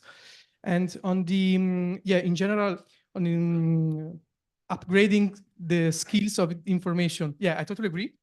The only comment is that maybe the challenge is understand where is the right balance. So what kind of information are necessary to provide to the consumers. And that obviously, when you provide some informations, regardless, say the quantity per se, they need a minimum ability to process this information to make a choice, in particular when they have to evaluate alternatives.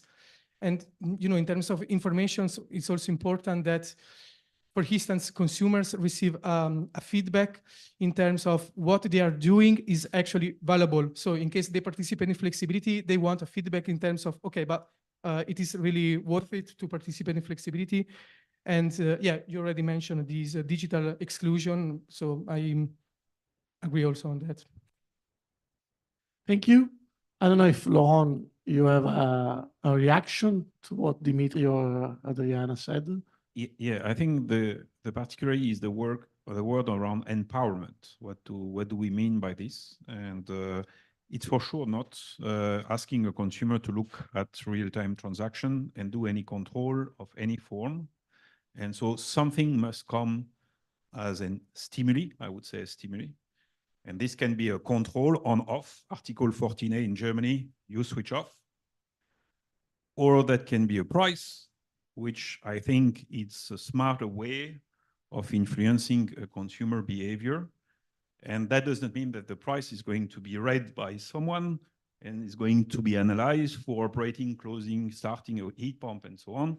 The entire chain is, of course, automated. So what you raise as a valid question is how do you create awareness and trust? And so the way you empower the consumer is providing data, maybe every month, every few days, whatever the pace, so that the consumer can set the algorithm which you have put in place in something which is more or less risk adverse. And we've tested various environments where we expose a car charger to an extremely volatile price and maybe a heat pump manually control. You only want to operate it when prices are extremely high. So you can empower consumer in just setting certain parameter and leave the entire chain. The question is how do you create trust in making sure that the transaction is fair and is according to the expectation of the consumer. So with a slogan, automation with control to get trust. Okay, we have still 5 or 6 minutes. Any question or comment from the audience? Please, Hannibal. Thank you very much. Maybe I'll follow up on the last comment about baselining. There's also the question of reliability of operation for system operators. So they would like to know that there's enough capacity that they can use in case of need. And if you base it only on real-time pricing, yeah, you can make forecasts, but you might not be sure that this capacity is there. Especially also there's regulations on how much reserves you should have. So how do we deal with that if we scrap the idea of baselining totally out? That's part one. Part two, which is also relevant to the same comment because you mentioned also meter before, meter after, that could be a solution. If that is the solution, how do we deal with integrity challenges? Because in meter before, meter after, it's subject to manipulation. You can change your consumption right before to make it seem as if you are providing a service that you're not actually providing. So every solution being proposed there's a counter problem to it. So the question is, how do we deal with all of that? Thank you. Thank you. I don't know if there are other questions also from online. Yeah, there's one online question. I'll read it if there's no others in the room. What would be the main issues to address in order to engage medium-sized non-residential prosumers? For example, solar farms, wind generators, etc. Could you repeat the beginning? Okay. What would be the main issues to address in order to engage medium-sized prosumers? Thank you. Panelist, anybody willing to react to the two questions? Please, Laurent. Yeah, maybe just to the 2 points. First of all, I agree with you that putting a price down to a DER pushed the problem on the TSO side and the DSO side. The good news is technology allows to run digital twin on the TSO and DSO, which can easily model the behavior of a consumer out of a dynamic price. So it's a matter of putting technology in the right order so that TSO and DSO are able to model basically such dynamic, in my view. And that's topic for research. And the second element is the meter before, meter after. That was my comment was done in view of real-time data. So that was near real-time nomination of meter before of baseline based on dedicated measurement device. And so you basically nominate as near as possible to your gate closure, in which case you don't have so much risk of manipulation, because you exactly meter at the point of your DER. Thank you. And about how to engage medium-sized enterprises, any comments on your side? Well, to be fair, our analysis was mostly focused on residential, but with medium-sized consumers. If we are talking about businesses in general, I mean, the point is that flexibility provision should be consistent with the main business activity of the consumer that we are considering. Because obviously, if I'm a medium consumer, I could be, I don't know, a supermarket and I don't know, an office, whatever. I mean, my main business is not providing flexibility. This is just a kind of collateral, if you want. So this should be compatible with the main activity indeed. Yeah, and actually in the research, also we have one partner from the energy intensive industries, and they highlight that often the differences between energy intensive companies and all the other, and actually also large companies that are not energy intensive, they don't have much interest in flexibility provision. We have still 1 minute. I don't know if there is one final question. I see down the room.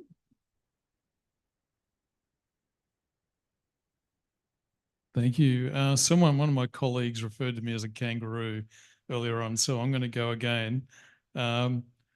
Just one question on this wider topic of consumer engagement. To what extent is Europe leaning into the topic of really, if you like, reimagining the social compact around electricity that actually helps humans and societies and organizations actually comprehend, while they don't need to be market experts or understand TSO-DSO interfaces, they do need to have some kind of common understanding that this is a shared societal opportunity that by which they can make sense of what they're being asked to participate in.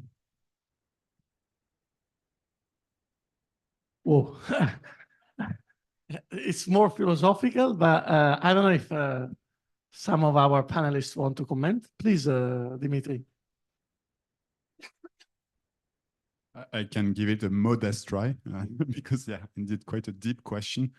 I think like one of the issues we see in terms of consumer engagement, and I think this is a problem for the Green Deal in general, also in this context of increasing backlash, you know, is that you often tend to communicate on things which are very abstract, right? So yeah, providing flexibility or even, you know, carbon footprint, people are interested, but it's not necessarily directly relatable. And I think one of the efforts that some are making and that we need to do increasingly is to communicate on climate, environment, and these things as a side benefit of something which brings higher quality of life. And, you know, like if you look for, you know, electric cars, you're slashing your mobility bills, right? If you're a driver driving long distances. Renovation, it's about thermal comfort, slashing energy bills, feeling at ease at home, and by the way, also you know, contributing to fighting the climate crisis. You know, so that's a part of the answer, probably not just refer to these big mega goals, which people can probably, you know, adhere to, but which are not really a trigger because you often feel a bit disempowered, probably when you're faced with the extent of the work. Also keeping in mind that not all consumers are the same, and some are actually less disempowered than others. Well, I think our time is ended. I really thank all of you, Dimitri, Adriana, Laurent, and Daniele, for joining us. Thank you very much for your insights, and thank you for having listened to us and for your questions.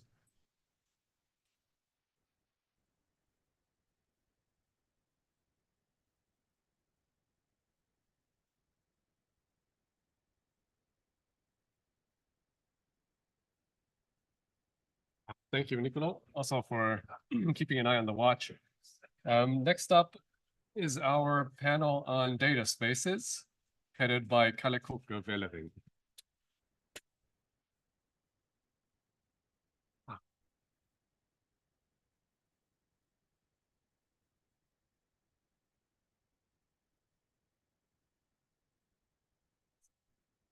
So thank you all for your patience and attention. We are continuing with the panel on data spaces. Before I ask my honorable panelists on stage, let me just briefly introduce the topic.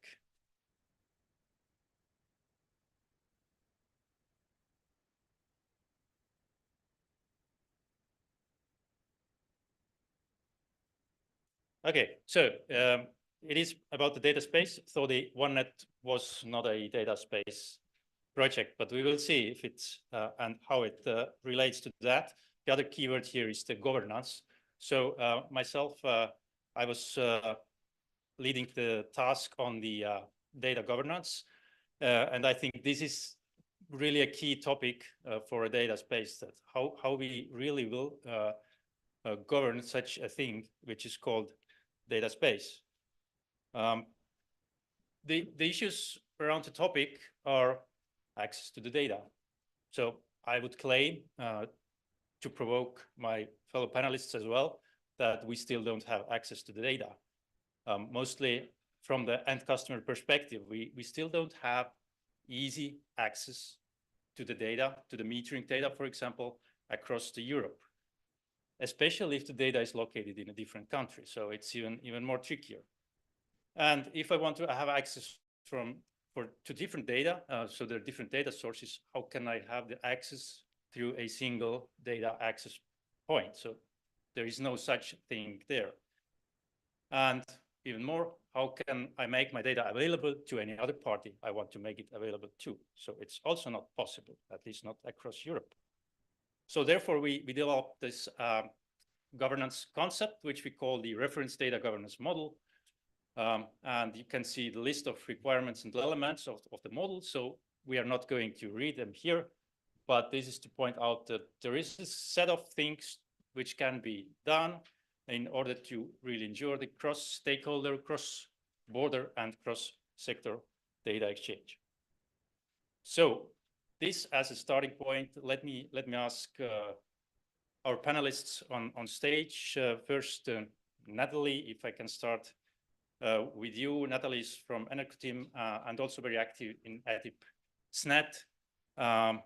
She is from our very own project, and I ask you to sit in the middle of the chairs. Do I have musical chairs? No choice. So next, we have two guest panelists here as well. First, I would like to ask to stage Konstantinos from European Commission, from DG Enner, and if you can please sit next to our OneNet roll-up on the other end. There is no big trick about it. The other very dear guest is Gerard from Austria, and he's representing one of, just sit in between of the guests there. And he's representing here, besides Austria, he's representing also one of the Friendly Horizon projects. And finally, our very own Ferdinando. I ask you to on stage as well. And you are the final because you have few slides. I didn't allow other speakers to have any slides, but I mean, just the scene, I asked Ferdinando to make a short presentation. And that's the reason you're sitting there, in order not to hide the screen. So go ahead. Thank you, Kalle. I'm sorry for this interruption. Now, I would like to, I would like to present a little bit how OneNet project approached the data space concept. No, as Kalle said, initially, OneNet project was not related to the data space. So it's not a data space project. So we addressed the data space concept in the meanwhile of the project.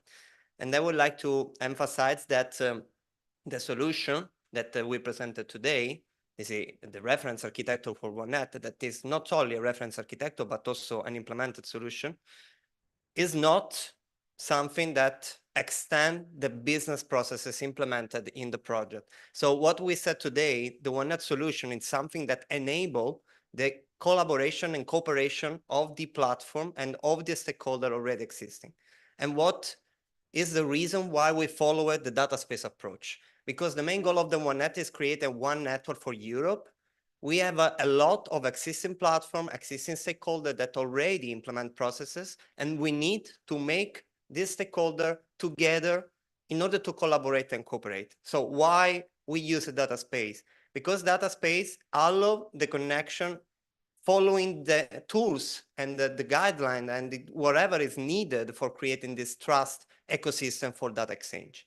The architecture that we implemented include the OneNet participants, in which we have who is participating to the data space. Then, of course, the connection of the platform, and we will see the connector that it's the core for connecting the existing platform. And we also address some additional tools, for example, for the testing of the services and for analytics that are part of the data space concept as additional application. Again, I already mentioned this morning, but I would like to emphasize again, the approach of the data space that we had was the decentralized approach, because we trust and we believe that the data exchange that we implemented is owned by the data owner, and the data source need to keep and maintain the ownership and the control on their own data. So implementing the data space in the decentralized way ensure the data owner to keep and maintain the access and the control over the data. Regarding what we implemented, the middleware and the connector are the core part of the solution, of course, and we also included an additional tool, as I said, but we followed the E.DSO guideline, the reference architecture model of E.DSO for the implementation of the middleware and connector. And we integrated also the fireware smart energy ecosystem, including with the context broker. What we have done is separating the middleware, in which we have some centralized feature, the minimum for implementing the data space, like identity management, data source discovery, vocabularies, and ontology. And then the core, the connector, is a pluggable solution that anyone can install and deploy in their own existing system and follow the idea specification. It also includes fireware context broker for the data exchange in a standardized way, but also provide standardized API and interface for the integration of the already existing platform, as well graphical user interface for facilitating the configuration and the usage of the connector. Again, Professor Monti showed the slide this morning, but again, I would like to emphasize that OneNet was not at the early stage a data space project, implemented the data space using the connector and the middleware, but we are continuing to work on that in other projects and in other initiatives like Esser, Interstore, and TwinEU, and we believe that open source approach is mandatory for improving what we have done so far, thanks to the Linux Foundation Energy, and also the next release of the connector will be open source. So let's go there.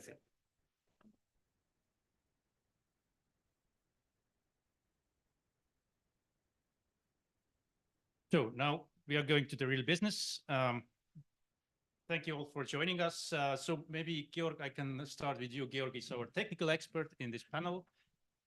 You're representing one of the 5 ongoing data space projects. It's the E.DSO project, also financed by the Horizon program. Do you already see, or I don't know how familiar you actually are with our project, but do you see any synergies between the two projects, and what could be the kind of joint way forward? Yeah, thanks a lot. First of all, being a guest, thanks a lot for the invitation to be here, and also thanks a lot for your work. So I'm also doing a lot in Austria for the utilization of distributed flexibility, and we use a lot of the outcomes and findings that you produced in OneNet. So thanks a lot also for your work here. And talking about the synergies between OneNet and E.DSO, I think OneNet as a data space unlocks and enables a lot if it's used further. A lot of things on the market side, on the DSO-TSO coordination side of things. And E.DSO is rather focused on like being a residential energy data space. So we are focused on dealing with final customer data, unlocking access to like real-time information, and also dealing effectively with customer consent. So I think the two initiatives complement each other very, very well. And from the E.DSO side of things, being a European distributed data infrastructure for energy, we would be more than happy to connect the two fields soon. Thank you. Sounds at least like promising. But and I think if we work together here with this connection, we could help the solutions that are based on OneNet to utilize the things that we unlock, and the applications and solutions that are built on E.DSO, I think would also highly profit from the things that you produced in OneNet. And in addition to that, we use a lot of the standards that you have further evolved, like being it the common information model for electricity, the TIM-based standards. We are applying them heavily in E.DSO, trying to extend them and report back the findings, the developments that we do. Yeah, I think here is where we can also use the Bridge initiative, where we have had a long time intention to kind of demonstrate the cross-project data exchange, but really not succeeded there yet, because, you know, always some projects are just ending and the other projects have just started, so you don't get a good match there normally. But Konstantinos, going to you, so you are our policy expert in this panel, and you're probably very familiar all those data space projects, including OneNet and E.DSO. So are you already happy what you have seen, the results from the projects moving towards a kind of federated data space concept? Thank you. Thank you for having us here. So yes, as you mentioned, E.DSO is one of the projects that are currently going forward. There are another 5 projects currently in the pipeline. They will benefit combined by a EU contribution of 44 million. The five of them, the 5 projects, which is E.DSO, Data Cellar, and Esser that you mentioned, Omega X and Synergies. So these projects look to develop, validate, and demonstrate concepts and components of energy data space. And also to implement on the ground pilot solutions across EU. We expect the results of these projects as they have started in 2022, and they will be implemented in a period around of 3 years. I'm not aware if one of these projects maybe has already implemented and concluded, but I think that this is the more or less the horizon that we have. Of course, these projects are financed by Horizon Europe. I didn't mention this. And the five ones that I mentioned, they are innovation actions of Horizon Europe. And there's a 6th project that is more on coordination and support action, let's say. Also looking into issues of bringing interoperability and policy advice on components. There was also recently a published call in the context of the Digital Europe program. I guess you're aware of this, which is called Energy Data Space. And it's looking in, let's say, 3 main outcomes to have out of this. So the one is the technical, let's say, infrastructure that we should have. suitable business models to develop and to enhance and to maintenance data spaces, and the governance aspect that you mentioned, and is also an important aspect to see data spaces develop into the future. It's a quite a new, I would say, area, but more and more as we see technology developing, and also new energy services being bring in the energy system, that more and more will require this level of information and automation. It will become more and more important, I think, for citizens, for stakeholders, for the Commission indeed, in our, let's say, policy initiatives. And since it will enhance and augment, if you wish, the outcome of the energy services that the consumer today can benefit from. So this is more or less from my side on the projects. Yep, good enough. Thank you. So I believe many in this room already keep eye on the call, on the data space call you mentioned. So Natalie, you are a business expert in the panel. So maybe it's too early or too provocative to ask what is the business case for a data space, because there's no data space really out there yet, at least like the one we desire maybe.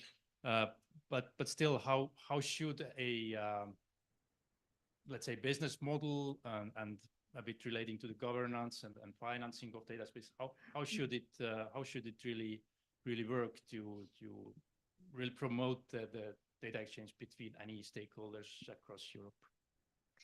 First of all, it was great to be part of this OneNet journey, because we didn't start as the business space project, but it's dynamically evolved, and our very recent efforts on seeing how the synergies can be created with some of the projects, and one to the right, Project E.DSO, and the response that we already got into as to the relevance of both the components, the methodologies, and the recommendations that the OneNet project created to the evolving data spaces. That's the very, very rewarding part of the journey to start with. In terms of the business case for, or the business model for the OneNet, I think I would like to quote something that the EU data community mentioned when they were defending their need for the infrastructures. They mentioned that the data doesn't live in the rainbows. So I would say also the data spaces in energy are not gonna live in the clouds only, but need to be enabled by the components. And OneNet is one of those components. But the business models related to not only the components, but the building blocks, I think come from the triangle. At least that's how I envision it in my mind. So, and the triangle is the viability of the data space itself, or economic, and that was mentioned by Mark von Stiphout, that one of the biggest challenges is going to be the socioeconomic cost of the energy transition. So I see the business models that the data spaces in energy will have to enable, will have to facilitate that and make it economically viable. So I mentioned one side of the triangle is the is actually viability of the data space and continuity of that.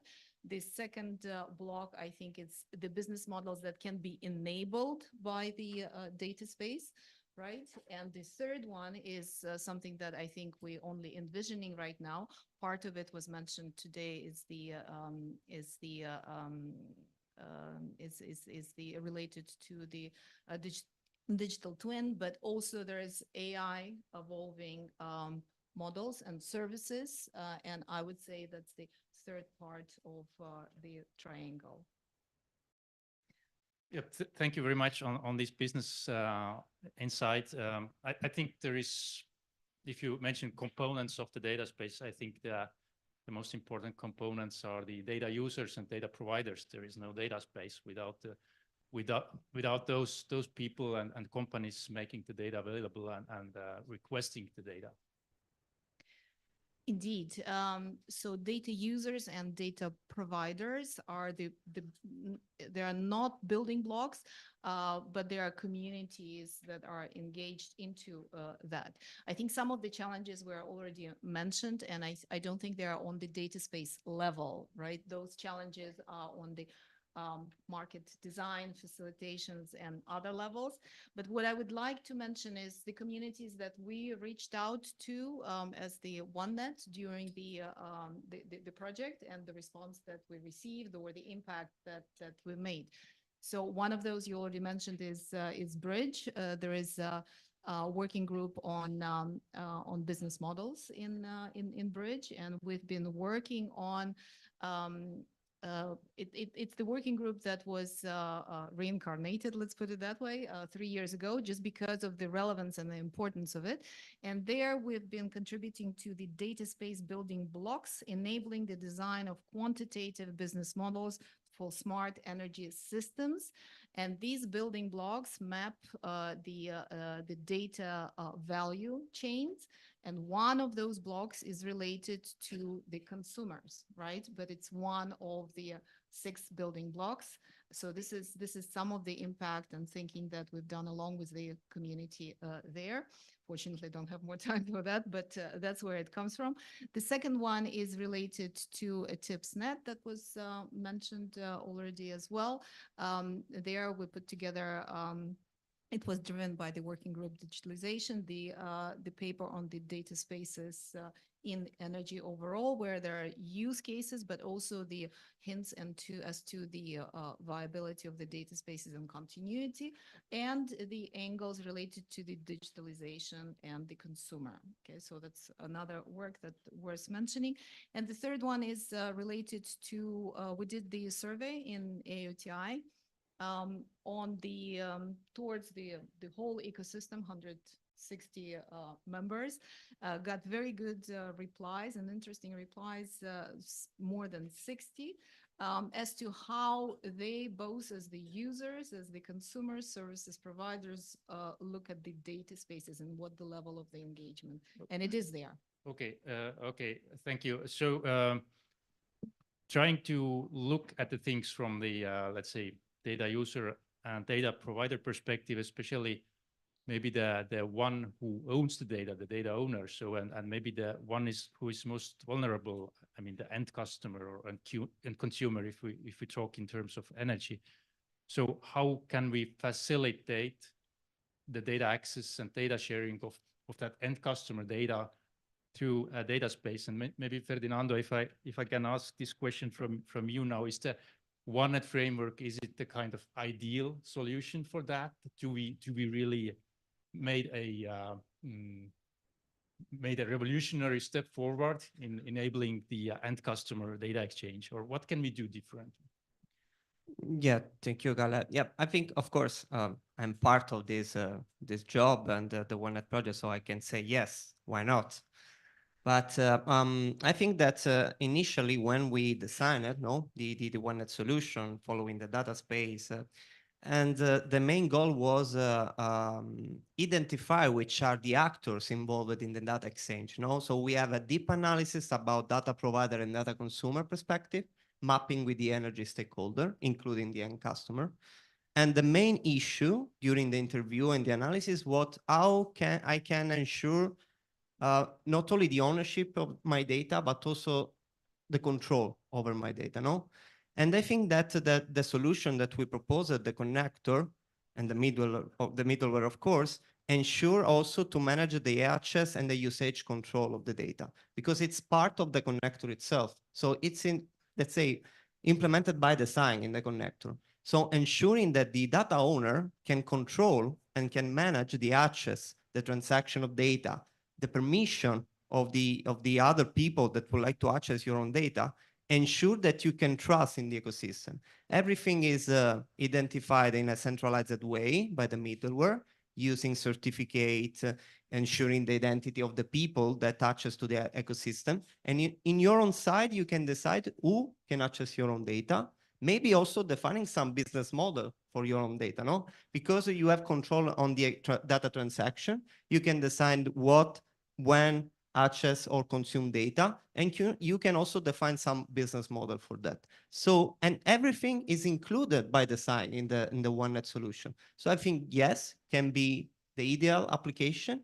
Maybe, of course, it needs some improving, some, let's say, extension of some of the feature, but it's a very important base for starting this process, I think. Okay, yeah.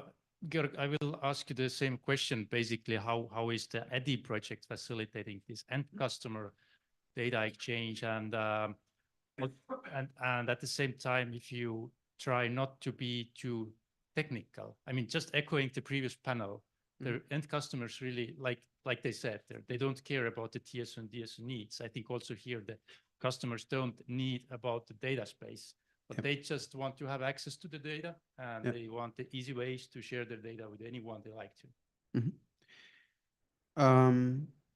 So basically, we need to make it easy for customers to share their data, give access to their data intentionally, like to their service providers, to eligible parties that are entitled to use that data. And we also need to make it easy for application developers to get access to that.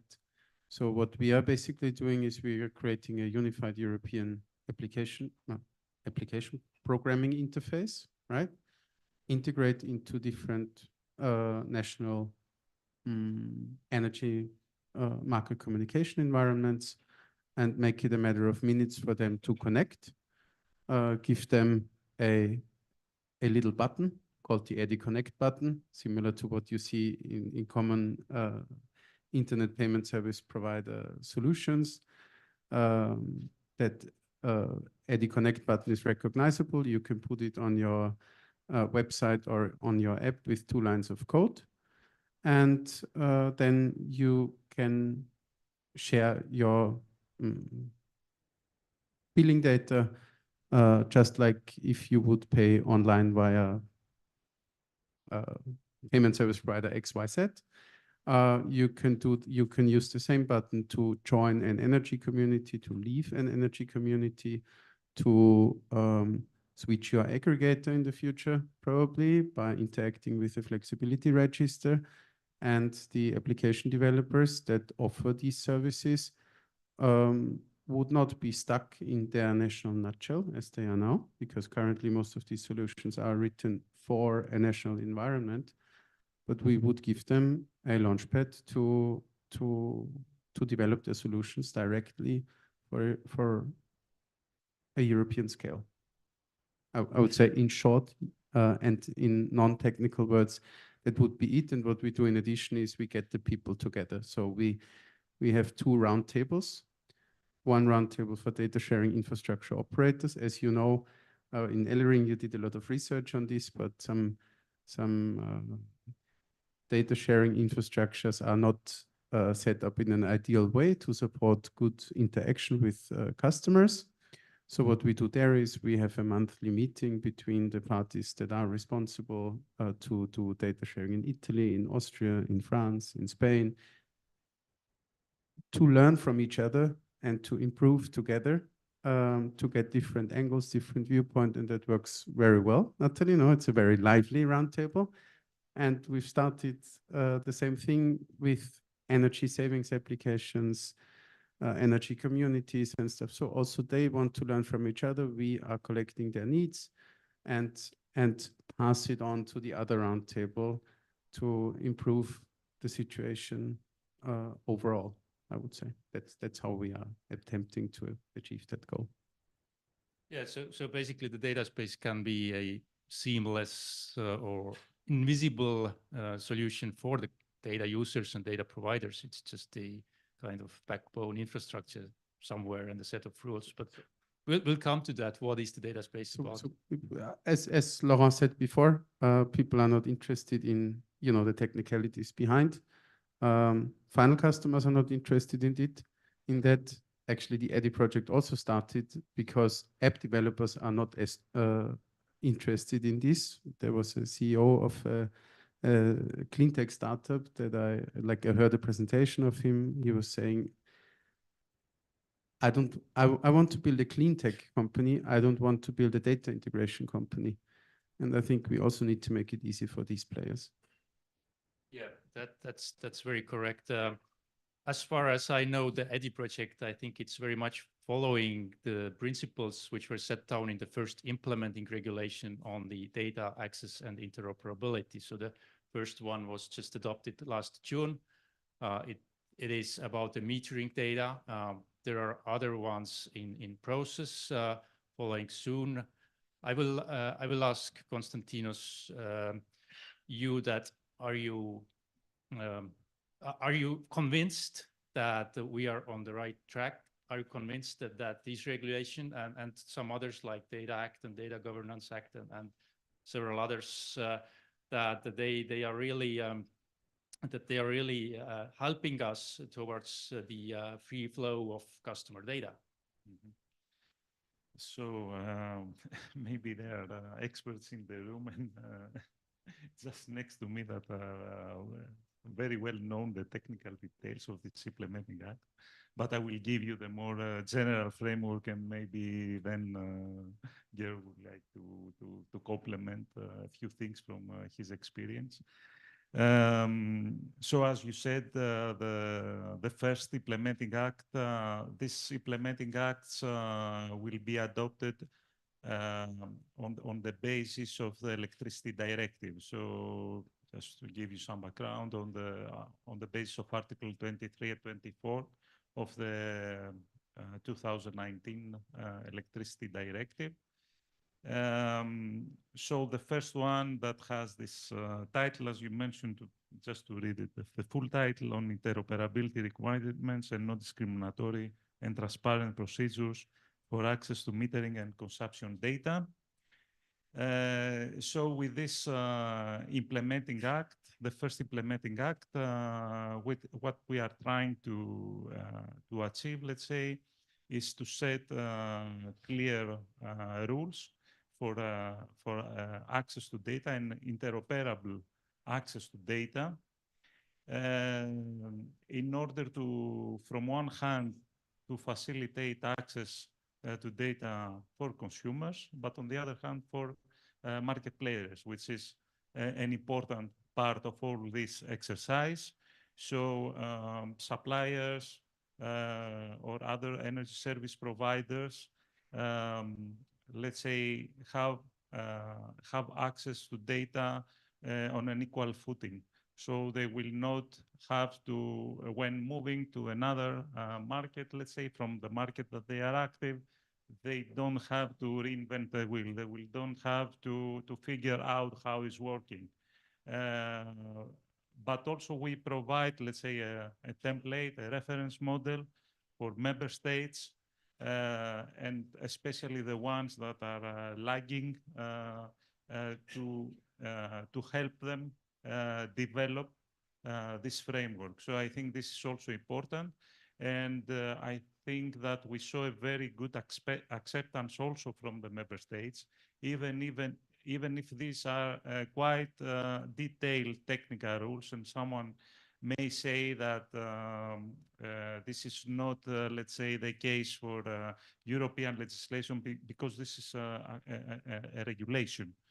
So maybe someone will say that this is not the case for European legislation to go into such detail, but we saw a very good acceptance from member states and interest, also through the comitology process that we had to go through, but also during the workshops that the system operators have organized in cooperation with the Commission, to provide, let's say, to prepare member states for the implementation of these new rules. As you said, I forgot to say, of course, that these implementing acts were not, let's say, drafted by us. We had the very much help from E.DSO entity, from ENTSO-E, and from other stakeholders that some of them are in the room as well. And they first mainly worked in the context of the expert group 1 of the smart grids task force. Now this task has passed to a joint working group that is led by ENTSO-E and E.DSO with the cooperation of external stakeholders, of course. But this first implementing act was produced by this group. Gerard and yourself, you were a very much active participants in this group, and I think it's a big thank also to experts for the development of this implementing act.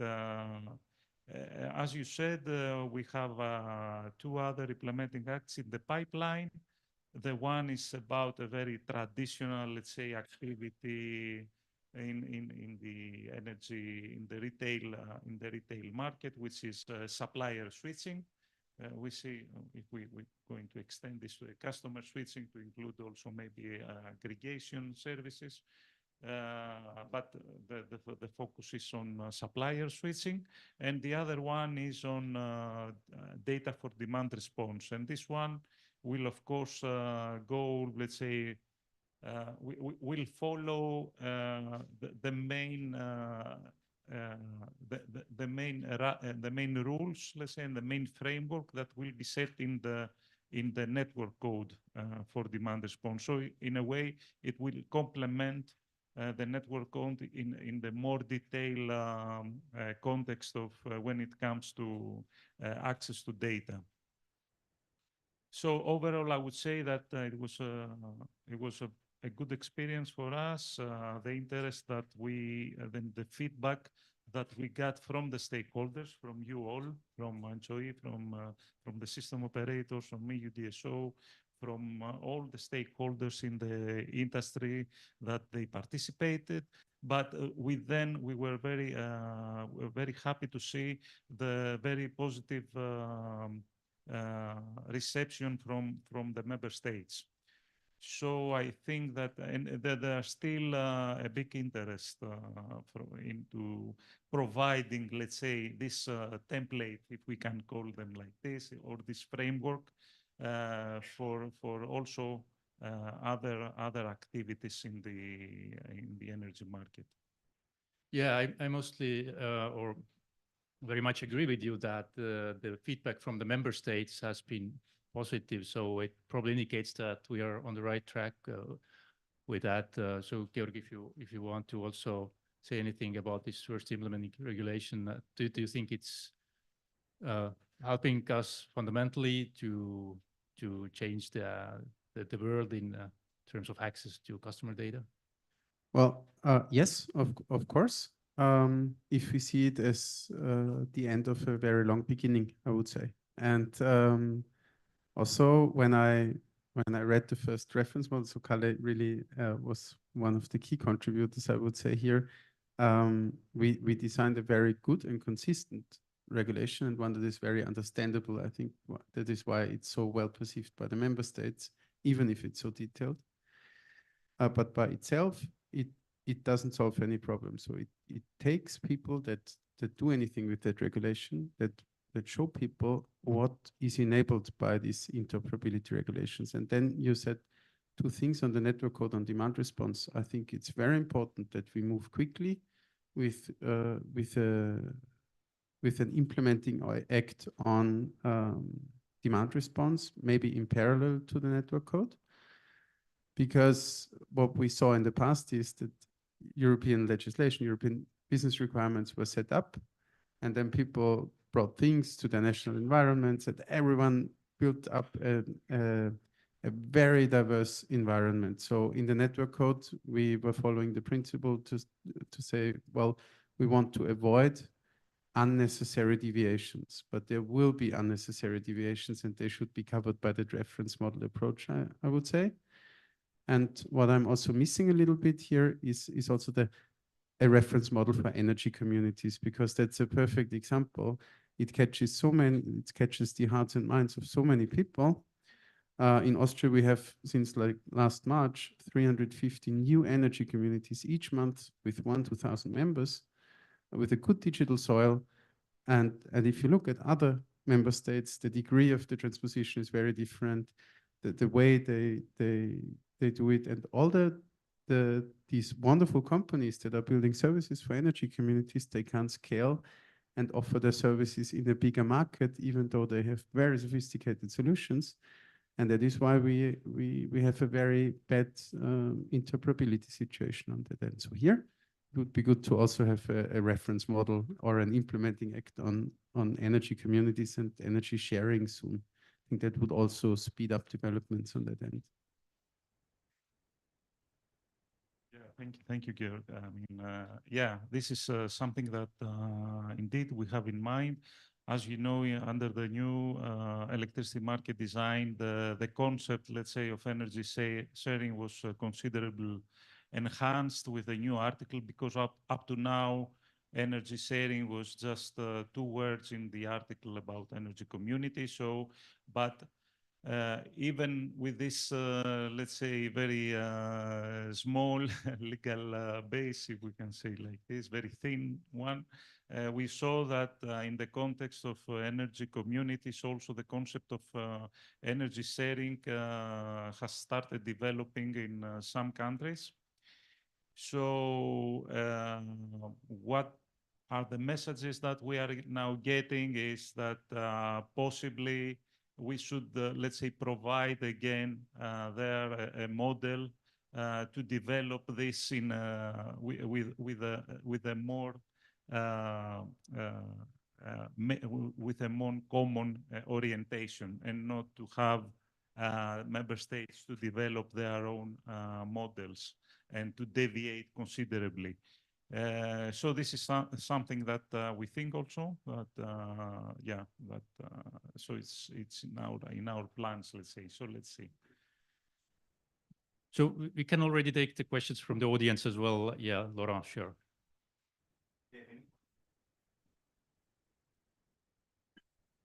Yes, maybe the question is related to the API. And what we demonstrated, the northern scenario, is the need for connecting end-to-end consumer with balancing markets through the pre-qualification, activation, measurement, settlements. Is this going to happen in the flexibility code? Are TSO-DSO willing to move in that direction? And do you think basically next data space development could help in facilitating that direction? Maybe the question is for both of you.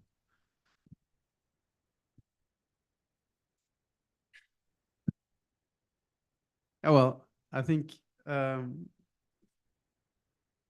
prerequisite for getting to a harmonized API is standardization of data exchange, right? And that is already, I think, quite demanding for a lot of players. People are lacking a feeling for the benefits, and also, as always in standardization, I think it hurts everyone a little. But that after all of us will have a lot of profit if we learn to communicate and exchange data in the very same way, which is also with all differences of data space technologies. But that's probably the main benefit that we all expect from data spaces, whatever we define as a data space, but that's a different story. And do we get to a harmonized API? That's then a technical implementation of these standards, right? I think that's a very demanding request from a very important stakeholder group, of course.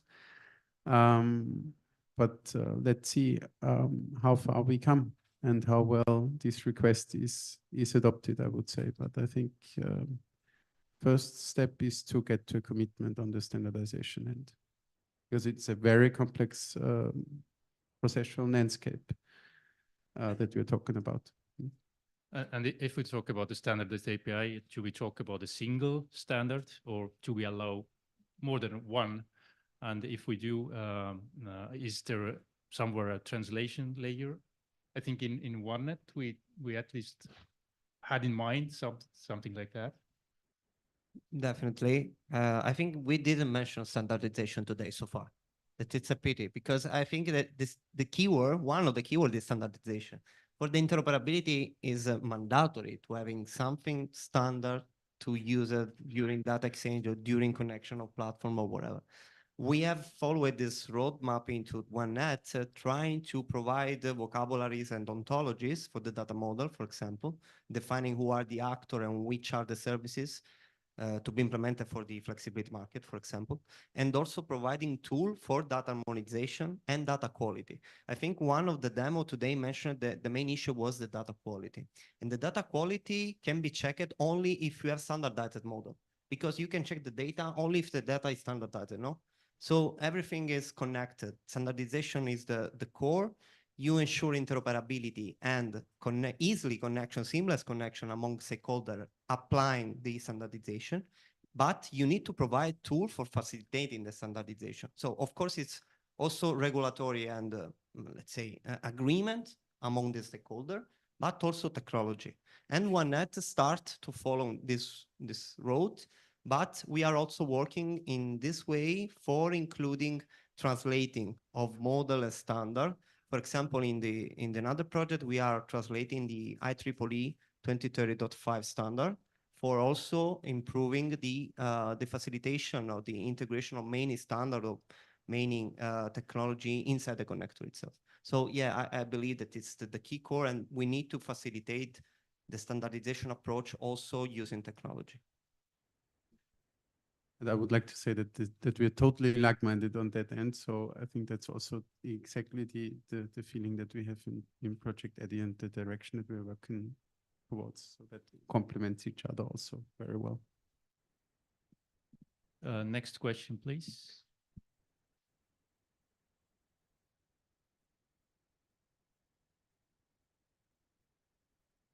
Hi, thank you. Nina Klein from the UK Energy Regulator. It's been really interesting to come here today and see all of the incredible technical work, and also the implementation in policy as well is really interesting. I had maybe a less technical question. I completely agree with all of the reasons for doing the decentralized and the federated approach, where the data owner remains in control of their data and allows access. I guess I have a policy related question thinking about whole system value and reducing costs. And so I wondered if you could speak a little bit to the issues of duplication and whether with a completely federated model, you end up reducing efficiency and increasing costs because you end up holding duplicate copies of data. And particularly I'm thinking use cases where there's a single piece of data that is used by many actors in the energy sector. Does it make sense for each of those actors to hold their own federated copy of that data? Or should a single actor hold the data on behalf of everyone? Can that actor be biased, or should that actor be a neutral party? How do you square that circle in a way that's cost effective and efficient so that everyone's energy bills remain low? If I may start, and also as a non-technical person, and then the other can say what is the correct answer. But as far as I understand, it doesn't mean the duplication of the data, because the data space is really just the data transport layer, or kind of data transport facilitation layer. It doesn't store the data itself. So the data stays where it is and goes directly to the data requester. But please now the real answers. Let me bring the perspective from the parallel community, which is cloud edge computing. That's where the optimization of partially of the question that you're asking is happening. So the edge computing is supposed to minimize those costs. So it's not only about storage that you mentioned, but also processing. And this continuum is being now optimized. But we already know that the edge computing processing is optimal, which is distributed, just to add this parameter to this. Yeah, thank you. And maybe also a policy answer. Oh, no. Maybe a political answer to a policy question. Also, Article 23 of the directive says that basically that the energy data management is subject to member state decisions, and there is also, I think, a reason for this. We have countries, of course, member states where you won't get a company in one province shoveling all data to the capital, right? It creates dependencies. So we really have a number of constraints that we can't come around. Then it's also sometimes a matter of the principle of subsidiarity that we have. And well, the experience that we made was, at least in Austria. In Austria, we have a very decentralized system. We put standardization first and exchange data in a very standardized way, but we keep the data in a very distributed way. But if you maintain and manage data in a distributed way, you need to have a single source of truth. And this is very important for flexibility registers, if we see flexibility registers as a mechanism. So there are parts in the flexibility register, if you talk about controllable units, I'm not sure how they are called in OneNet now, but data on these units, on DERs, is often connected to other processes in our sector. So the flexibility data management doesn't just stand for itself. So it's a variety of things that you need to take into account, but it's important to have a single source of truth. And we're not bringing up the topic of sector integration or sector coupling yet, right? So. Just to add, as Gerard mentioned, there are different, let's say, data management models when it comes to energy, handling of energy data in member states. And this is one of the reasons why back in the clean energy package, when we introduced these new provisions on data management, we didn't impose a specific data management model. So we didn't impose, let's say, for instance, a data hub. Some people may say today that you should impose a data hub. But on the other hand, we see that it depends very much from the different situation in each member states and the boundaries that exist. So, for instance, in Austria, that they have a big number of distribution system operators, we see the system of more decentralized, let's say, data management working together, working well, and then to have a simple, let's say, a platform that they share data, and it's also maybe an economically efficient solution for the case of Austria. Then when it comes, I think, to data spaces, I think that it's difficult, let's say, to provide an answer and to predict costs and all the elements and all the parameters, because these things are constantly evolving. I think that the main aim of data spaces is exactly to bring benefits, including cost benefits, to the energy market. Of course, we need to consider what is the more efficient way to do in terms of IT, if you wish. But the main aim, I think, is to, as I said in the beginning, to enhance, let's say, the services that when it comes at least to the energy sector, that the energy consumer is receiving. And an important element that I didn't mention is the sector integration, as you mentioned. So when it comes to an energy sector, data spaces will enhance the sector integration aspect. So having data from energy and data from mobility sector, and you can combine this to provide better services to electric vehicle users and so on, or data from financial sector. or data from buildings to enhance efficiency. And these are use cases that we have identified in the digitalization of energy action plan, and these are the high-level use cases, as we call them, that include the flexibility services, the mobility services, bidirectional charging, and buildings.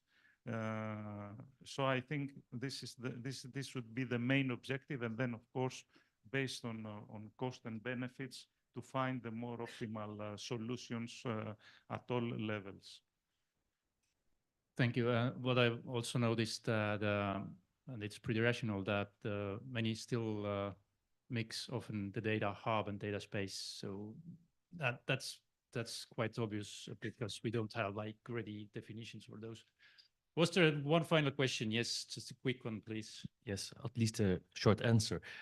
Thomas from Fluvius, Belgium DSO. I have the luck to have 4 roles. One, I'm a DSO, so the asset holder of the grid. Second, flex up operator. My team operates balancing flex up in Belgium.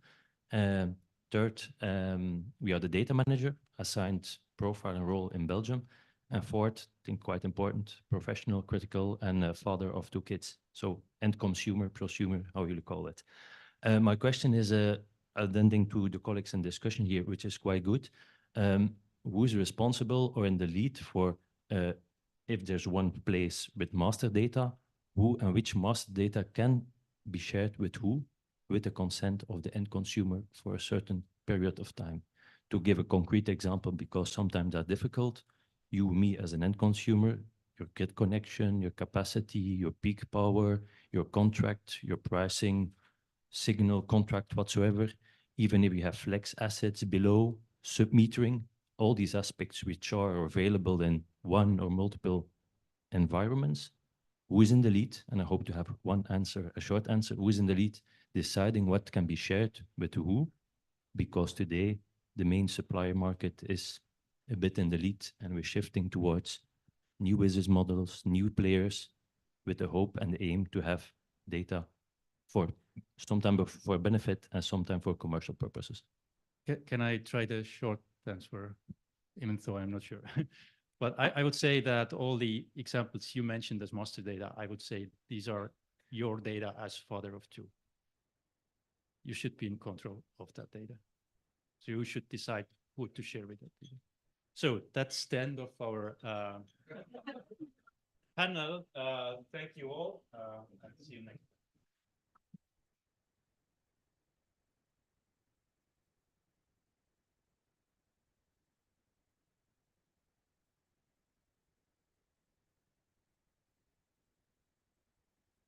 Oh, I have everybody away.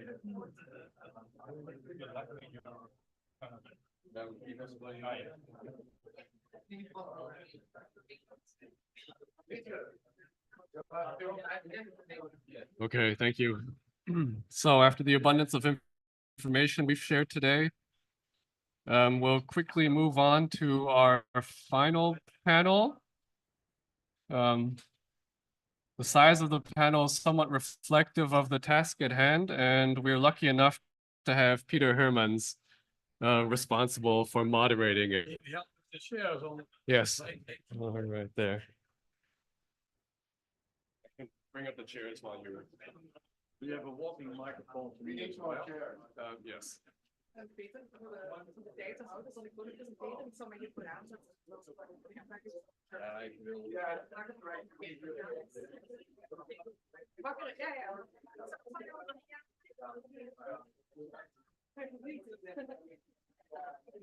Ik kan een liedje zingen. Maybe.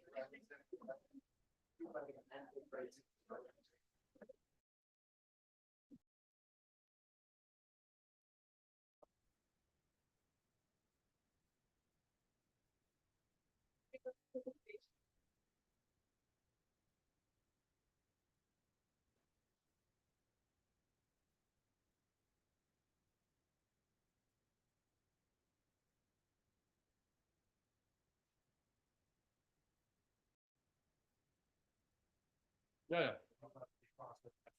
Yeah. Okay. Good afternoon, everybody. Okay, we do two minutes break. Because many visitors need to visit questions.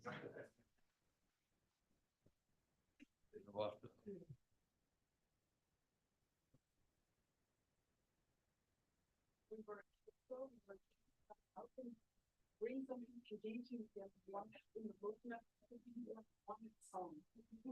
Like Eurovision Song Contest, but then OneNet. I invite you to sing that.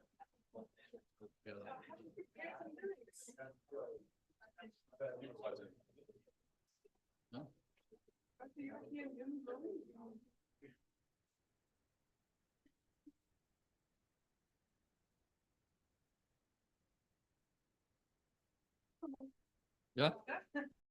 Okay. I suggest we start. I have 3 challenging goals for the next hour. And the first one is to keep you awake. In order to do that, I would ask you just to stand up, shake hands with your neighbor and sit down again. Because I really think the audience needs to be energized a little bit. So please stand up, shake hands. Okay, yeah.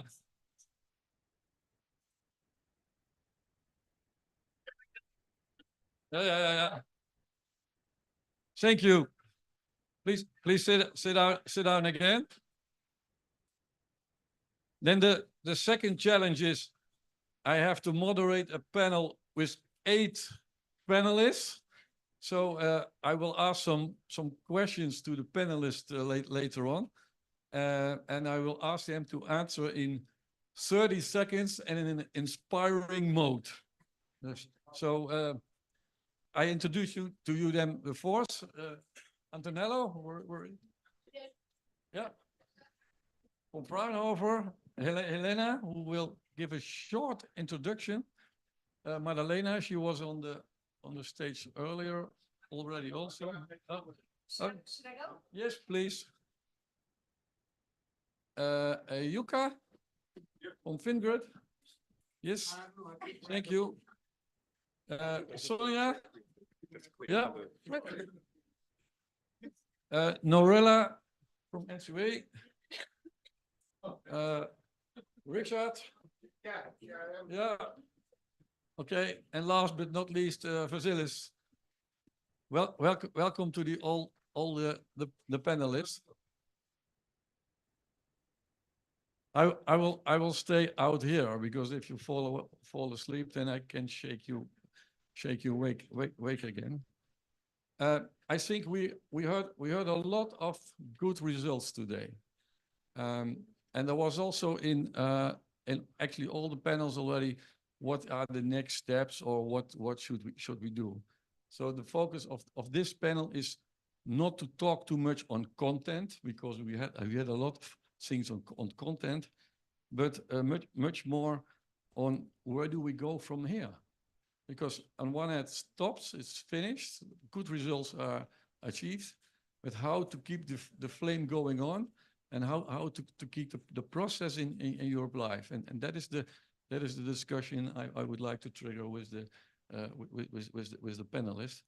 And then Helena will start with a short introduction of what in the project is called the roadmap. To be honest, when I read a roadmap, then I think of something actionable, where actions are in from this person needs to do that at that moment, needs to be ready. Well, maybe that is the next version of the roadmap, because this gives good hint, but it's not really. I think the roadmap, but I think it's good to start with that as basic, and then I will question the panelists on their views on how do we come from here and where do we go. Helena. Okay, I'll try to make this as engaging as possible to keep the oxygen high enough. When we were discussing the roadmap, then we were also thinking, how can we bring a message in an engaging way to the audience? We had a great idea. We discussed in Porto about a song, the OneNet song. In the end, I must disappoint you. Our lyrics are not yet ready, so I'm sorry, we cannot bring it on stage yet. However, if you think about it, a roadmap, it's a bit like a song. You have a lot of material, and then you need to delete, and even delete more, and even delete more until you have this final piece where you say, this is my piece of art. I hope that, although I cannot give credits to everybody who did great work within OneNet to actually make the content of the roadmap, that at least I can give you some flavor to make you enthusiastic to start reading the roadmap, but also reading all the deliverables, where you will find more details on what OneNet did. Okay, trying to launch the slides. Yeah.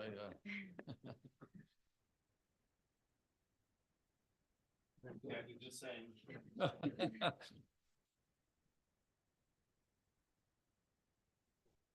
Okay, good. So OneNet, 3 main pillars. You remember it from this morning: market design, IT, and we want to do that in a consumer-centric way. Because what do we want to achieve in the end? And we want to have coordinated and integrated market design for Europe, a common vision that you can summarize into 8 objectives. 8 objectives which are, again, tackling the 3 pillars: consumer, market, and IT. On the left, you see 4 objectives related to coordination. So how can we improve processes between market actors? Examples or main objectives. No, that's fine. Main objectives related to coordination are, you can see it, we want to improve value stacking. Wait till you can also read. We also want to improve the process of market-based procurement, flexibility procurement. Yeah. We also want to have more standardized processes, and we want to do that in a scalable and replicable way. On the right, 4 objectives related to integration. We want to have as many flexibility service providers and flexibility as a whole technologies integrated in one market design. So we want to improve market access, avoid gaming, and ideally also do that in a cyber-secure way where all stakeholders are engaged. Okay, so this is the objective. This is where we want to go. However, you know already what I will say now. The slide does not want. No. He's not No, it's also, yeah. Indeed, we are not there yet. That was a little spoiler alert. Within OneNet, we looked at a lot of barriers. For each of those objectives, you have a lot of issues that are still existing in different countries. You can read more in our deliverables. But of course, if there are barriers, that also gives you a momentum to look for solutions. And this is what we did within OneNet. And we have clustered all the solutions that are done by this project, by all demos, into 12 tangible topics. Starting on the left in blue with market design, ending on the right in yellow with interoperability. And you see that the topics that we discussed today, they're coming back. We talked about consumer engagement, products and services, TSO-DSO coordination, procurement, pre-qualification, but also interoperability, data management, and governance. So all those solutions are the OneNet solutions, and that's great. But exactly what Peter mentioned before, first of all, you need to have a vision, and it's clear the solutions on the left, they tackle the different objectives of integrated market design, but more important, you need to make sure that they are implementable and actionable. And that is indeed what we are trying to achieve. So for each of those solutions that we had within OneNet, we determined what are the enablers that will actually help this solution to kickstart, but also what are the barriers today within Europe at national and at local level. Why, in some cases, are solutions not yet a reality? And then obviously you also need to know, to be actionable, do you need to do that in the short term, medium term, long term? And this is something that we need to ask to the colleagues from the European Commission, or should we talk to our local regulator to remove specific barriers? And of course, this is not an exercise OneNet did on its own and should do on its own. This is really also a question to everybody to engage and to give your opinion, because in the end, well, there will need to have a common vision. For example, we asked to our stakeholders, what is typically the topic where you see the biggest need of innovation? Luckily, this came out. because TSO-DSO coordination and interoperability are two of the key topics where OneNet brought a lot of solutions on the table. And indeed, it's important to also deep dive into those enablers and barriers. And for each of the solutions, we had some economic, some regulatory, and some technical barriers, but also some enablers. I would say, I hope this makes you a little bit enthusiastic, maybe not now, but definitely tomorrow morning to go and check out the document.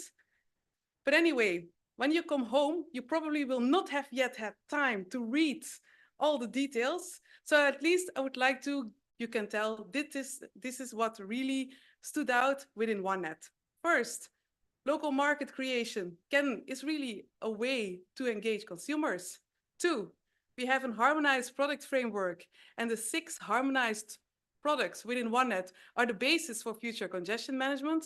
3, TSO-DSO coordination. It's not a conceptual topic. You can quantify that. We have quantifiable models, and you can see what is most efficient and also where you have the lowest risk for gaming. 4, you can even have an implementable optimization module where you can make sure that grid constraints are respected. 5, flexibility register. Great element to register assets, but also to support processes, such as pre-qualification, baselining, and settlement. 6, forecasting solutions are a big need for system operators, in particular to tackle issues related to low visibility, particular of the low voltage grid. 7, process standardization. It's important and relevant, so data exchange and scalability are the words you need to remember. And then obviously the data space concept, this is something where also in the coming years, main building blocks will come from OneNet. They were already at number 9. We also worked on the cross-platform services, and it's very important to use standards such as SIM. And then finally, if we want to have a further empowerment and engagement of stakeholders, it's not only about convincing them, we also need to give them the right tooling. So I hope you have now the 10 elements that you will tell when you come home. Final word is obviously what's next. There is a lot of material within the roadmap, but of course we are not finished. OneNet focused a lot on electricity markets. Next projects should focus also more on the multi-energy systems. 2, explicit flexibility markets, core building block, but implicit flexibility mechanisms such as tariffs and connection agreements are as important. 3, consumer engagement strategies is good, but we also need to bring that to the more algorithmic level with peer-to-peer and energy sharing. And it's good that we worked on data models and a data space concept, but now we need to make that real to the next level in the development of a digital twin. Before I close, just a warm question to all of you. Check out our public consultations, give your feedback on the recommendations, try to make them as actionable as possible so we can make Peter happy. Okay, thank you very much, and I keep you informed on our OneNet song.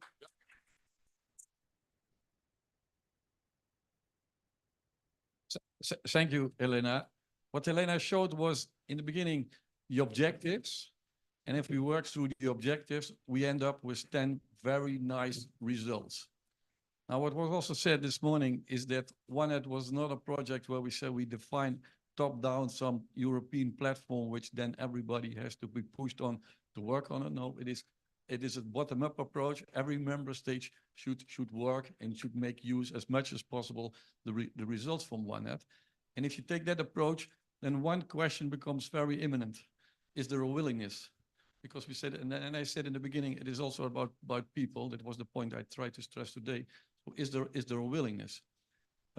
My assumption is, and maybe the panelists can react on that later, is this the objectives and the results from the OneNet is, and it's my assumption that all the participants in the OneNet program for the last 3 years sign off, yes, there is a willingness to go for these objectives and to go for the results.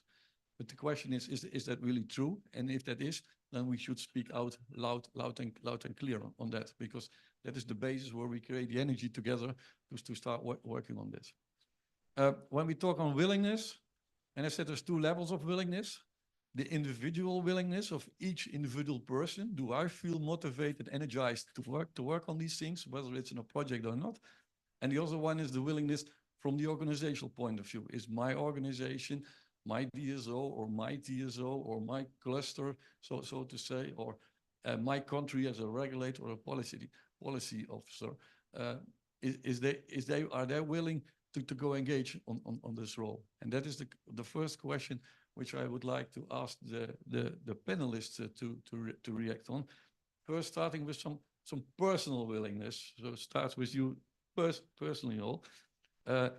What are your personal learnings? So what you yourself learned during this engagement of this project, including the mistakes, and if the project as it is stops now and it is finished and it goes further in the upscale, is there willingness to keep engaged in any further activities on getting this vision done? And I start on this. Yeah. I start with you. Yeah. Okay. Okay. So 30 seconds, yeah? yeah. That would not be possible. Okay. So I have to say that so we focus a lot, speaking into the perspective at least at the Portuguese demo. We focus a lot on the TSO coordination, and there were a lot of tools that were developed also within the project, and we've concluded that they were successful, but there is room for improvement on what has been done. But what did you learn? Well, in the end, what we've concluded was that aspects such as, for example, data quality, as were mentioned before, can be improved, and these aspects can be and will be in the future improved through an organization point of view as well. So in terms of the data exchange platform, the tools that were developed, these data quality issues, they will indeed be addressed. And for example, the aspect of inconsistencies in the quality of the data, these will be mapped. So there is this willingness to move on with at least some conclusions and try to improve what we can at this stage. So there is a willingness from you as a person to help the people to mirror them. There is a willingness to, of course, show what were the results that were reached, what were the conclusions, the potential of what was developed, and then from then move onwards to the implementation. Okay, thank you. Keep it personal, because she was not in the Sonia was not in the project. Personal. But I remember when I start, so we had the discussion, should we develop a big central architecture which will link all these demonstrators and all the concepts around? But we arrived today at actually decentralized. We have this OneNet business use case. We have OneNet connector. So I think this is a step forward. And we also start with the active system management, where we have the TSO-DSO coordination schemes. So they were tested in at least 3 kind of demonstrators around. So TSO-DSO coordination market-based. So market-based, it's important. DSO coordination, also market-based for the local markets. And I would mention also this technical coordination. So from the concept of the active system management, which was developed by ENTSO-E together with the DSOs Association at that time. So this was tested in this project. I'm happy to see that. Of course, we have to go forward with the network code where so this will be an application and looking forward. But also there, we still need work. So I would say that, yeah, from the concepts we arrived to this testing, and I'm very happy to be part of this project which tested. Yeah, because that last one is important. You are motivated to continue. Yeah. Antonello. Yeah, I think what I learned in the project is the understanding of the big picture. And in that understanding, I really came to see the value and importance of the data space. So the previous discussion we had here, I think, is one of the key part of what I learned through the project. What is the relation between data space? Why is critical for customer engagement? I had to try it on myself for my house, and I finally understood exactly what we're talking about.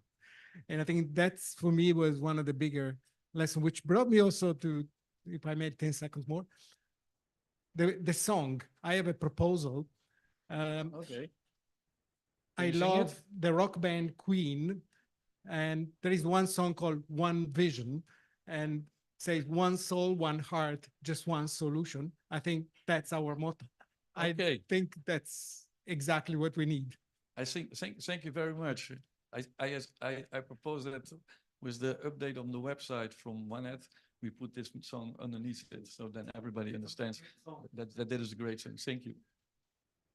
What did you learn?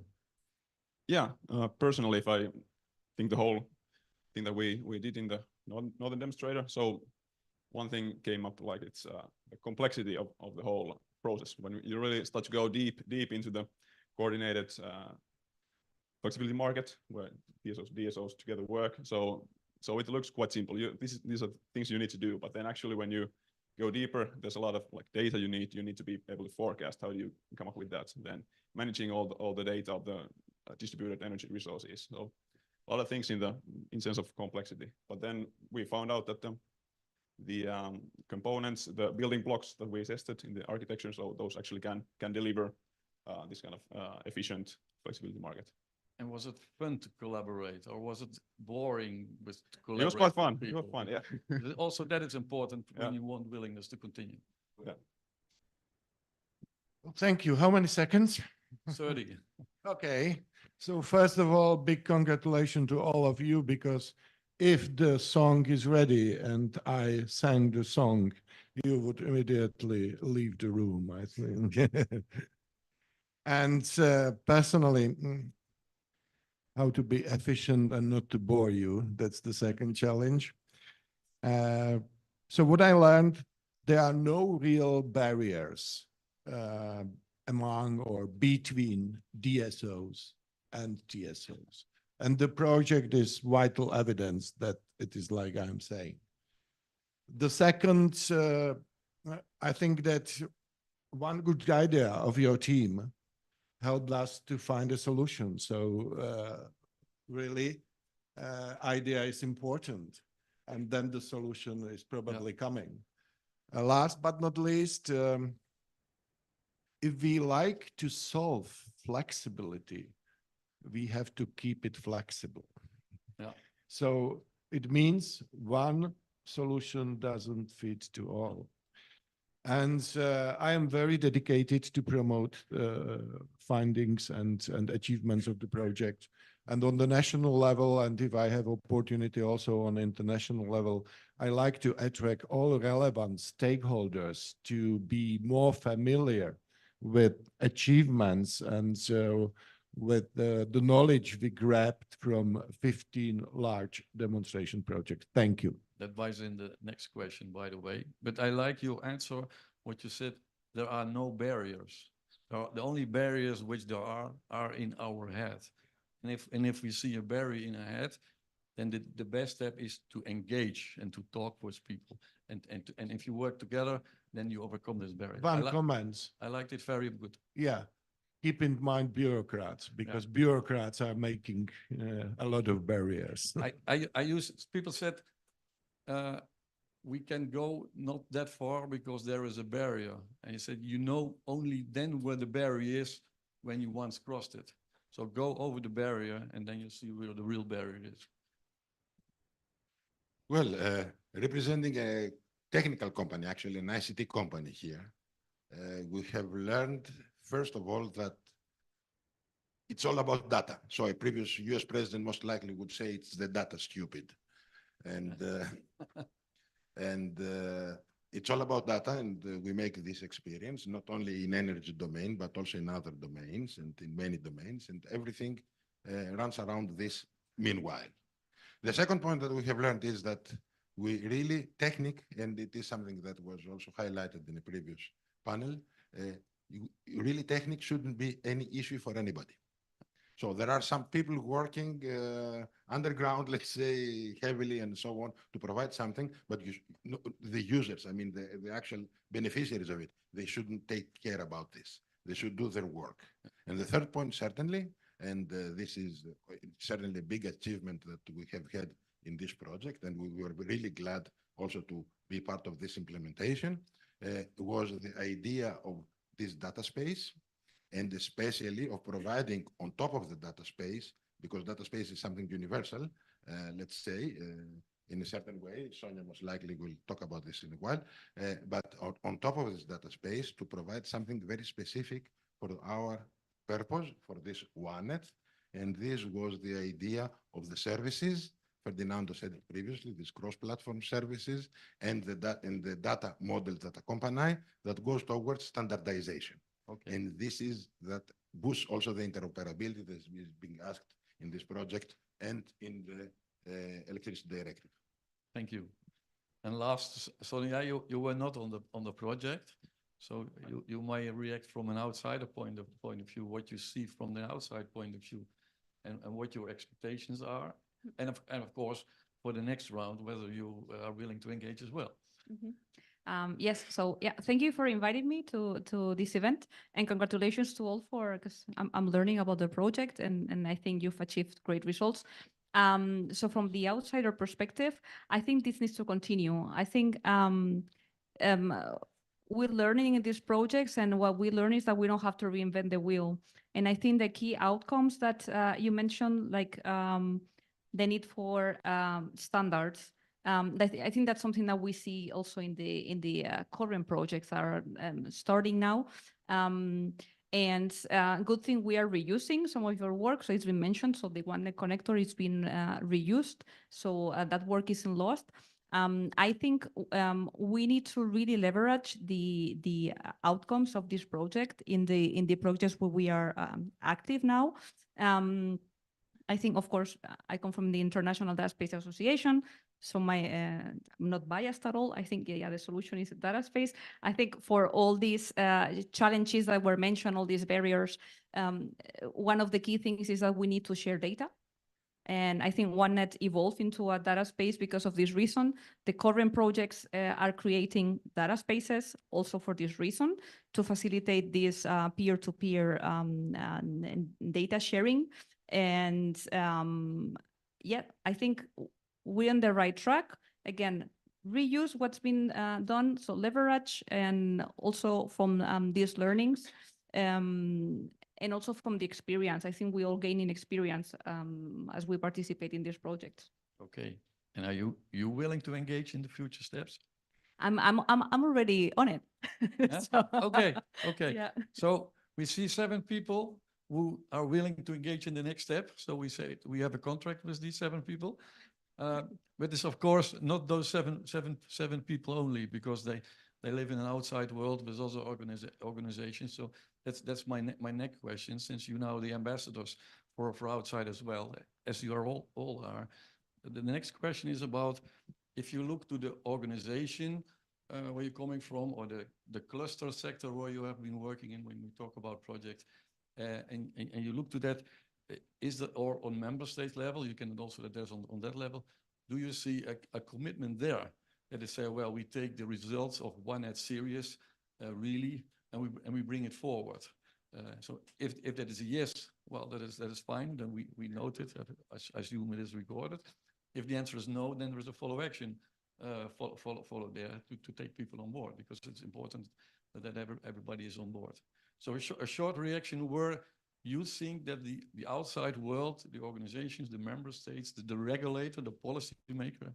I noticed there was one lady from UK here, but where are the regulators and the policy makers? Are they on board in the process? So directing here a bit more towards the flexibility markets, and what the OneNet connector explored on that. It's important to note that this is something that is being tested at this stage in several member states. So at this stage, there are several countries, for example, Portugal considering that is testing solutions or pilot projects for flexibility markets. So in this stage, there is this trial in this need to gather information, to gather more information on best practices as well, to include them and consider them in these projects, and also to develop some regulation or legislation for that. So there is of course it is of course important at this stage to make this collaboration and exchange all of this to the regulators, the national policymakers, and also within the organizations to make this move. So there is an interest, of course, and the willingness is also depending on our sides to make this happen and to pass the message that what we are doing within the project and the results that we are implementing are in fact implementable and will generate benefits. So there's still an action point, but the basic willingness is there. But you say they still have to learn and to understand and to find some things out. Yes. But just to keep the fire warm. So the answer to your question is yes, but it's important how we do it as well. So this is the more difficult part. And I would like to mention that, yeah, the flexibility is discussed for some time. We had many pilots across Europe, but how actually we upscale and how we make sure that this flexibility is provided. And I would like to mention we need to also find out flexibility needs. And I think this is important. And this can be regulated, and it's coming, for example, through the electricity market design regulation. And this is an important element. Then we talked about the code, the demand response network code. It's a principle, maybe not all the things are inside, but still I can see elements of the active system management report we developed. So this is good. So there is a follow-up there, including the flexibility register and the use of common information model.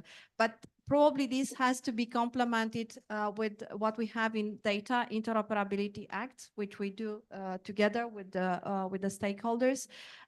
Also the standardization. So this is indeed important.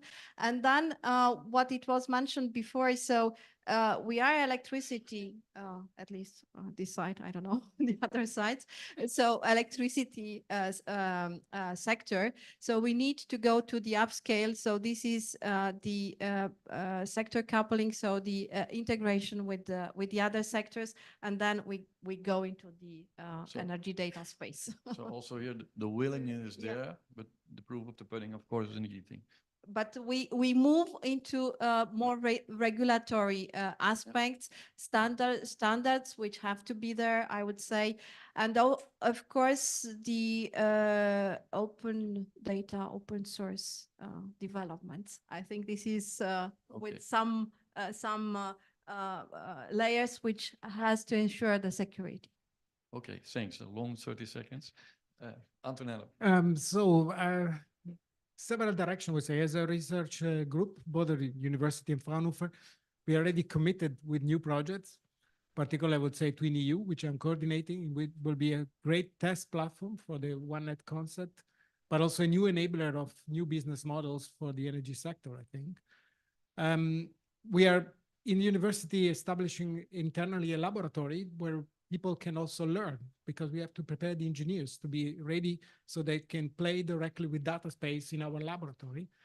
In Fraunhofer, for us, the Fraunhofer FIT made a strategic analysis, and the motto of Fraunhofer is enabling digital spaces. So I think that says a lot about the research direction. And last but not least, I think my personal other commitment is to engage more the German government to support. And as Fraunhofer being the reference partner to dialogue with the government on one side and industry in Germany on the other side to pick up on those solutions. Yeah. Thank you. Yeah, about the commitment. So I think it comes from both the sense of urgency in system operators to actually use the flexibility. So the energy transition is picking up so much speed, so it's evident that we need it. And then the other side is the network code on demand response. So there's which country you are in? Sorry? Finland. Finland. Yeah. I saw this morning the northern cluster said, well, we're going to continue. So that Indeed, is actually, I think, a very good point. Yeah, but for the commitment, so there's also the regulatory kind of push for these things. And now from OneNet, so we have the blueprint, so we can give, so we have the solutions. So what was the trick that they already said we sign in? Well, there's the need, the eventual need for this. You need the options in your toolbox as a system operator. Okay. So there are three, excuse me, there are three streams of my personal commitment. The first one is driven by market demand, because we have to deliver a simple, efficient, and safe solution for market participants. They are awaiting the development of a flexibility market. The second, all the project partners from the Czech Republic have already implemented or included in their standard processes some functionalities delivered by the project, especially management and control of electricity reverse flows, and also congestion management. They are ready to implement also energy data center based also on knowledge gained from the project. And last but not least, I'm a project guy. I'm privileged to chair E.DSO project committee, or let's say innovation and research committee. So I do my best to have more projects on the board. Thank you. Okay. Yeah, you're from an outsider, not an insider. Yeah, outsider. Yeah, so I can maybe talk briefly about the energy cluster. So the projects that are currently, the 5 projects that are currently ongoing. So these 5 projects have to create each one an energy data space, and the goal of this code is that they all become interoperable. So I think this is one of the major steps that I want to achieve with this cluster. And yeah, I think it also comes, or we are using some technology from OneNet. I think we can leverage more things after seeing the outcomes of this project. And this works towards creating the common European energy data space. So just as side information.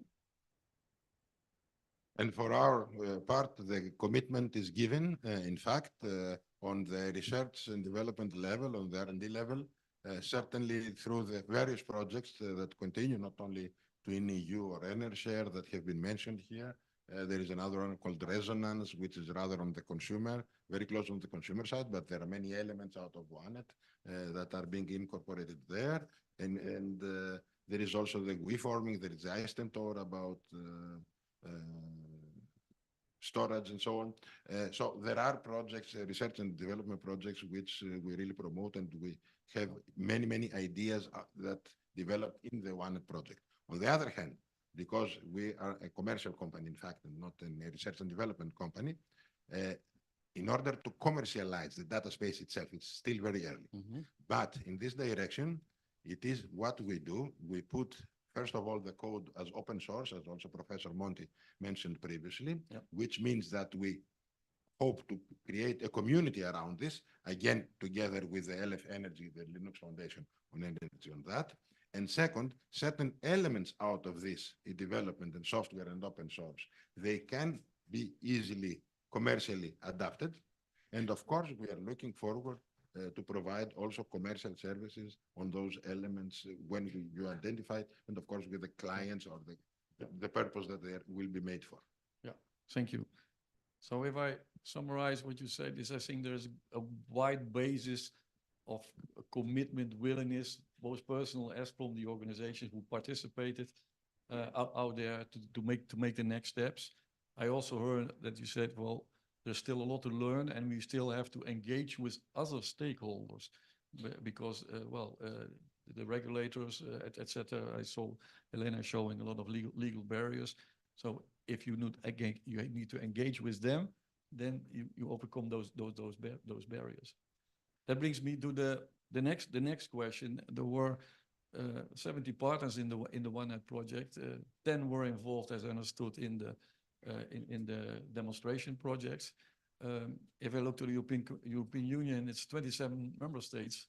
So how are we gonna onboard the ones which were not in the OneNet program? Are there any ideas, Professor Monti, maybe you can start with it. Are there any ideas to get them on board? Because you took a lead in with the project in 3 years now, and the others might say, well, okay, we will see what come out. But if you really want also the commitment and engagement from them, how do we bring them on board? I think there are different options to do this. First of all, for example, in the Twin EU project, we have some of the big missing countries, and I have to say Germany is one of those. There was not OneNet, I mean, apart from Fraunhofer. So we have, for example, Germany and Italy in Twin EU, two big markets were not involved. So this is already an interesting hole we had in the middle in the OneNet that will be solved in Twin EU. The second is through the associations, as we heard, and the association can bring the message to the other partners that were not in the project. And also this idea of openness with the open source, which says it's an open club. So we can easily promote people to join and come with us. We've been discussing today with the UK, we've been discussing with Australia. Actually, we don't see a reason there should be a European intended as EU solution, while going even further will have a dramatic economic impact because the product will work here and also in other countries. And that's, from the industry perspective, a fantastic possibility. And given that there is this feeling right now, there is a product, it makes sense. We have to jump on this and push it even beyond EU. And I think the European Commission could help. Sure. Because I sometimes already said to him, instead of trying to let 27 member states jump to the hoopla, start with a coalition of the willing. And if I see the OneNet project, well, you actually form a coalition of the willing. So they should be supported by the Commission, and they should build pressure, stakeholder management, etc., to take the other ones on board as well. Yeah. I'm coming from the Netherlands, was also one of the outside. But you're in Twin EU as well. You see, although I'm one of the major demos from the Netherlands. Although I'm retired, although my wife thinks different about that, I think the Netherlands you can count in as well. And there are some people here, there's somebody here who is on the data spaces here and the flexibility. Well, GoPax was mentioned. You can count Netherlands in as well. Sure. I watch on the time because so some time for the audience as well. It was also discussed on data exchange particular, and also the relation with E.DSO, because I noticed as I'm also on the advisory board of E.DSO, which started last year, and OneNet is finishing now this year. I said, well, there was some overlap, so there's an ideal handover. So my question would be to those who were on the OneNet project, what would be the homework for E.DSO which you would like to give them? I think Gerard already said that when he was here on the stage. I think E.DSO is covering a different level, different layer respect to what OneNet has been looking at. So that I totally agree with him. It's a good complementarity. And so we just welcome this willingness to complement what was producing OneNet and making an even more comprehensive solution. So we should support the results which are already there, with the leftover work, which you say, well, that is what we needed to find out. That is something what they should do. Yeah. Yeah. I don't know if anybody else wants to. Somebody else want to add on that? Not on E.DSO, but on your previous question. So completely agree with the leveraging, actually, because I'm coming from an association, yes, through the associations also to the future projects. But I think in innovation, it's all the time the push and pull. So the push, it's from our side towards the others. It's also a little bit on the pull side. I would mention the regulators, and also if we can have this type of, I don't know, technical regulations. So we mentioned the demand, maybe it's not demand response network code, maybe it's not the perfect, but this facilitate actually to to make the rules around and then to have the outcome there. And on the needs side, I would also say that it's important that we have a kind of common methodologies across Europe, and then we start to have the standardized product services and so on. So this will be on the pool side. Just let me second what you just say, because there is one very important point related to regulators. That's where the open source make a difference, because the regulator may say you have to adopt this open source solution because we are not making any market influence this way. This was done in Italy to do the first test of local flexibility. They put on the regulation for the testing activities, they had to be compatible with the architecture of another European project, which is Platone. And there was in the regulation of the Italian to say, if you try, you have to use this architecture because it's open source. So you're not saying solution for company X and Y, but it's a method. It's clearly specified. You don't need to write 300 pages of specs. You just say the specs is that code that is in that repository. Yeah. It's a fantastic tool for the regulators. I try to offer you a different logic and to be a little bit disruptive. Who has better knowledge than we have?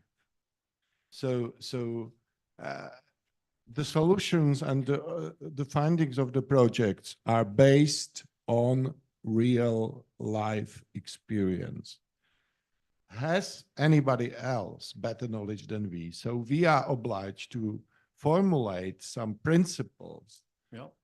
Our solution is based on, and to be understandable, not to be pushy, but to be understandable and to, let's say, address this knowledge and address this vision to other stakeholders and to other partners as project EDIs and energy communities.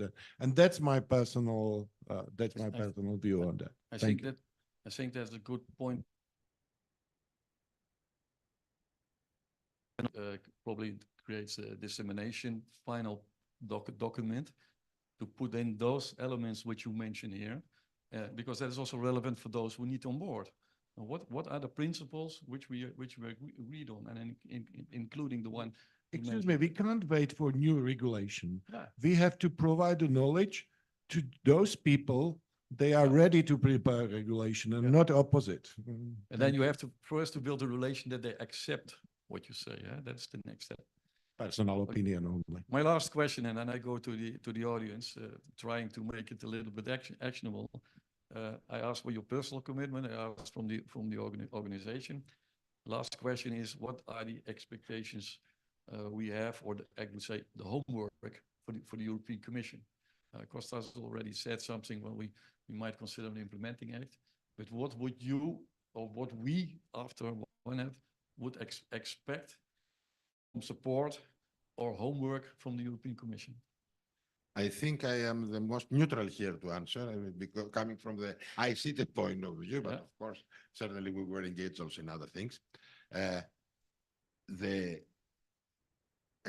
will start on the architecture of the system that was presented previously. There is a part of the middleware up there somewhere, and this defines a little bit who has the right to participate, giving access codes, what are the names, the ontologies, and so on. These are common things that have to be shared in the community. Of course, the community has to contribute to that, but somebody has to organize this. Yeah, but I do not expect that the European Commission will put an architecture in an implementation. No, but it has to put the rules of how this will happen. Yeah. Comments from the rest or additions? Finally, I will be brief. I would send a message, be flexible. If you like to solve flexibility, be flexible. Okay. Yeah, maybe one point. There's been now past 2 years got this crisis mentality with all the crises at hand. So there's always the risk for over-regulating things and not leaving room for innovation. So my hope would be to have a continuous support for innovation with funding and also not over-regulating. Well, I would expect explicit support to our solution in policy documents from the European Commission. not vaguely flexibility, blah, blah, blah. Flexibility is the architecture of OneNet. That should be in the documents of the European Commission. Write that explicitly. Explicitly, OneNet, not in your, nothing in else. your OneNet final paper, etc. Would you expect from them also support in the relation management and stakeholder engagement with the member states policymakers? Of course. Yeah. Also put that in there. Yeah, yeah. Because in the past I said to them, well, you have to engage much more the policy officers and the regulators. Otherwise, you see nice solutions from innovation coming out with strand because those people were not on board in the beginning. Sure. Yeah. Okay. Maybe if I may, apologize. Oh, sorry. Yeah. I completely agree. I would be very happy, Anto, to see actually the European Commission taking the OneNet solution, and we have plenty of regulation which is coming in, and where I think we can go further because the flexibility it's the electricity sector, but we have to interface with the other sectors to get actually the heat pumps, the electrical vehicles. They have a different setting, a different ecosystem. So this would be for me the next step. Yeah, just a quick one. So we know that from the commission perspective, it's really interesting at this stage to collect best practices, right? We have the network codes that identifies this willingness from the commission side to identify best practices on a member state level. So what we are doing within the project indeed are best practices. So this is valid input that needs to be communicated and disseminated in the best way possible, because then it will need to further improvements on implementation wise by the commission. So it's really on dissemination, especially at this time. Yeah, and use them in the stakeholder engagement, because they are also your salesmen. 5 minutes to go, so the floor is now open to the audience.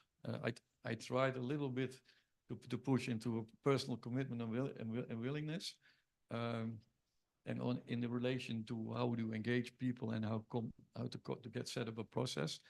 But maybe there is still a question from the audience, and if not, then I hand over to the organization and then close down the conference. Yeah, I have a question. Yeah. Here, Carlos Silva from Enredes. I am deeply involved into OneNet, and it was really interesting to hear all of your opinions about this factor of what comes next. And I think that the question that really stood out from all the interventions was, who is our target? So with the material that we have produced, with all the components, we are trying to identify the set of targets that we should focus on from now on. And this is really interesting material for our roadmap and to further refine it. However, I think you already touched a bit on this point, but I think that it is important to also consider that the energy sector is a very conservative sector in technological terms. So it is normally lagging a bit behind the most advanced technology that we see appearing in other sectors. And I would like to hear your perspective on this duality between regulation and innovation. And should regulation drive innovation for the energy sector, or should innovation drive regulation?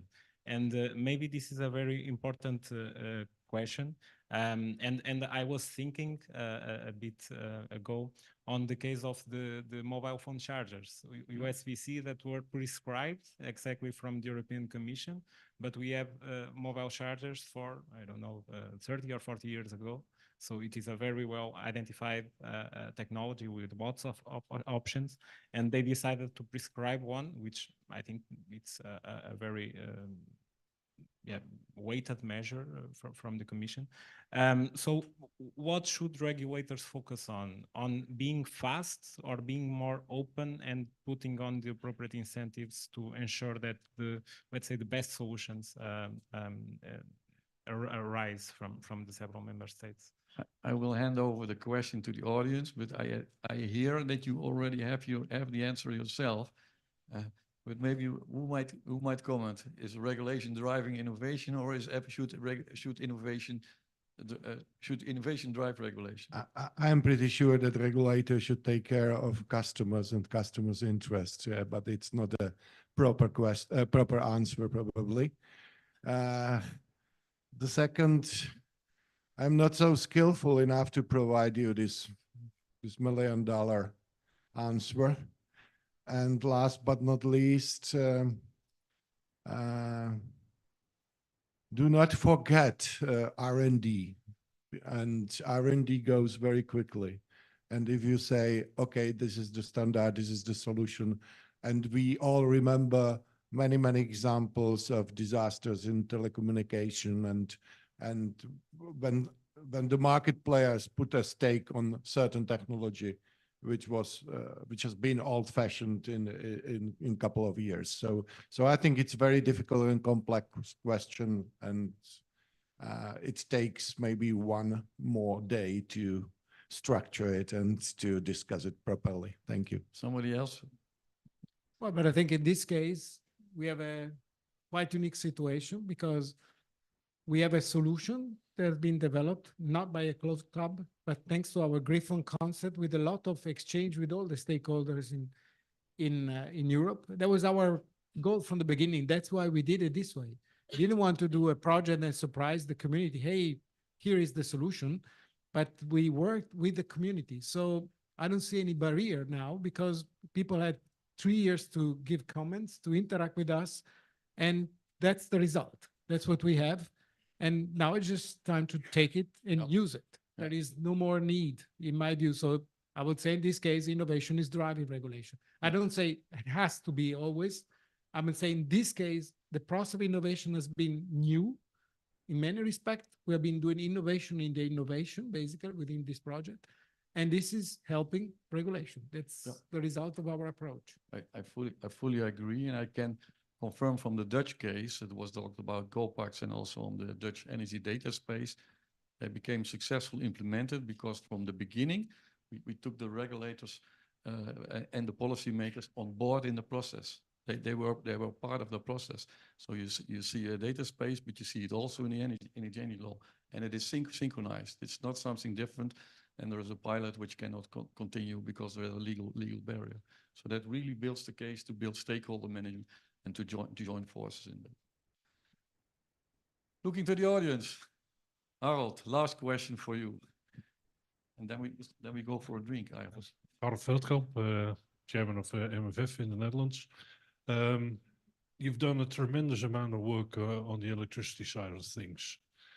How much work do you think you need to involve the complete energy system to bring it underneath the same architecture principles, etc.? Yeah. Technically or regularly? The answer is yes. Business-wise? The answer is yes. This is about, as I understand the question well, is about system integration. So it's not electricity, it is hydrogen, it is heat, and they are correlated. Of course, that was outside the scope I understood from OneNet. But for the future, this is becoming an important issue because it also builds into affordability. Well, but quick answer would be that's the purpose of data space, is to go beyond. Electricity is going beyond energy. And that's why the Commission is building this different data space for different sectors, so that at the end, because we are all E.DSO compatible, we are compatible and interoperable. So this, at least from the technical perspective, we are in a good direction. And OneNet proposed something that is already prepared for the next step. And we are waiting for the others to follow the same route, and we can help. But the direction is clear. I think the strategy is coming from the data space concept. Yep. I don't know if I will give an answer, but I suppose that still the electricity is the main career, at least in this discussion. And I think it's the most difficult. I don't want to say that the others will be easier, but I still think that it's not going to be that difficult, I hope, especially because we created this openness to the other, so to stack the value to involve other stakeholders. So I think should not take 10 years probably. And at the end, we are electrifying the society. So Yep. the electricity used to be one relevant carrier, but we are going in a direction which electricity is going to be the main carrier with some support. And that's critical to understand that this impact today, if it was 20 years ago, this result would have been less relevant than what it is today. What is the vision for 2050, which is an electrical society. So as electrical engineer, can be only happy. Okay. Last word for you. Oh no, Oh. it's a too big privilege. Oh. So maybe the solution or the answer is hidden in the word system, because we have been trying to build a new energy system in Europe. How does the system look like? It's difficult to say, but it's true that electrification is the main important pillar of European energy transition. So the future will show up the way. Okay. Thank you. Well, I want to close down this session. First of all, I would like to thank all the panelists at this late hour. I think you did a successful job, because I see nobody fell asleep. And I also would like to thank you, the audience, and I hand over to you for the closing down of the conference. Thank you, Peter.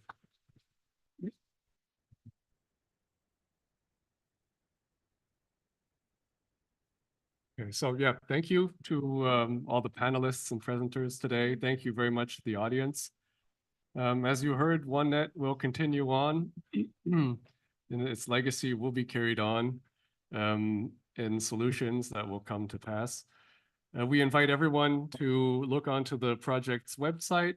You can dive deeper into the information that you received today. We have very comprehensive deliverables that we are gladly sharing with you. And depending on the licensing fees, we might have a Queen song for you, if that's the way we choose to go. So thank you very much. We're happy that you spent this time with us, and we'll be happy to stay in contact with you in further projects or throughout the coming years.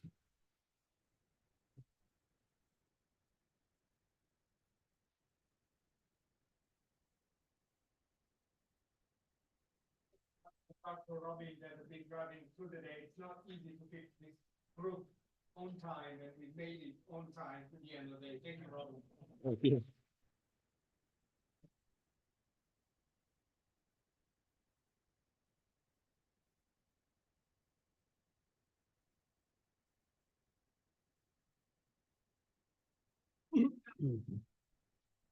Well, thanks.